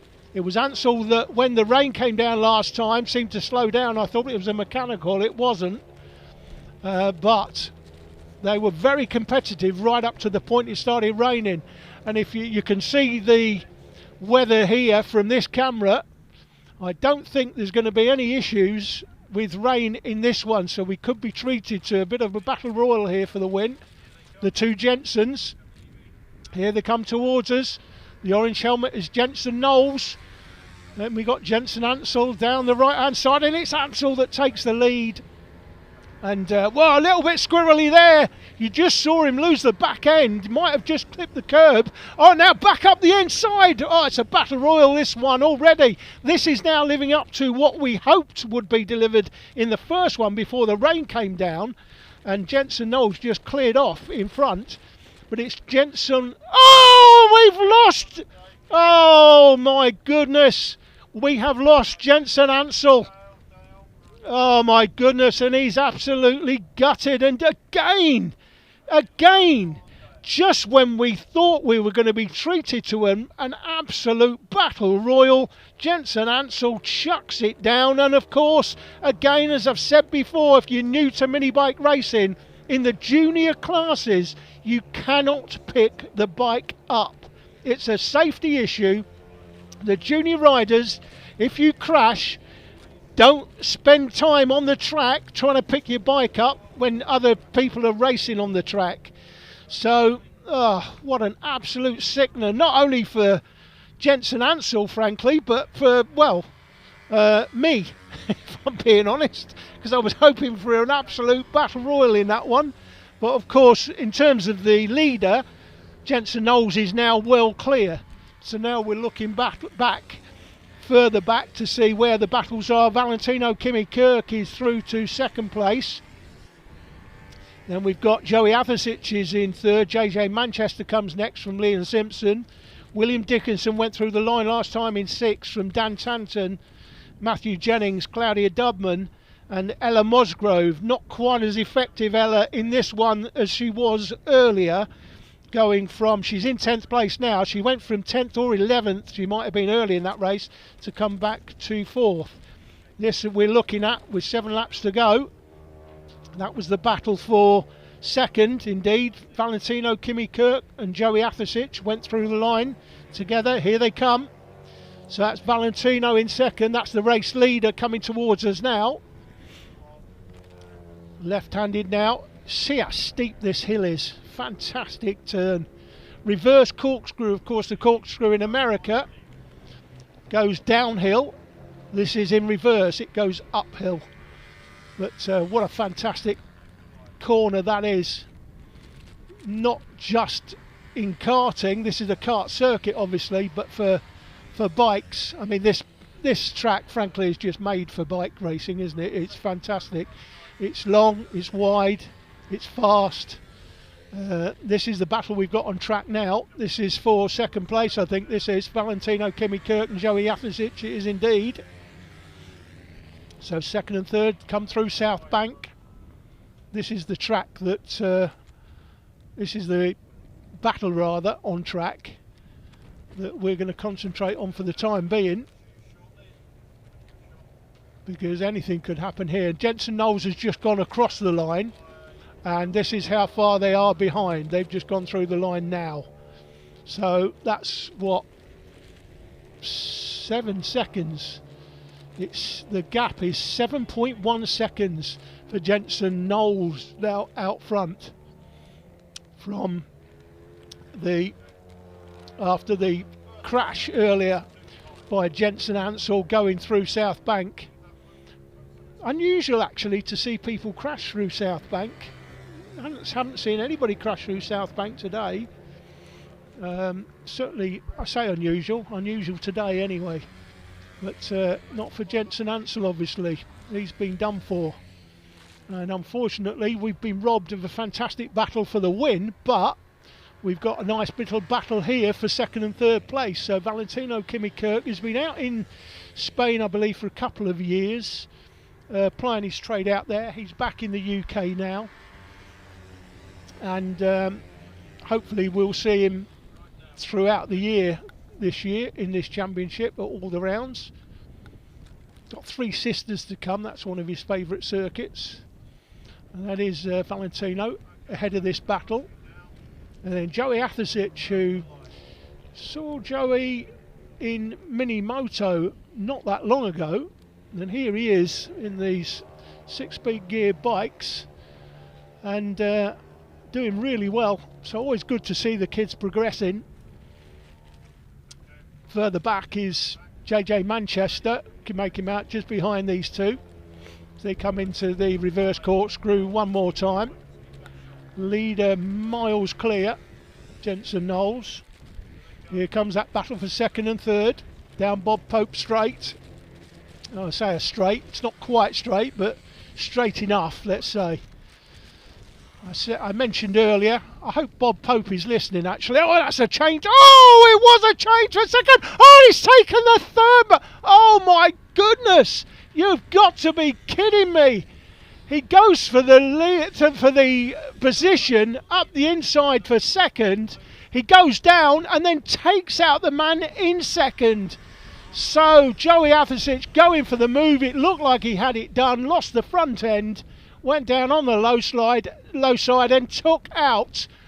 Looks like, I mean, not. Listen, it was a complete accident. It's a racing incident. Valentino, I think, will know that it wasn't deliberate or anything like that. It was just a pure incident between second and third, and that has given JJ Manchester second place comfortably. And yet again, we've been robbed. We have been robbed of a fantastic race by these two going down. So we were robbed of the race lead when Jensen Ansell crashed going through South Bank. And now, coming into hairpin number one, right here, we've been robbed of that battle for second and third. Both riders down, they can't pick the bikes up, they can't get back on, and they won't score any points. Absolute drama. Who's third, by the way? It's Leon Simpson. Leon Simpson, third place, from William Dickinson. I mean, the racing, frankly, guys, it's over. There's no battles on the track at all. It's just bikes going round and round, and round we go. Unfortunately, I don't think there are any battles on the track. Can't see any anyway. But that's Jensen Knowles that's just gone through. That is the race leader, by the way. Easy to spot in that brightly coloured orange helmet on top. The race leader through Rib Bend one more time. 3 laps to go when he went through the line. And through up into the corkscrew. The reverse corkscrew, as we call it. And we wait for him to appear. There is Jensen Knowles. Leon Simpson, by the way. That's Jensen Knowles. Well, what's happened to JJ Manchester? JJ Manchester's disappeared. He was in second. He must have gone down. Oh, he's gone down. Out of shot of the cameras. Oh, I don't know where he's gone down, but JJ Manchester was in second. He's showing on the screen now in 8th, and JJ Manchester, he's also out. Ah, it's like Skittles, as Jake Sanson would say. Jensen Knowles leads by a mile. JJ Manchester inherited second when we had the crash between Joey Athasic, who went down, took Valentino Kimi Kirk out, not deliberately, let me be clear, complete accident, racing incident. JJ Manchester inherited second, and now we've got JJ Manchester second. He's now 8th. Joey Athasic was very temporarily in second. He's 10th, and Valentino Kimi Kirk, who was in second before he got taken down, he's in 9th. So who's second? It's Leon Simpson. William Dickinson is up to 3rd place. Thank you very much, guys. I'll take a trophy. And Daniel Tanton in 4th from Matthew Jennings, and Claudia Dubman is now up to 6th place. Everybody's making places, including Ella Musgrove in 7th. So Ella, who last time in this race went from, she was either 10th or 11th earlier, finished in 4th place in that race where we had the rain come down. That's the race leader we're looking at right now. Ella, in fact, well, she was 7th, she's now 6th. She's gone through past Claudia Dubman. The girls having their own battle, but not quite the result that Ella had last time. Well, mind you, the way things are happening here, who knows? She's in 6th place, just staying there, and we might get another 1 or 2 crash. She might end up in 4th again. But that is your race leader, well clear. You can see that the track, I mean, we've had a lot of crashes in this one. Bear in mind the track seems to have dried quite well. We're in the last lap, by the way. No real battles left on the track anymore. But the race leader makes his way through the reverse corkscrew. He'll be up into the right-hander and then coming out on screen now. We were planning, by the way, guys, to put the drone up, but the wind conditions are just crazy. So the drone, we won't see the drone today, unfortunately. But there's Valentino Kimi Kirk and Joey Athasic. You're looking at there sitting on the tyres. They are having a chat about what happened. I'm sure Valentino will know that that wasn't deliberate at all. That's just a pure racing incident. Joey had to go for the move, made the move. I'm saying that like I remember what happened. Hopefully I have got that the right way round. It wasn't Valentino going down and taking Joey out. I think it was Joey going down. Checkered flag, by the way, for the winner. But yeah, I mean, it's a race full of drama, frankly, that one. The FIM Moto Mini 160 race too. Absolute drama throughout.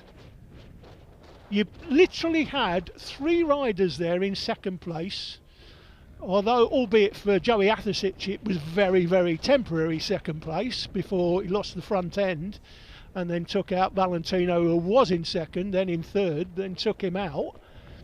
But 3 riders in 2nd place at one point during that race. JJ Manchester inherited 2nd after those 2 went down. He's finished 8th, Valentino in 9th and Joey in 10th. Jensen Ansel obviously crashed out through South Bank and he's ended up in 11th. And he was 2nd. Thinking about it, if you think about it, so 8th, 9th, 10th and 11th all held 2nd place in that race at some point. Quite remarkable. That's the way it's finished in the end. Jensen Knowles was 1:17.075. Look at the dominance by Jensen Knowles. 1:17 by 0.75 compared to Leon Simpson is 2nd, 1:21. But the faster boys are down the back, obviously. 8th, 9th, 10th and 11th, 1:18.6. But even so, they're in the 1:18s. Jensen Knowles, he's not quite in the 1:16s, but he's not far off. He's more than a second faster than anybody else on track. That's this one. Back very shortly with the next race, which will be the Super Mini Race 2.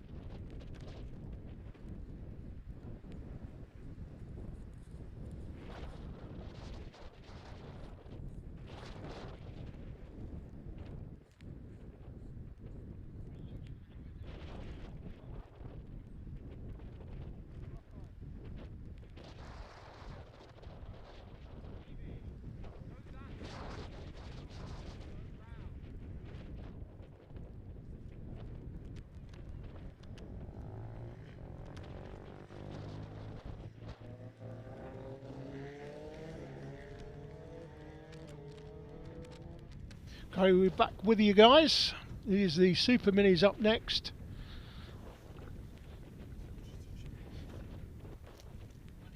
Unfortunately, I don't have the grid positions for this one. They don't seem to be updated on the timing page.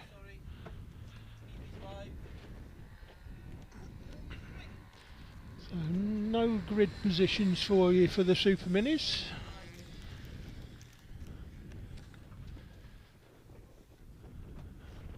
Usually quite competitive, the Superminis, and usually a bigger grid than what we see this weekend as well, but hopefully the guys will deliver some action for us. We've certainly had some action in that last one. Crazy race. 4 drivers at one point crashed out from second place. Well, 3 of them crashed out from second, to be fair. Valentino Kimi Kirk would have crashed out from third. Or the, oh no, he actually no, because then he overtook, didn't he? And then he was caught on the back wheel. So yeah, 4 drivers effectively crashed out from second place in that race. Very unusual. I'm not sure where all the riders are from the Super Mini class. It looks like there's only 3 of them. Where is everybody?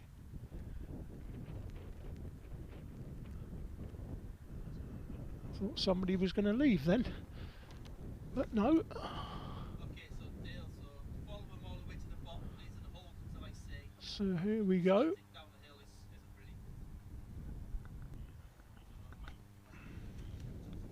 Right, get ready. I think this is the class. I don't think we had the Superminis at round 1. Am I right in thinking that? Yeah, we didn't have Superminis. Here we go. Run away and running. Only 3 of a minute. The one bike looks like he must be the champion. I would have thought that must be Michael Med. It is. So here we go. So Alex Clark, Michael Med and Lawrence. Well, I tell you what. Now this is going to be interesting, guys, because we've got 3 riders, top quality, all 3.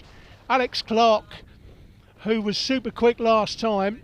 Michael Med, the current champion in 2025, and Lawrence Wardle, the champion in 2024, and Alex Clark, who is no respecter of reputations.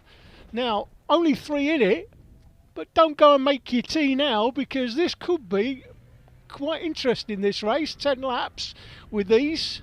Alex Clark trying to do his best to get away. We don't like that. We need him to slow down slightly. But Michael Med there in second, and Lawrence Wardle, 2024 champion, taking on the 2025 champion. Well, this may be the race we just have to content ourselves with, because Alex Clark looks like he's... was that Alex Clark? Oh, it's, in fact, Michael Med's clearing off. Sorry, I'm confusing the 2 riders there. So Michael Med, yes, sorry, the one bike, of course. That is Michael Med clearing off. Well, that's no fun at all.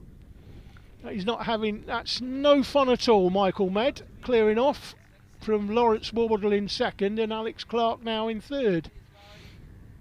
I thought it was Alex Clark that was out front, but Michael Med having a good look over his shoulder. He's well clear here on lap 2. You come down through the wiggles. Wiggly wobblies. Through into hairpin 1, hairpin 2, leads you out onto the back straight,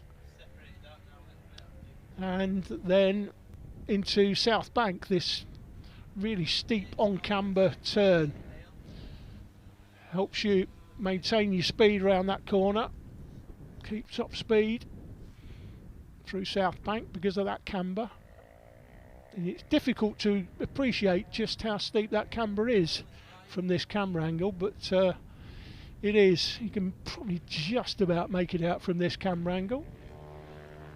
But anyway, at the moment, I thought we were going to have a 3-way absolute classic with 3 drivers on track and an absolute classic race. But it doesn't look like Michael Med wants anything to do with that. and neither does Lawrence Wardle, frankly, who's now in second, clearing off from Alex Clark. So, very disappointing that these three aren't going to deliver some action for us. But if you don't know anything about this track, this is Teesside Autodrome near Middlesborough. Fantastic track if you've never done any corporate karting. It is a karting track, though today there's two-wheel bikes on there. But this is one of the best race circuits in the country. You don't see that. Mainly it's pro karts that you see going around here. The sort of corporate karts that you might see with the twin engines or single engine karts. But when I say that, pro karts, the sort of pro karts they do race here are super quick, really fast. That is Michael Med, by the way. The one bike, well clear, 7 laps to go. Not much action on track. But again, this is the best series of turns on any kart track anywhere in the United Kingdom. That reverse corkscrew, the best complex in karting on any kart track, bar none. And obviously for bikes, it's just perfect for these sorts of bikes. That's why these guys love coming to Teesside, although today in Super Mini, unfortunately, not too many of them love it that much to come here. I'm sure there was more than this in the earlier race. There wasn't 3, there was more than 3. I think there was 6 or 7. But for some reason, 3 of them have decided to pack up and go home. Maybe it's just too cold for them. Fastest lap, by the way, to Michael Med. Last lap, 1:13.4 versus 1:14.8. Goes through the line with 4 laps gone and 6 laps remaining. Alan Lord's alongside me. I'm just going to ask him some questions off microphone. But 5 rounds this year, so we've still got Rowra to go. 3 Sisters, of course, fantastic 3 Sisters. Can't fly the drone there. Still a fantastic track, but just a bit miserable that we can't fly the drone there anymore. And what was the other circuit we're going to? Wilton Mill, of course. Yeah, that's right. Yeah, Wilton Mill. So, and Wilton Mill again, great circuit, fantastic facilities now. The owner at Wilton Mill invested a lot of money into that circuit. Big new clubhouse, it's great. Food is decent down there as well in the cafe, if a little expensive, but yeah. Wilton Mill, great circuit. We've got to go back to Rowra again. Hopefully the conditions will be better for the next visit to Rowra than they were last time. And then 3 Sisters and Wilton Mill again.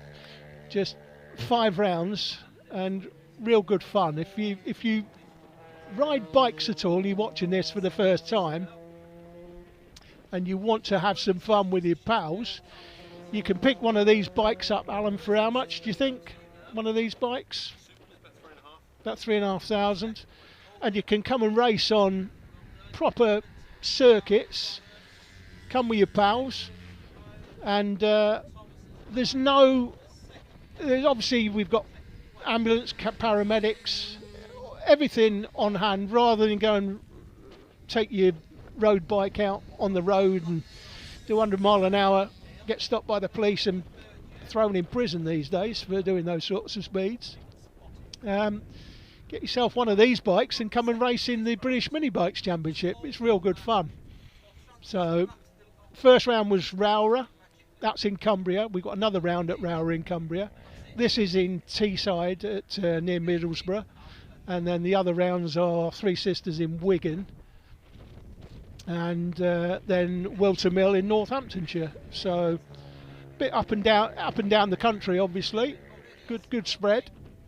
But it gives you a chance if you want to just have some fun with your friends. You can pick up these bikes at very reasonable money, frankly, and then the cost of racing is nothing like it would be if you were racing on big circuits or racing your normal sort of, you know, race bikes, and I would say this is just about as cheap, if not cheaper, than doing a track day.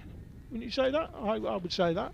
You know, I've done track days on my bike, and this is cheaper to come and race in something like this, in competitive racing, actual races, albeit this one's only got 3 in, but you know, much more competitive to come and race in some series like this. Still good fun, great fun, but less expensive than you might spend on doing a track day.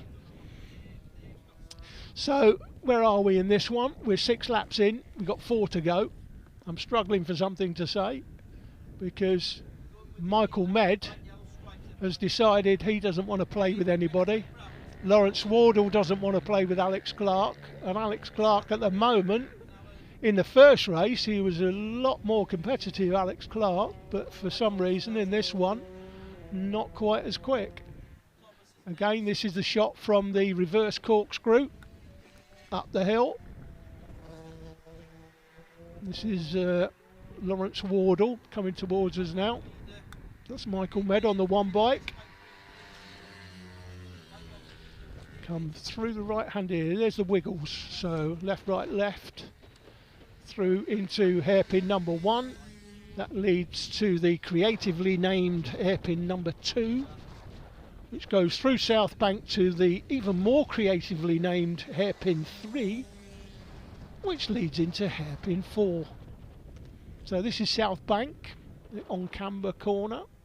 Hairpin 3, right-hander. Hairpin 4 is the left-hander. And that brings you out onto the big left-right sweep across the finish line. And with 8 laps gone, there are just 2 laps remaining in this one. I'd say fortunately, but for the commentator, not great when there's only 3 and nobody wants to play with anybody else, unfortunately. 1:13.2 the fastest lap by Michael Med over Lawrence Wardle. 1:14.8 for Wardle, 1:16 for Alex Clark. I expected Alex Clark to be a little bit quicker than that, to be honest, in these conditions. A little bit better than it was earlier on. But anyway, Michael Med's going to take yet another win. The 2025 champion, looking to do it all over again against the 2024 champion in behind him, Lawrence Wardle. Along the back straight into South Bank for the penultimate time. 2 races in each of the classes today. Score points in each of the races, unless you crash. You don't. If you crash, you don't score points, which is always an interesting dynamic. We're on the last lap with the race leader, Michael Med. He's got nothing to concern himself at all. Right-handed, up now to the reverse corkscrew. That is Wardle in the distance, just coming up himself into the corkscrew, reverse corkscrew, and we're back with the leader on the last lap. Down Bob Pope straight, down through the wiggles, left, right, left, and then left-handed through hairpin 1, right-handed through hairpin 2, onto the back straight for the last time, down towards our cameraman positioned on this corner. With the wind today, I have to say, although it looks quite bright now, doesn't it? It looks quite bright and sunny. We've had a little bit of rain, not the worst in the world, certainly not as bad as it was at Rowra, but the cameraman here will be absolutely frozen solid because although it's probably, I don't know, 10-12 degrees, the wind chill factor, you can see the cameraman in the background, the wind chill factor probably make it -1. It will be freezing. Lawrence Wardle looks happy with his effort there as he gives it the big leg out as he goes through the line. And Alex Clark in 3rd. I'm just trying to bring up the so I've now got the grid positions, guys. Here we go. They've just updated the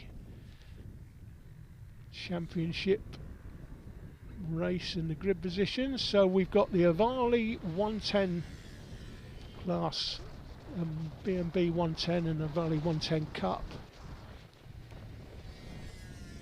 coming up after this one. That's the results.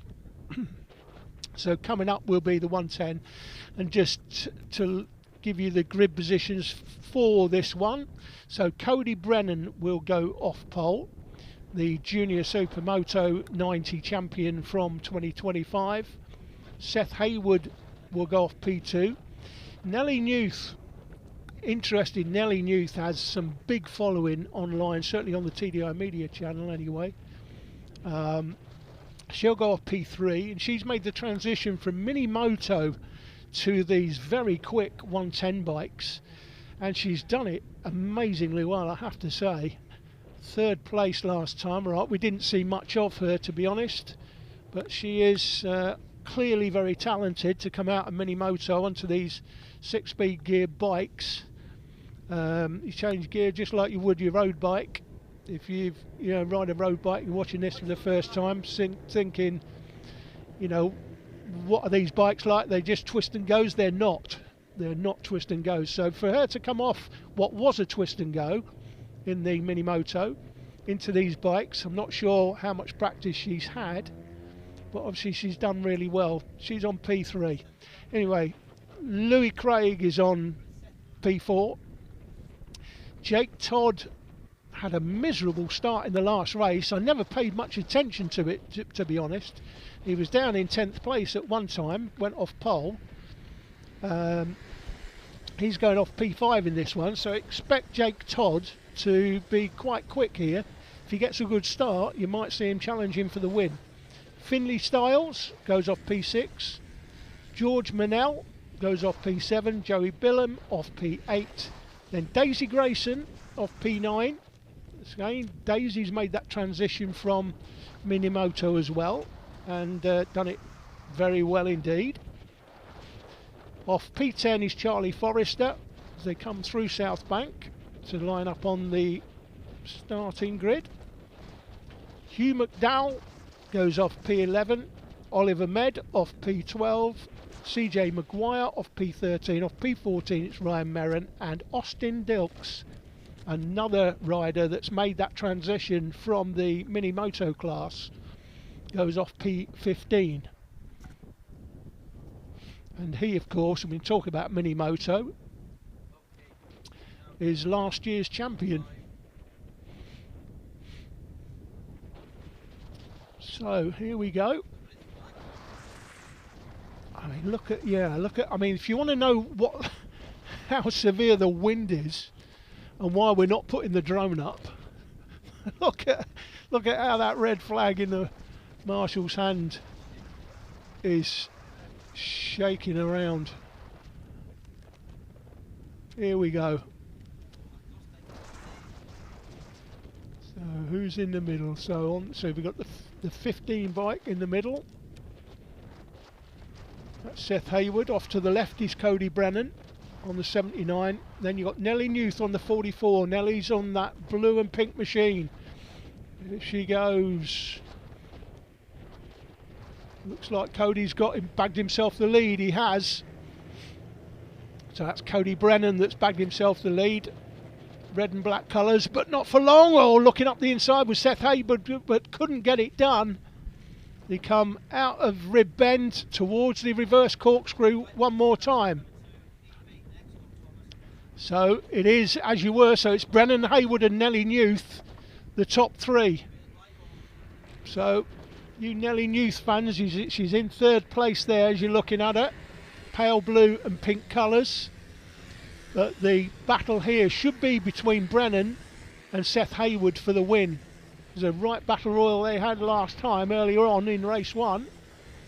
Nelly Newth, in fact, was in third place, but she was miles clear of the riders behind and nowhere near the riders in front.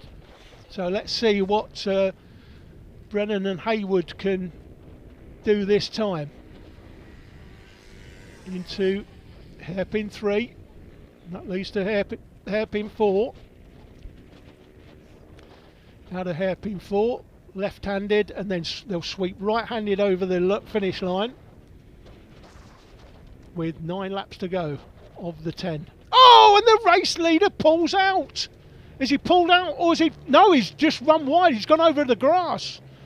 So, that was Cody Brennan that we saw there. So Seth Hayward is through to the lead. Nellie Newth is now second. It shows third on screen. And she is chasing down the leader, Nellie Newth.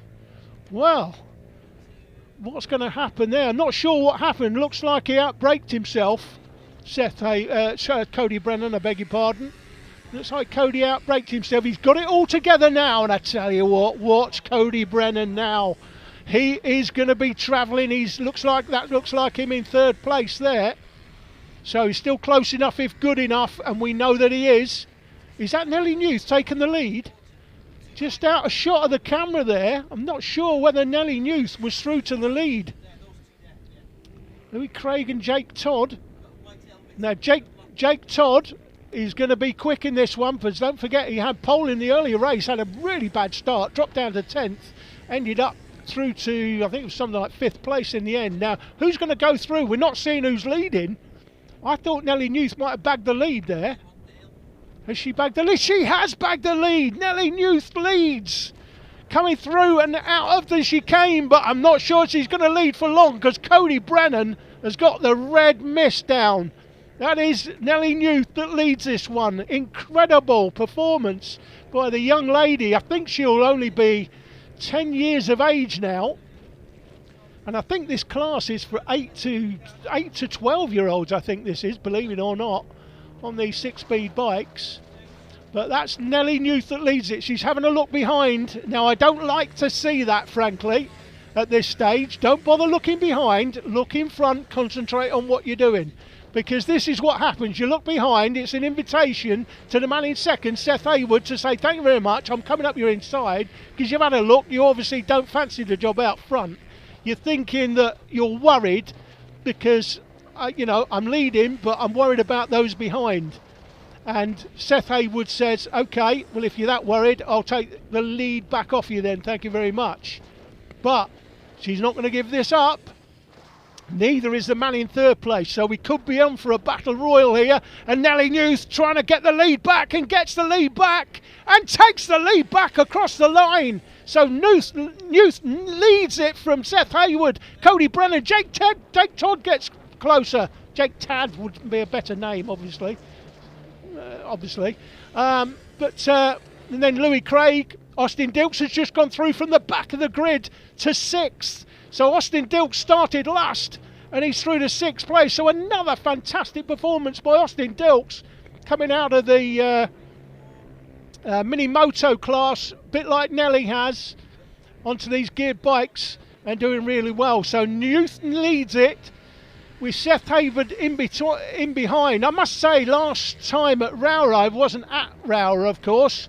I was doing something else, as we've got another change of lead. So Seth Hayward has the lead back, but I was astonished to see Nellie Newth. She finished, I think she's second in one of the races. I looked, oh, Neil, contact. There was contact between them, but Nellie Newth has just held on. Oh my goodness, she's going to go up the inside. No, she's not. She's having a look. She's just window shopping. She's a typical girl. She's window shopping. She's not buying anything because she wants a rich boyfriend to buy it for her. Not that's, yeah, I probably should have said that. But anyway, Seth Hayward leads it from Nellie Newth. Here comes Cody Brennan. He's already seen them near contact. And Jake Todd, by the way, was on pole last time, got a miserable start, but the fact he was on pole tells you he's got premium speed. And Jake Todd, very quickly in 4th place, could easily lead this one. Nellie Newth has not given up the ghost, left-handed up the reverse corkscrew. You can see how steep this hill is. Back onto Bob Pope Straight. Coming towards us, Nellie Newth. Down the Bob Pope straight through the wiggles. Got to be careful here. You don't want to catch the curb. This is where she got caught out last time. And Seth Haywood got the lead from her. And you've got a back marker in front. It's how you deal with the traffic. And the leader deals with the traffic really well, and so does everybody else. And that's good I need to use the D word then. It's good riding as he gets out the way. And we've got another battle here for third and fourth. It's all kicking off. So Seth Haywood, we're going to stay on this battle for the top 4 because this is where all the action is. It's Haywood that leads it for not for long. Here comes Nellie Newth again up the inside, and Newth leads. Seth Haywood is back to second, and Jake Todd's through to third, ahead of Cody Brennan. Not a surprise for me because, as I said earlier, he set the fastest lap in the earlier race before he had a miserable start, dropped to 10th, finished up around 4th or 5th, something like that. But the fact that he had pole earlier tells you the pace he's got. So how many laps have gone? We're halfway through, guys. There's 5 laps to go. Nellie Newth should not be looking behind her at this stage. Just got to concentrate on moving forward. Is that Jake Todd coming through for second place? Looking up the inside, that's Seth Haywood, isn't it? That is Seth Haywood. In fact, he's back through to the lead again. So Nellie keeps losing it in that same place, going through into hairpin 1. But now she's looking down the outside. She could carry the speed round the outside. She's on the higher part of the bend, and that allows her to carry more speed. And now she may have a look up the inside at the hairpin. She's going to be on the outside of hairpin 4. And now that gives her the inside on the switchback. And Nellie Newth leads again. Incredible stuff. What a race this is. 6 laps gone, 4 to go. Any one of these 4 riders can win it. But Newth leads it currently from Haywood. Jake Todd's still there in 3rd place. Haywood looking down the inside again. Is he going to get it this time? No, I think she's held on. She swept round the outside. She has held on. That is Nellie Newth that leads. Into the reverse corkscrew one more time. 6 laps gone when they went through last time. The 4 to go. 3.5 laps remaining by the time they get to the end of Bob Pope Straight. They're on Bob Pope Straight now. Bob Pope, of course, the owner here at Teesside, a big fan of Donald Trump. He loves Donald Trump. He loves him. Let Donald know. He'll invite Bob to the White House. But Nellie Newth nearly lost it in the same place. She's lost it twice before, but has held on this time. But she's going to learn from that. You've got to learn from the times when you get overtaken.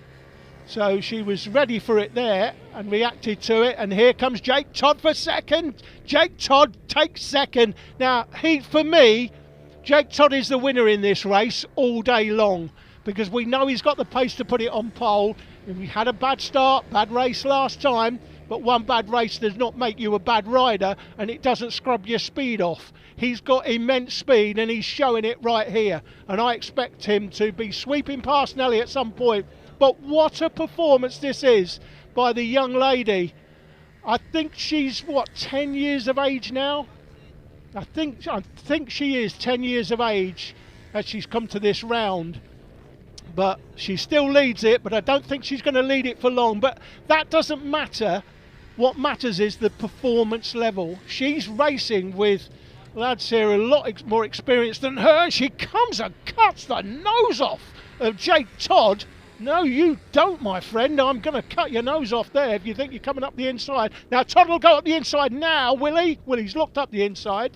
But like Nellie Newth earlier, just window shopping, not buying anything. Not actually at the sales, spending his cash. He's just looking in the window. He's having a look to see where she's less proficient or doesn't carry the speed perhaps as much. He knows he's quick here into this hairpin. He hasn't made the move yet. He's got plenty of time, of course. There's 2 laps to go. And, you know, if this was a 4-wheel race, you'd say 2 laps to go, you're starting to defend. You can't defend as easily on 2 wheels as you can on 4. But back markers, here we go. Oh!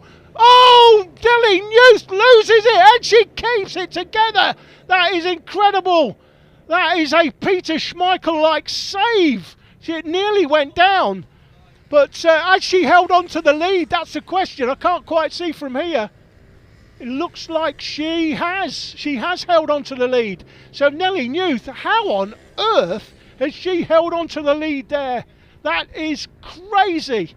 And I know the fans on TDI Media are going to be loving this race. There's no doubt about it. This is 500,000 views right here. Nelly Newth, really popular on YouTube. One of the most popular riders in the championship.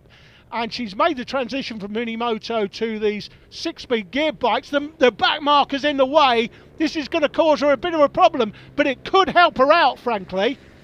It's how you deal with the traffic in this championship. And she goes straight up the inside, and the back marker's got in front of the man in second place. So Jake Todd's been caught out there. It's cost him time. It's cost him time.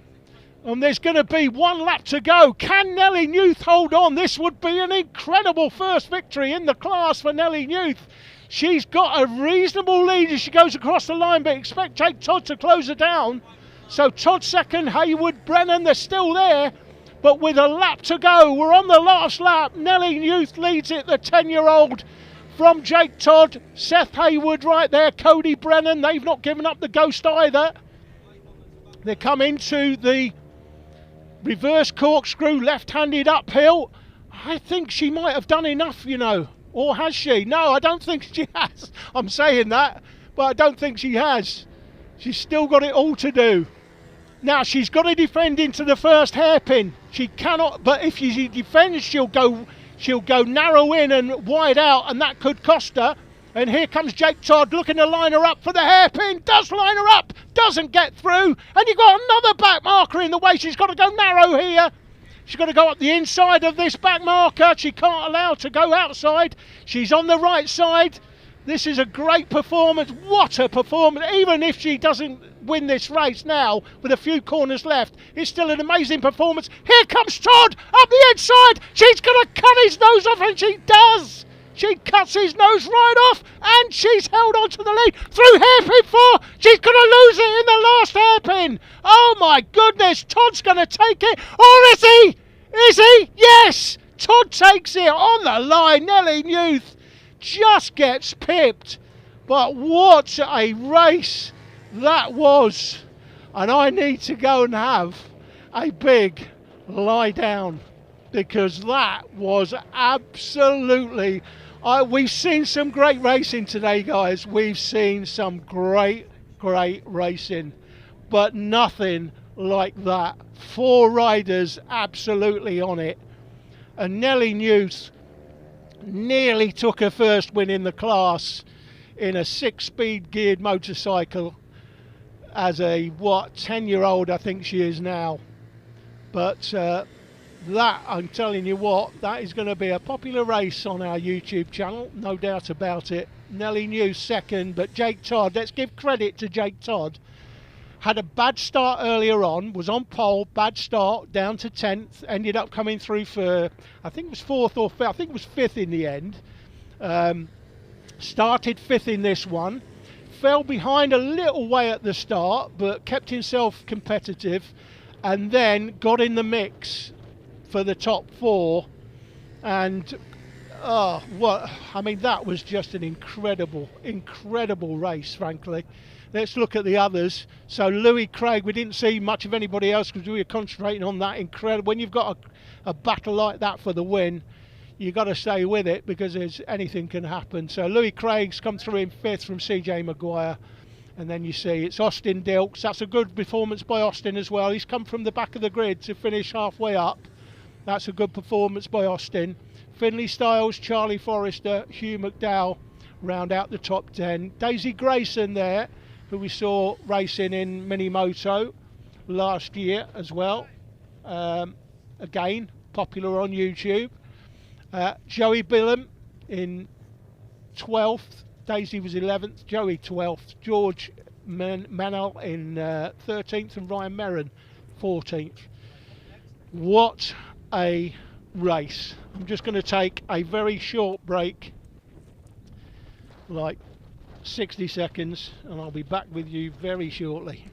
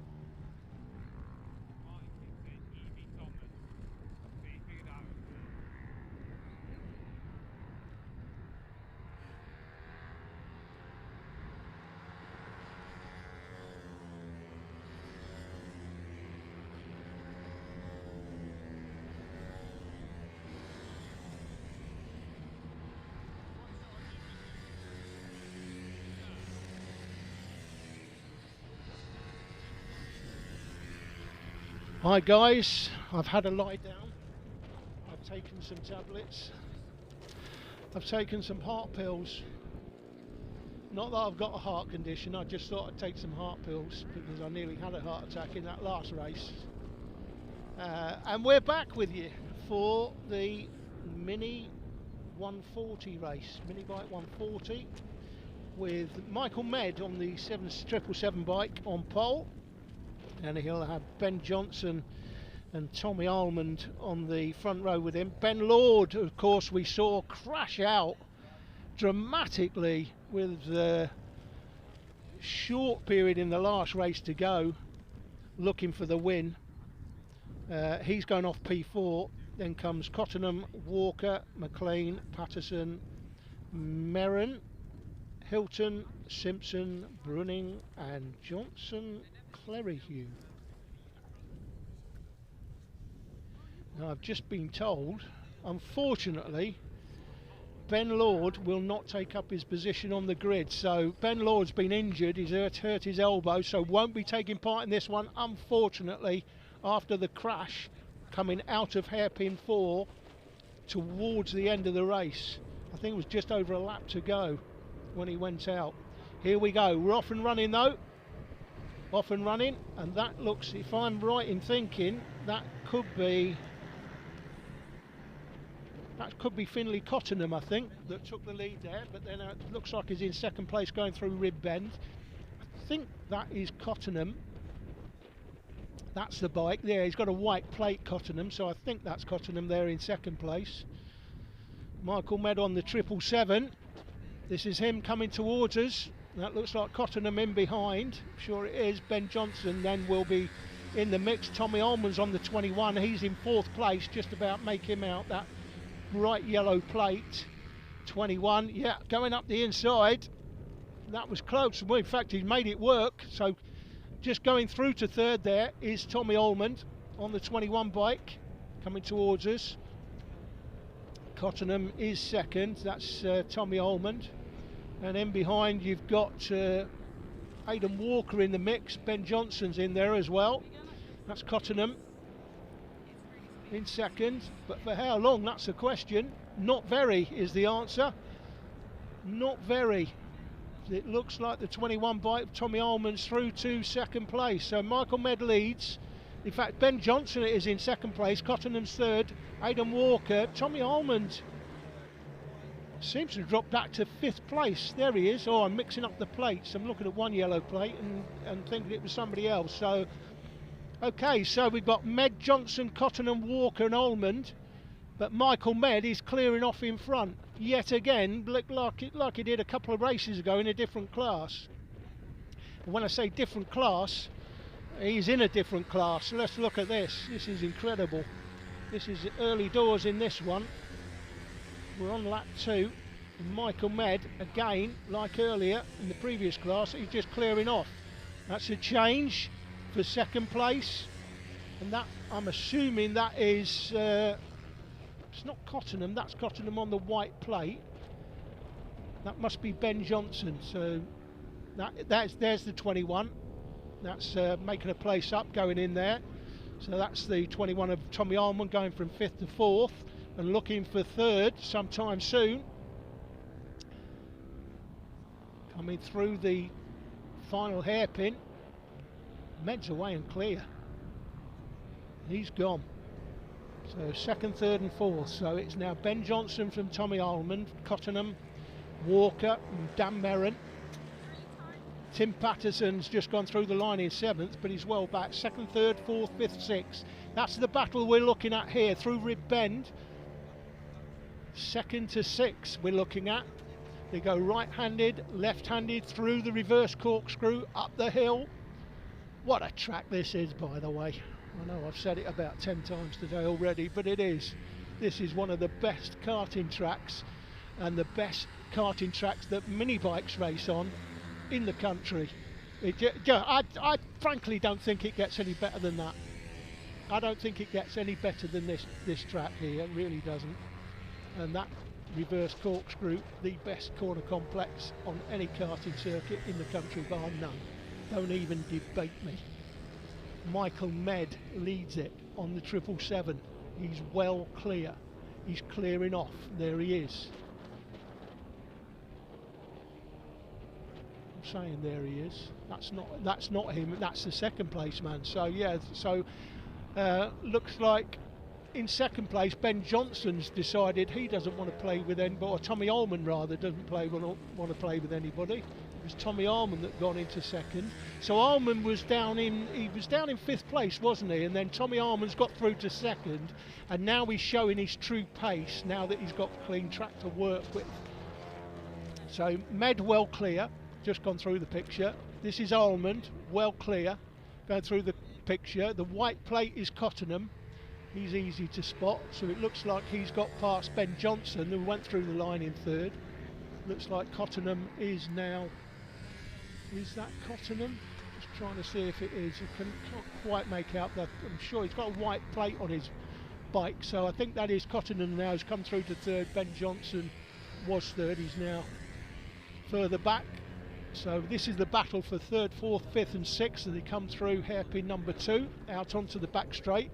And now Cottenham looks like he's clearing off, and that's a good move. That's a move by, I think that's Dan Merrin. He's made the move there on Aidan Walker. Hairpin 3 leads into hairpin 4, and then we're going through the left-right sweep. So this is for the final place on the podium. Is that Cottenham? I thought it was. White plate, it was indeed. I was right about that. So Cottenham in 3rd, Aidan Walker 4th, Dan Merrin is 5th, and Ben Johnson now has dropped to 6th place. So got it all to do from there. And in fact, Ben Johnson is just now coming slightly detached. Just saw Tim Patterson and Matthew McLean go through the picture. So this is the man in 2nd place, that's the 21 bike of Tommy Almond. This is Cottenham, Walker and Merrin, and then losing the back of him, Ben Johnson. Ben Johnson's got a problem. Ben Johnson has a problem with the bike, not with his talent. He's got a problem with the bike because he's just becoming detached far too quickly to not have a problem for the bike, because we know he's a highly talented rider, and he wouldn't be this far off the back of them this quickly, frankly, if he didn't have some sort of mechanical issue. So come through South Bank again, battle, Cottenham in 3rd. This is the battle for 3rd, 4th and 5th we're looking at, the only real battle at the moment on the track. Med's already gone through, Allman's gone through, that's Allman there, just coming out of the chicane. These 3 bikes come out of the chicane now, Cottenham, Walker and Merrin. Merrin's Walker in a sort of an orange helmet. So that's how you spot them. The white plate on the bike is Cottenham, I can tell that, even though I can't make out the number very well. That's the man in 2nd, that's the 21 bike. 21 was Allman. Here comes Cottenham, Walker and Merrin. Ben Johnson well off the back of these now.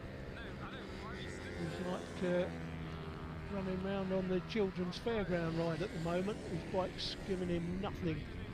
Ben Johnson. He's not as quick as the old Ben Johnson was, obviously. The 100 metre drug treat. Oh, did I say that out loud? Oh yeah, I did. Anyway. Let's have a look at 4th place now. So Cottenham now.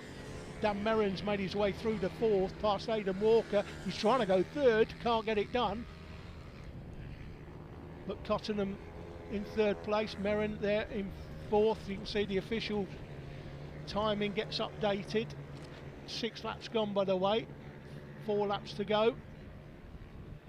Coming up the inside, is that a change of spots? It looks like it might be. Looks like Merrin might be up to 3rd.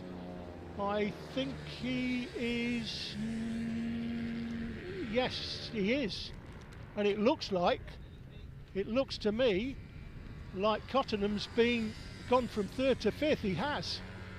So Cottenham is down from 3rd to 5th. Dan Merrin and Aidan Walker have both gone past him. So this is that battle for third place, and the main battle on the track, frankly. The leaders and second place man have gone. Tommy Almond was stuck down in 5th place early on in this race, but by the time he got through to second place, he's just cleared off in second. It'd be interesting, had he not been stuck where he was, would he have managed to have stayed with Michael Med, given the opportunity? Anyway, that opportunity is gone. So this is the battle now, and Cottenham just starting to drop off the back of him. He went through the line last time in 3rd. He's going through this time in 5th, and it's Merrin and Walker that are in front of him, and they're getting away significantly. Look at this, they're definitely gapping him. And then down the inside, Aidan Walker looks for the move but doesn't quite get it done.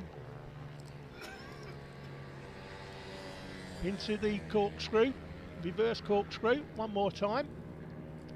And that move by Aidan Walker up the inside going into Rib Bend, that's cost him track time, to be honest. It's dropped him further back. Apologies, guys, I'm sneezing and absolutely freezing today. I don't know what's going on in this van. We need to get some heating. I think I might go on strike next time. We don't have any heating. Mind you, it would help if I bought a jacket. Anyway, let's carry on with the racing. Med from Almond, well clear. Merrin and Aidan Walking made, you can see with the green arrows, made up time on that last lap, made up positions, and Finley Cottingham dropped a couple of positions. There will be 8 laps gone when they cross the line. There'll be 2 to go. So 8 gone for this battle for 3rd. Med and Almond would have to crash if they don't finish in 1st and 2nd. They'd literally have to chuck it down the road. And here comes Walker again, looking up the inside into Rib Bend. That was the move he tried to make last time. Didn't make it last time. He's made it this time. And then Walker has held on indeed. So Walker now up to 3rd place. Aidan Walker, not Alden Walker as I called him earlier, because my eyesight was failing me. I don't know how I called him Alden last time, because I can see it's clearly an I now. But anyway, Aidan Walker now up to 3rd place. Dan Merrin down to 4th. Cottenham still there. These 2 overtaking has actually allowed Cottenham to get a little bit closer. I don't think he's going to have the pace to beat either of them, frankly. And again, you can see as they come out the hairpin, he just loses 2 or 3 bike lengths. And now dropping a little bit further away. So last lap for the race leader, Michael Med. Tommy Allman's just gone through the line now in 2nd. That is Allman on the 21. They come through the S's, not the S's, through the chicane, I beg your pardon, one more time. But this is a battle now. Aidan Walker may have that position, but here comes Dan Merrin looking for the same move but can't get it done. Up the inside, he had a good look at it, but just couldn't outbrake him in the end.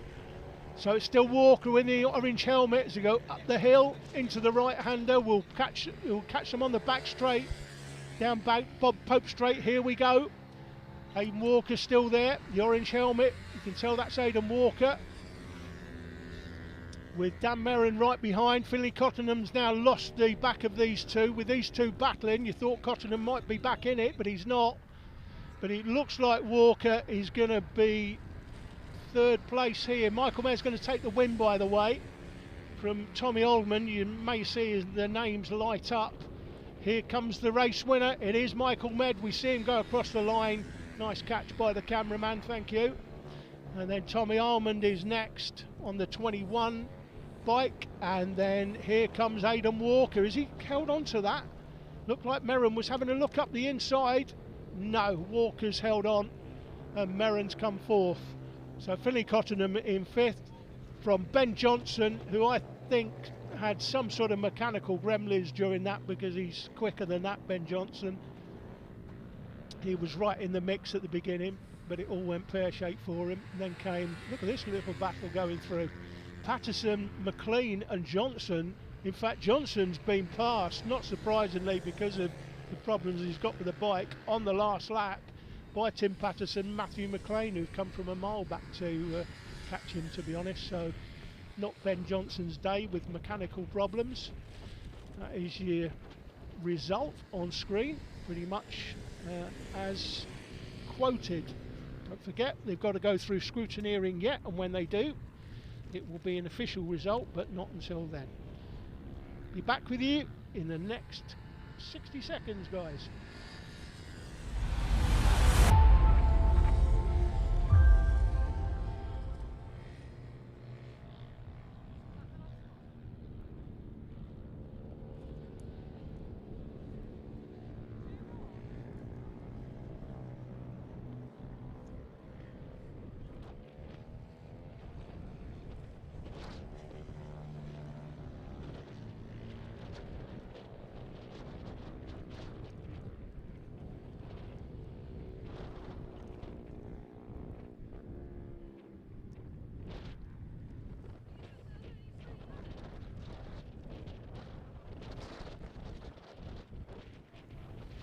Hi guys, back with you for the last race of the day coming up. It's the 160/50 race and the grid position. Now bear in mind, last time Mason Frederick, he didn't want to play with anybody, he just cleared off in front, but we did have some battles in behind. Emilio Pereira, Mason Frederick goes off pole, Emilio Pereira off P2, Valentino Kimi Kirk, and don't forget, oh this is the earlier race that was drama throughout. We had a crash between, we had Joey Athasic going down on the front wheel, going into Valentino Kimi Kirk while they were racing for second and third.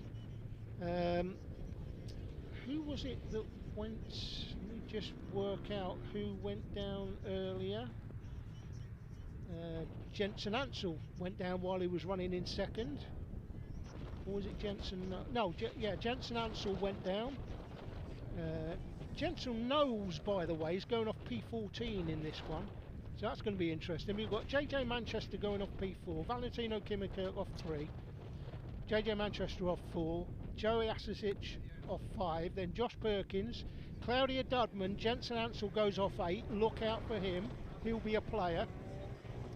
Rex Almond is off P9, Dylan Cook goes off P10, Daniel Tanton goes off P11, Matthew Jennings 12, William Dickinson 13, Jensen Knowles goes off P14. Watch for Jensen Knowles because he's coming through with a wet sail, I guarantee it. Jensen O'Neill White comes next, Austin Dilks goes off P16 and Charlie Forrester off 17. This could be another classic. The earlier race was a classic, I have to say. There were bikes crashing out all over the place. There was drama afoot, make no mistake about it. So let's see what happens this time, frankly. It's going to be interesting.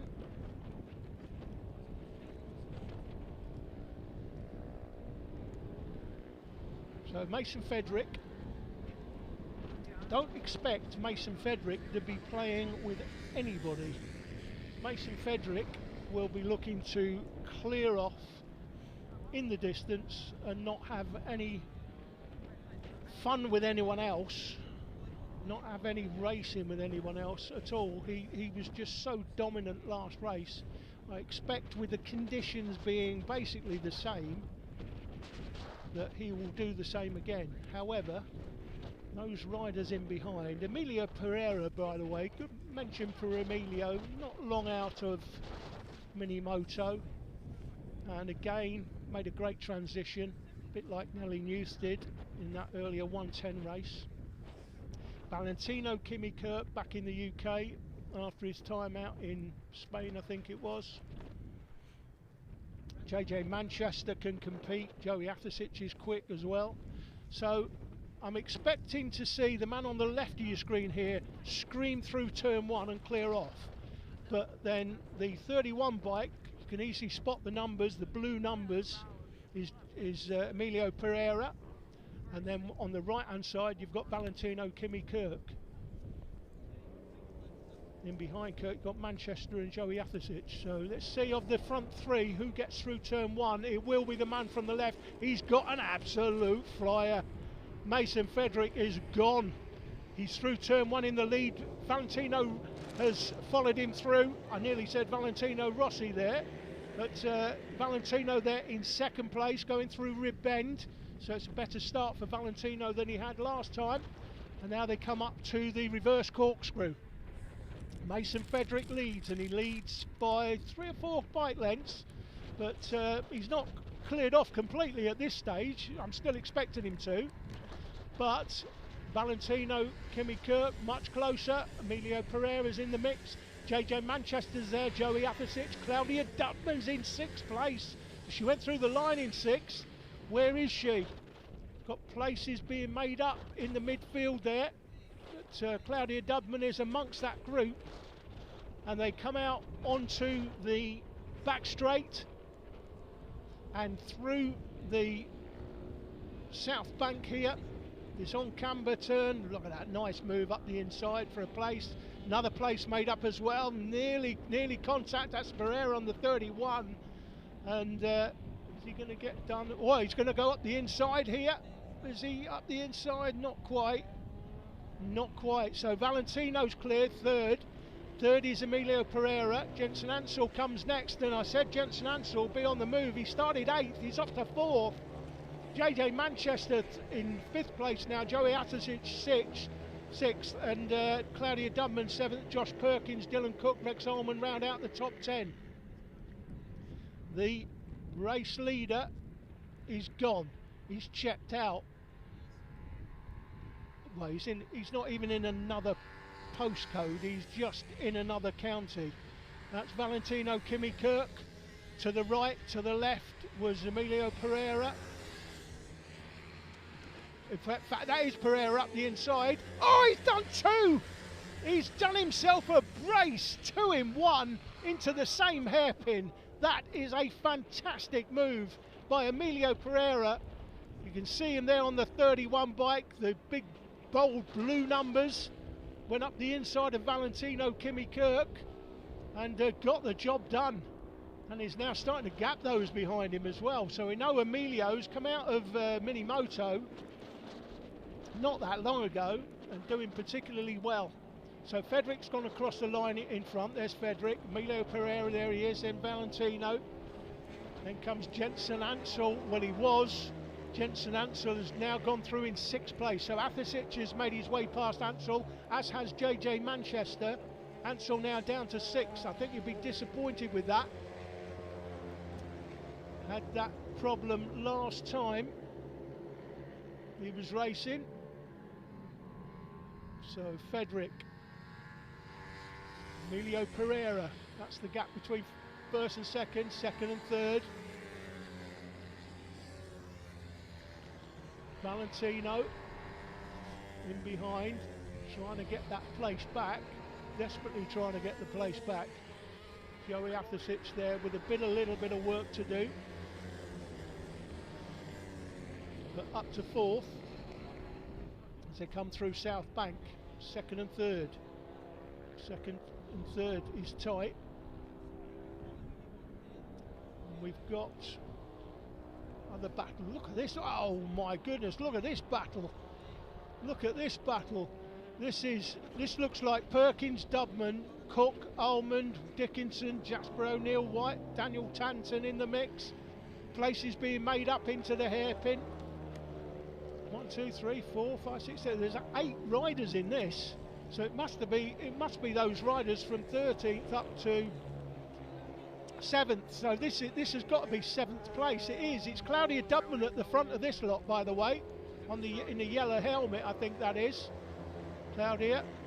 So it's Dudman, Cook, Almond, O'Neill, White, Dickinson, Tanton, and Dilks coming towards us.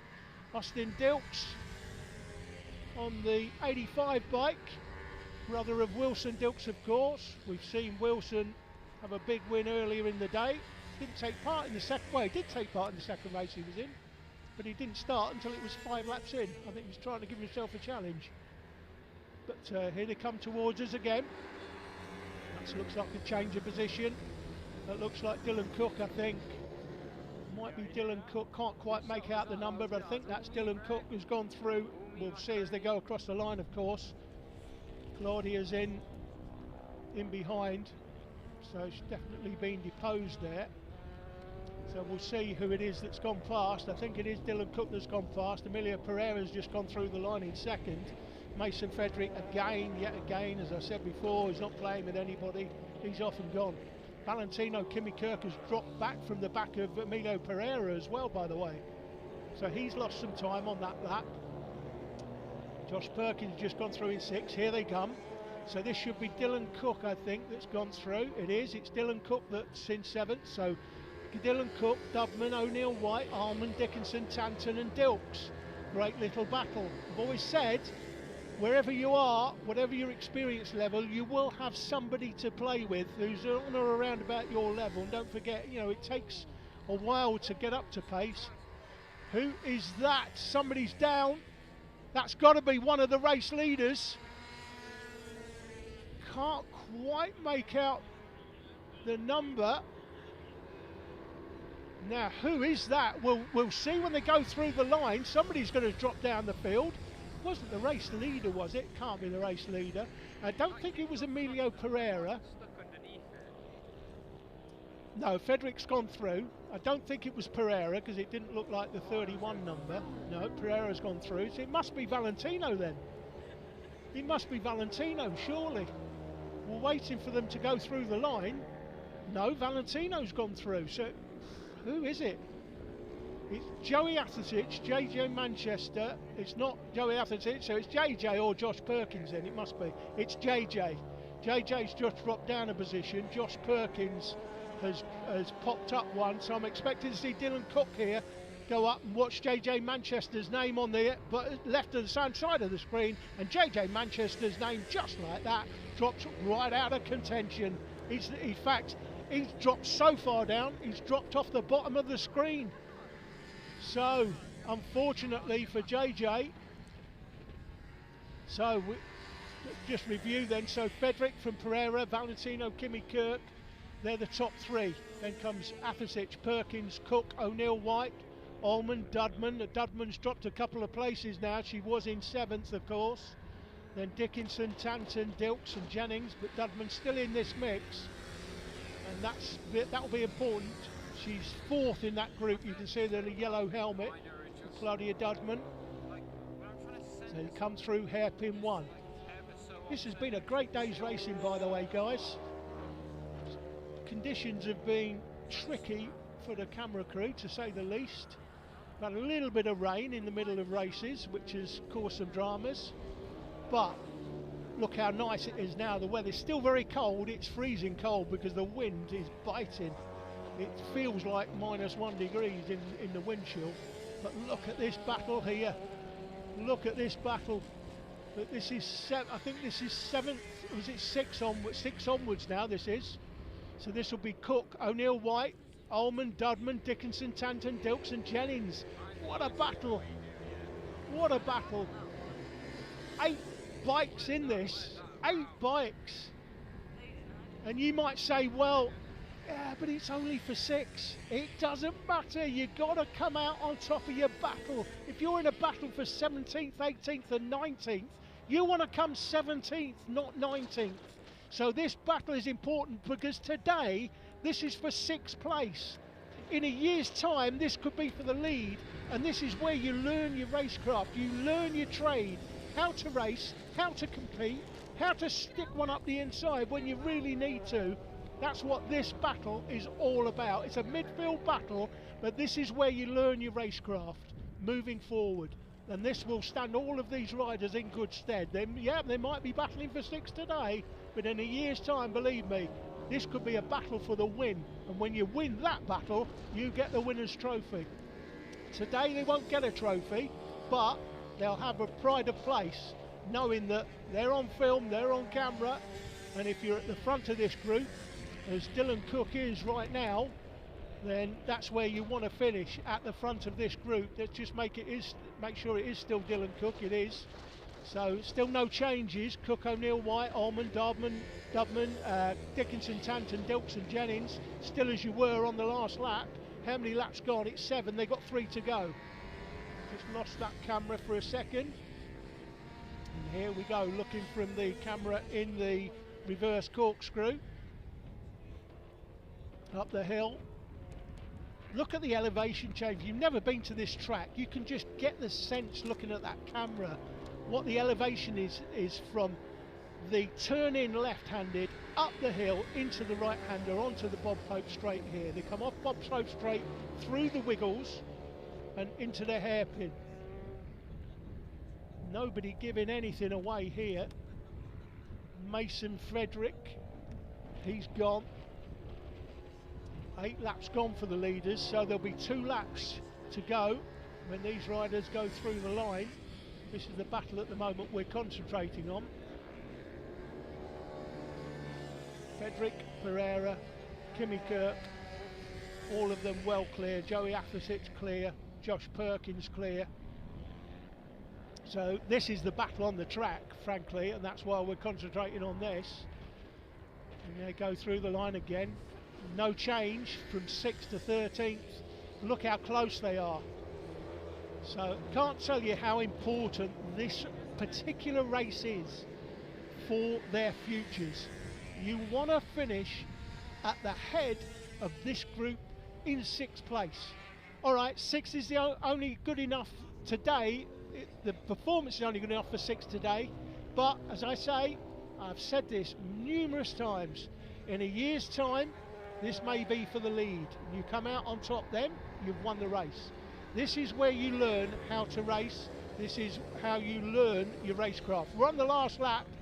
We're on the last lap, and there's Frederick going through there now. Across the line, you'll see Frederick going through. In fact, that's Kimmy Kirk just gone through. That's Kimmy Kirk just gone through. Amelia Pereira has already gone past the line. But we're on the last lap now for the race leader. Dave's, our cameraman at the far end on South Bank, has got the race leader neatly picked up. This is number 50. Yeah, that is Mason Frederick. I can tell that from his bike and his leathers. So Mason Frederick, again, quality. Expect this guy to be in the British Talent Cup and winning races sometime soon in the future. Top rider. Frederick wins it from Amelia Pereira, who will come through for 2nd. Pereira 2nd. Valentino Kimmy Kirk's going to come through for 3rd place. Good ride by Pereira as well. Took the opportunity when handed it to him to take 2nd place and then cleared off. Valentino Kimmy Kirk hasn't come through yet. I think he's going to go through. I think that is Kirk just going through, just went through, flashed through the picture there. Yeah, there he is. Just going through the chicane now. But this is that battle further back. 6th, 7th, 8th, 9th, 10th, 11th, 12th and 13th. All in this group. And there's a place being made up. And that's why this is an important battle in this midfield battle. I think this is a battle. I think that is that Rex Almond? No, I think Rex Almond is on the red bike, is he not? But what an important move that was on this last lap. We'll see who it was. Dylan Cook should go through there in 6th place. It's in fact Jasper O'Neill White that's gone through. It's Dylan Cook that's lost 2 places. So Jasper O'Neill White made up 2 places on that last lap. And today, I hate to sound like a broken record, but today it's for 6th. Next year, it could be from 3rd to 1st on the last lap, and that's what he learned today. That is the culmination of some great racing. Now, I've nearly lost my voice, guys. You've had to put up with me today. I'm not typically a live commentator, but hope you've enjoyed the coverage. In the end, we had a few teething problems early on, but we got to grips with most of them, frankly. And yeah, I've enjoyed it. It's been really good. I particularly liked the Nellie Newth race earlier. Fantastic race by Nellie. She got done by Jake Todd in the end. And so you've got to give credit to Jake, who had a poor race early on. And I'd say, you know, it's how you deal with adversity. And for me, I'm going to give Jake Todd my Rider of the Day award. There's no award for Jake, but he'll know that as far as the commentator was concerned, that was the racing performance of the weekend. Loved what Nelly News did. I could easily give it to Nelly. But Jake Todd, the fact that he had a bad start in the first race, had to start 5th in the second race, didn't have the best start necessarily in the second race, and then got back in the mix, top 4, 3rd, 2nd, battled for the win, waited for the moment, took the moment, and took the win. So for me, guys, Jake Todd wins my Rider of the Day. That's it from me. That's all from this weekend at Teesside. We'll be back with more racing in a number of weeks. But when we are, then hopefully we'll see a lot more racing like this. But from Teesside, I'm Alan Taddy from TDI Media. From my colleague and director in the van with me, Martin Chidlow, our camera people. Hello.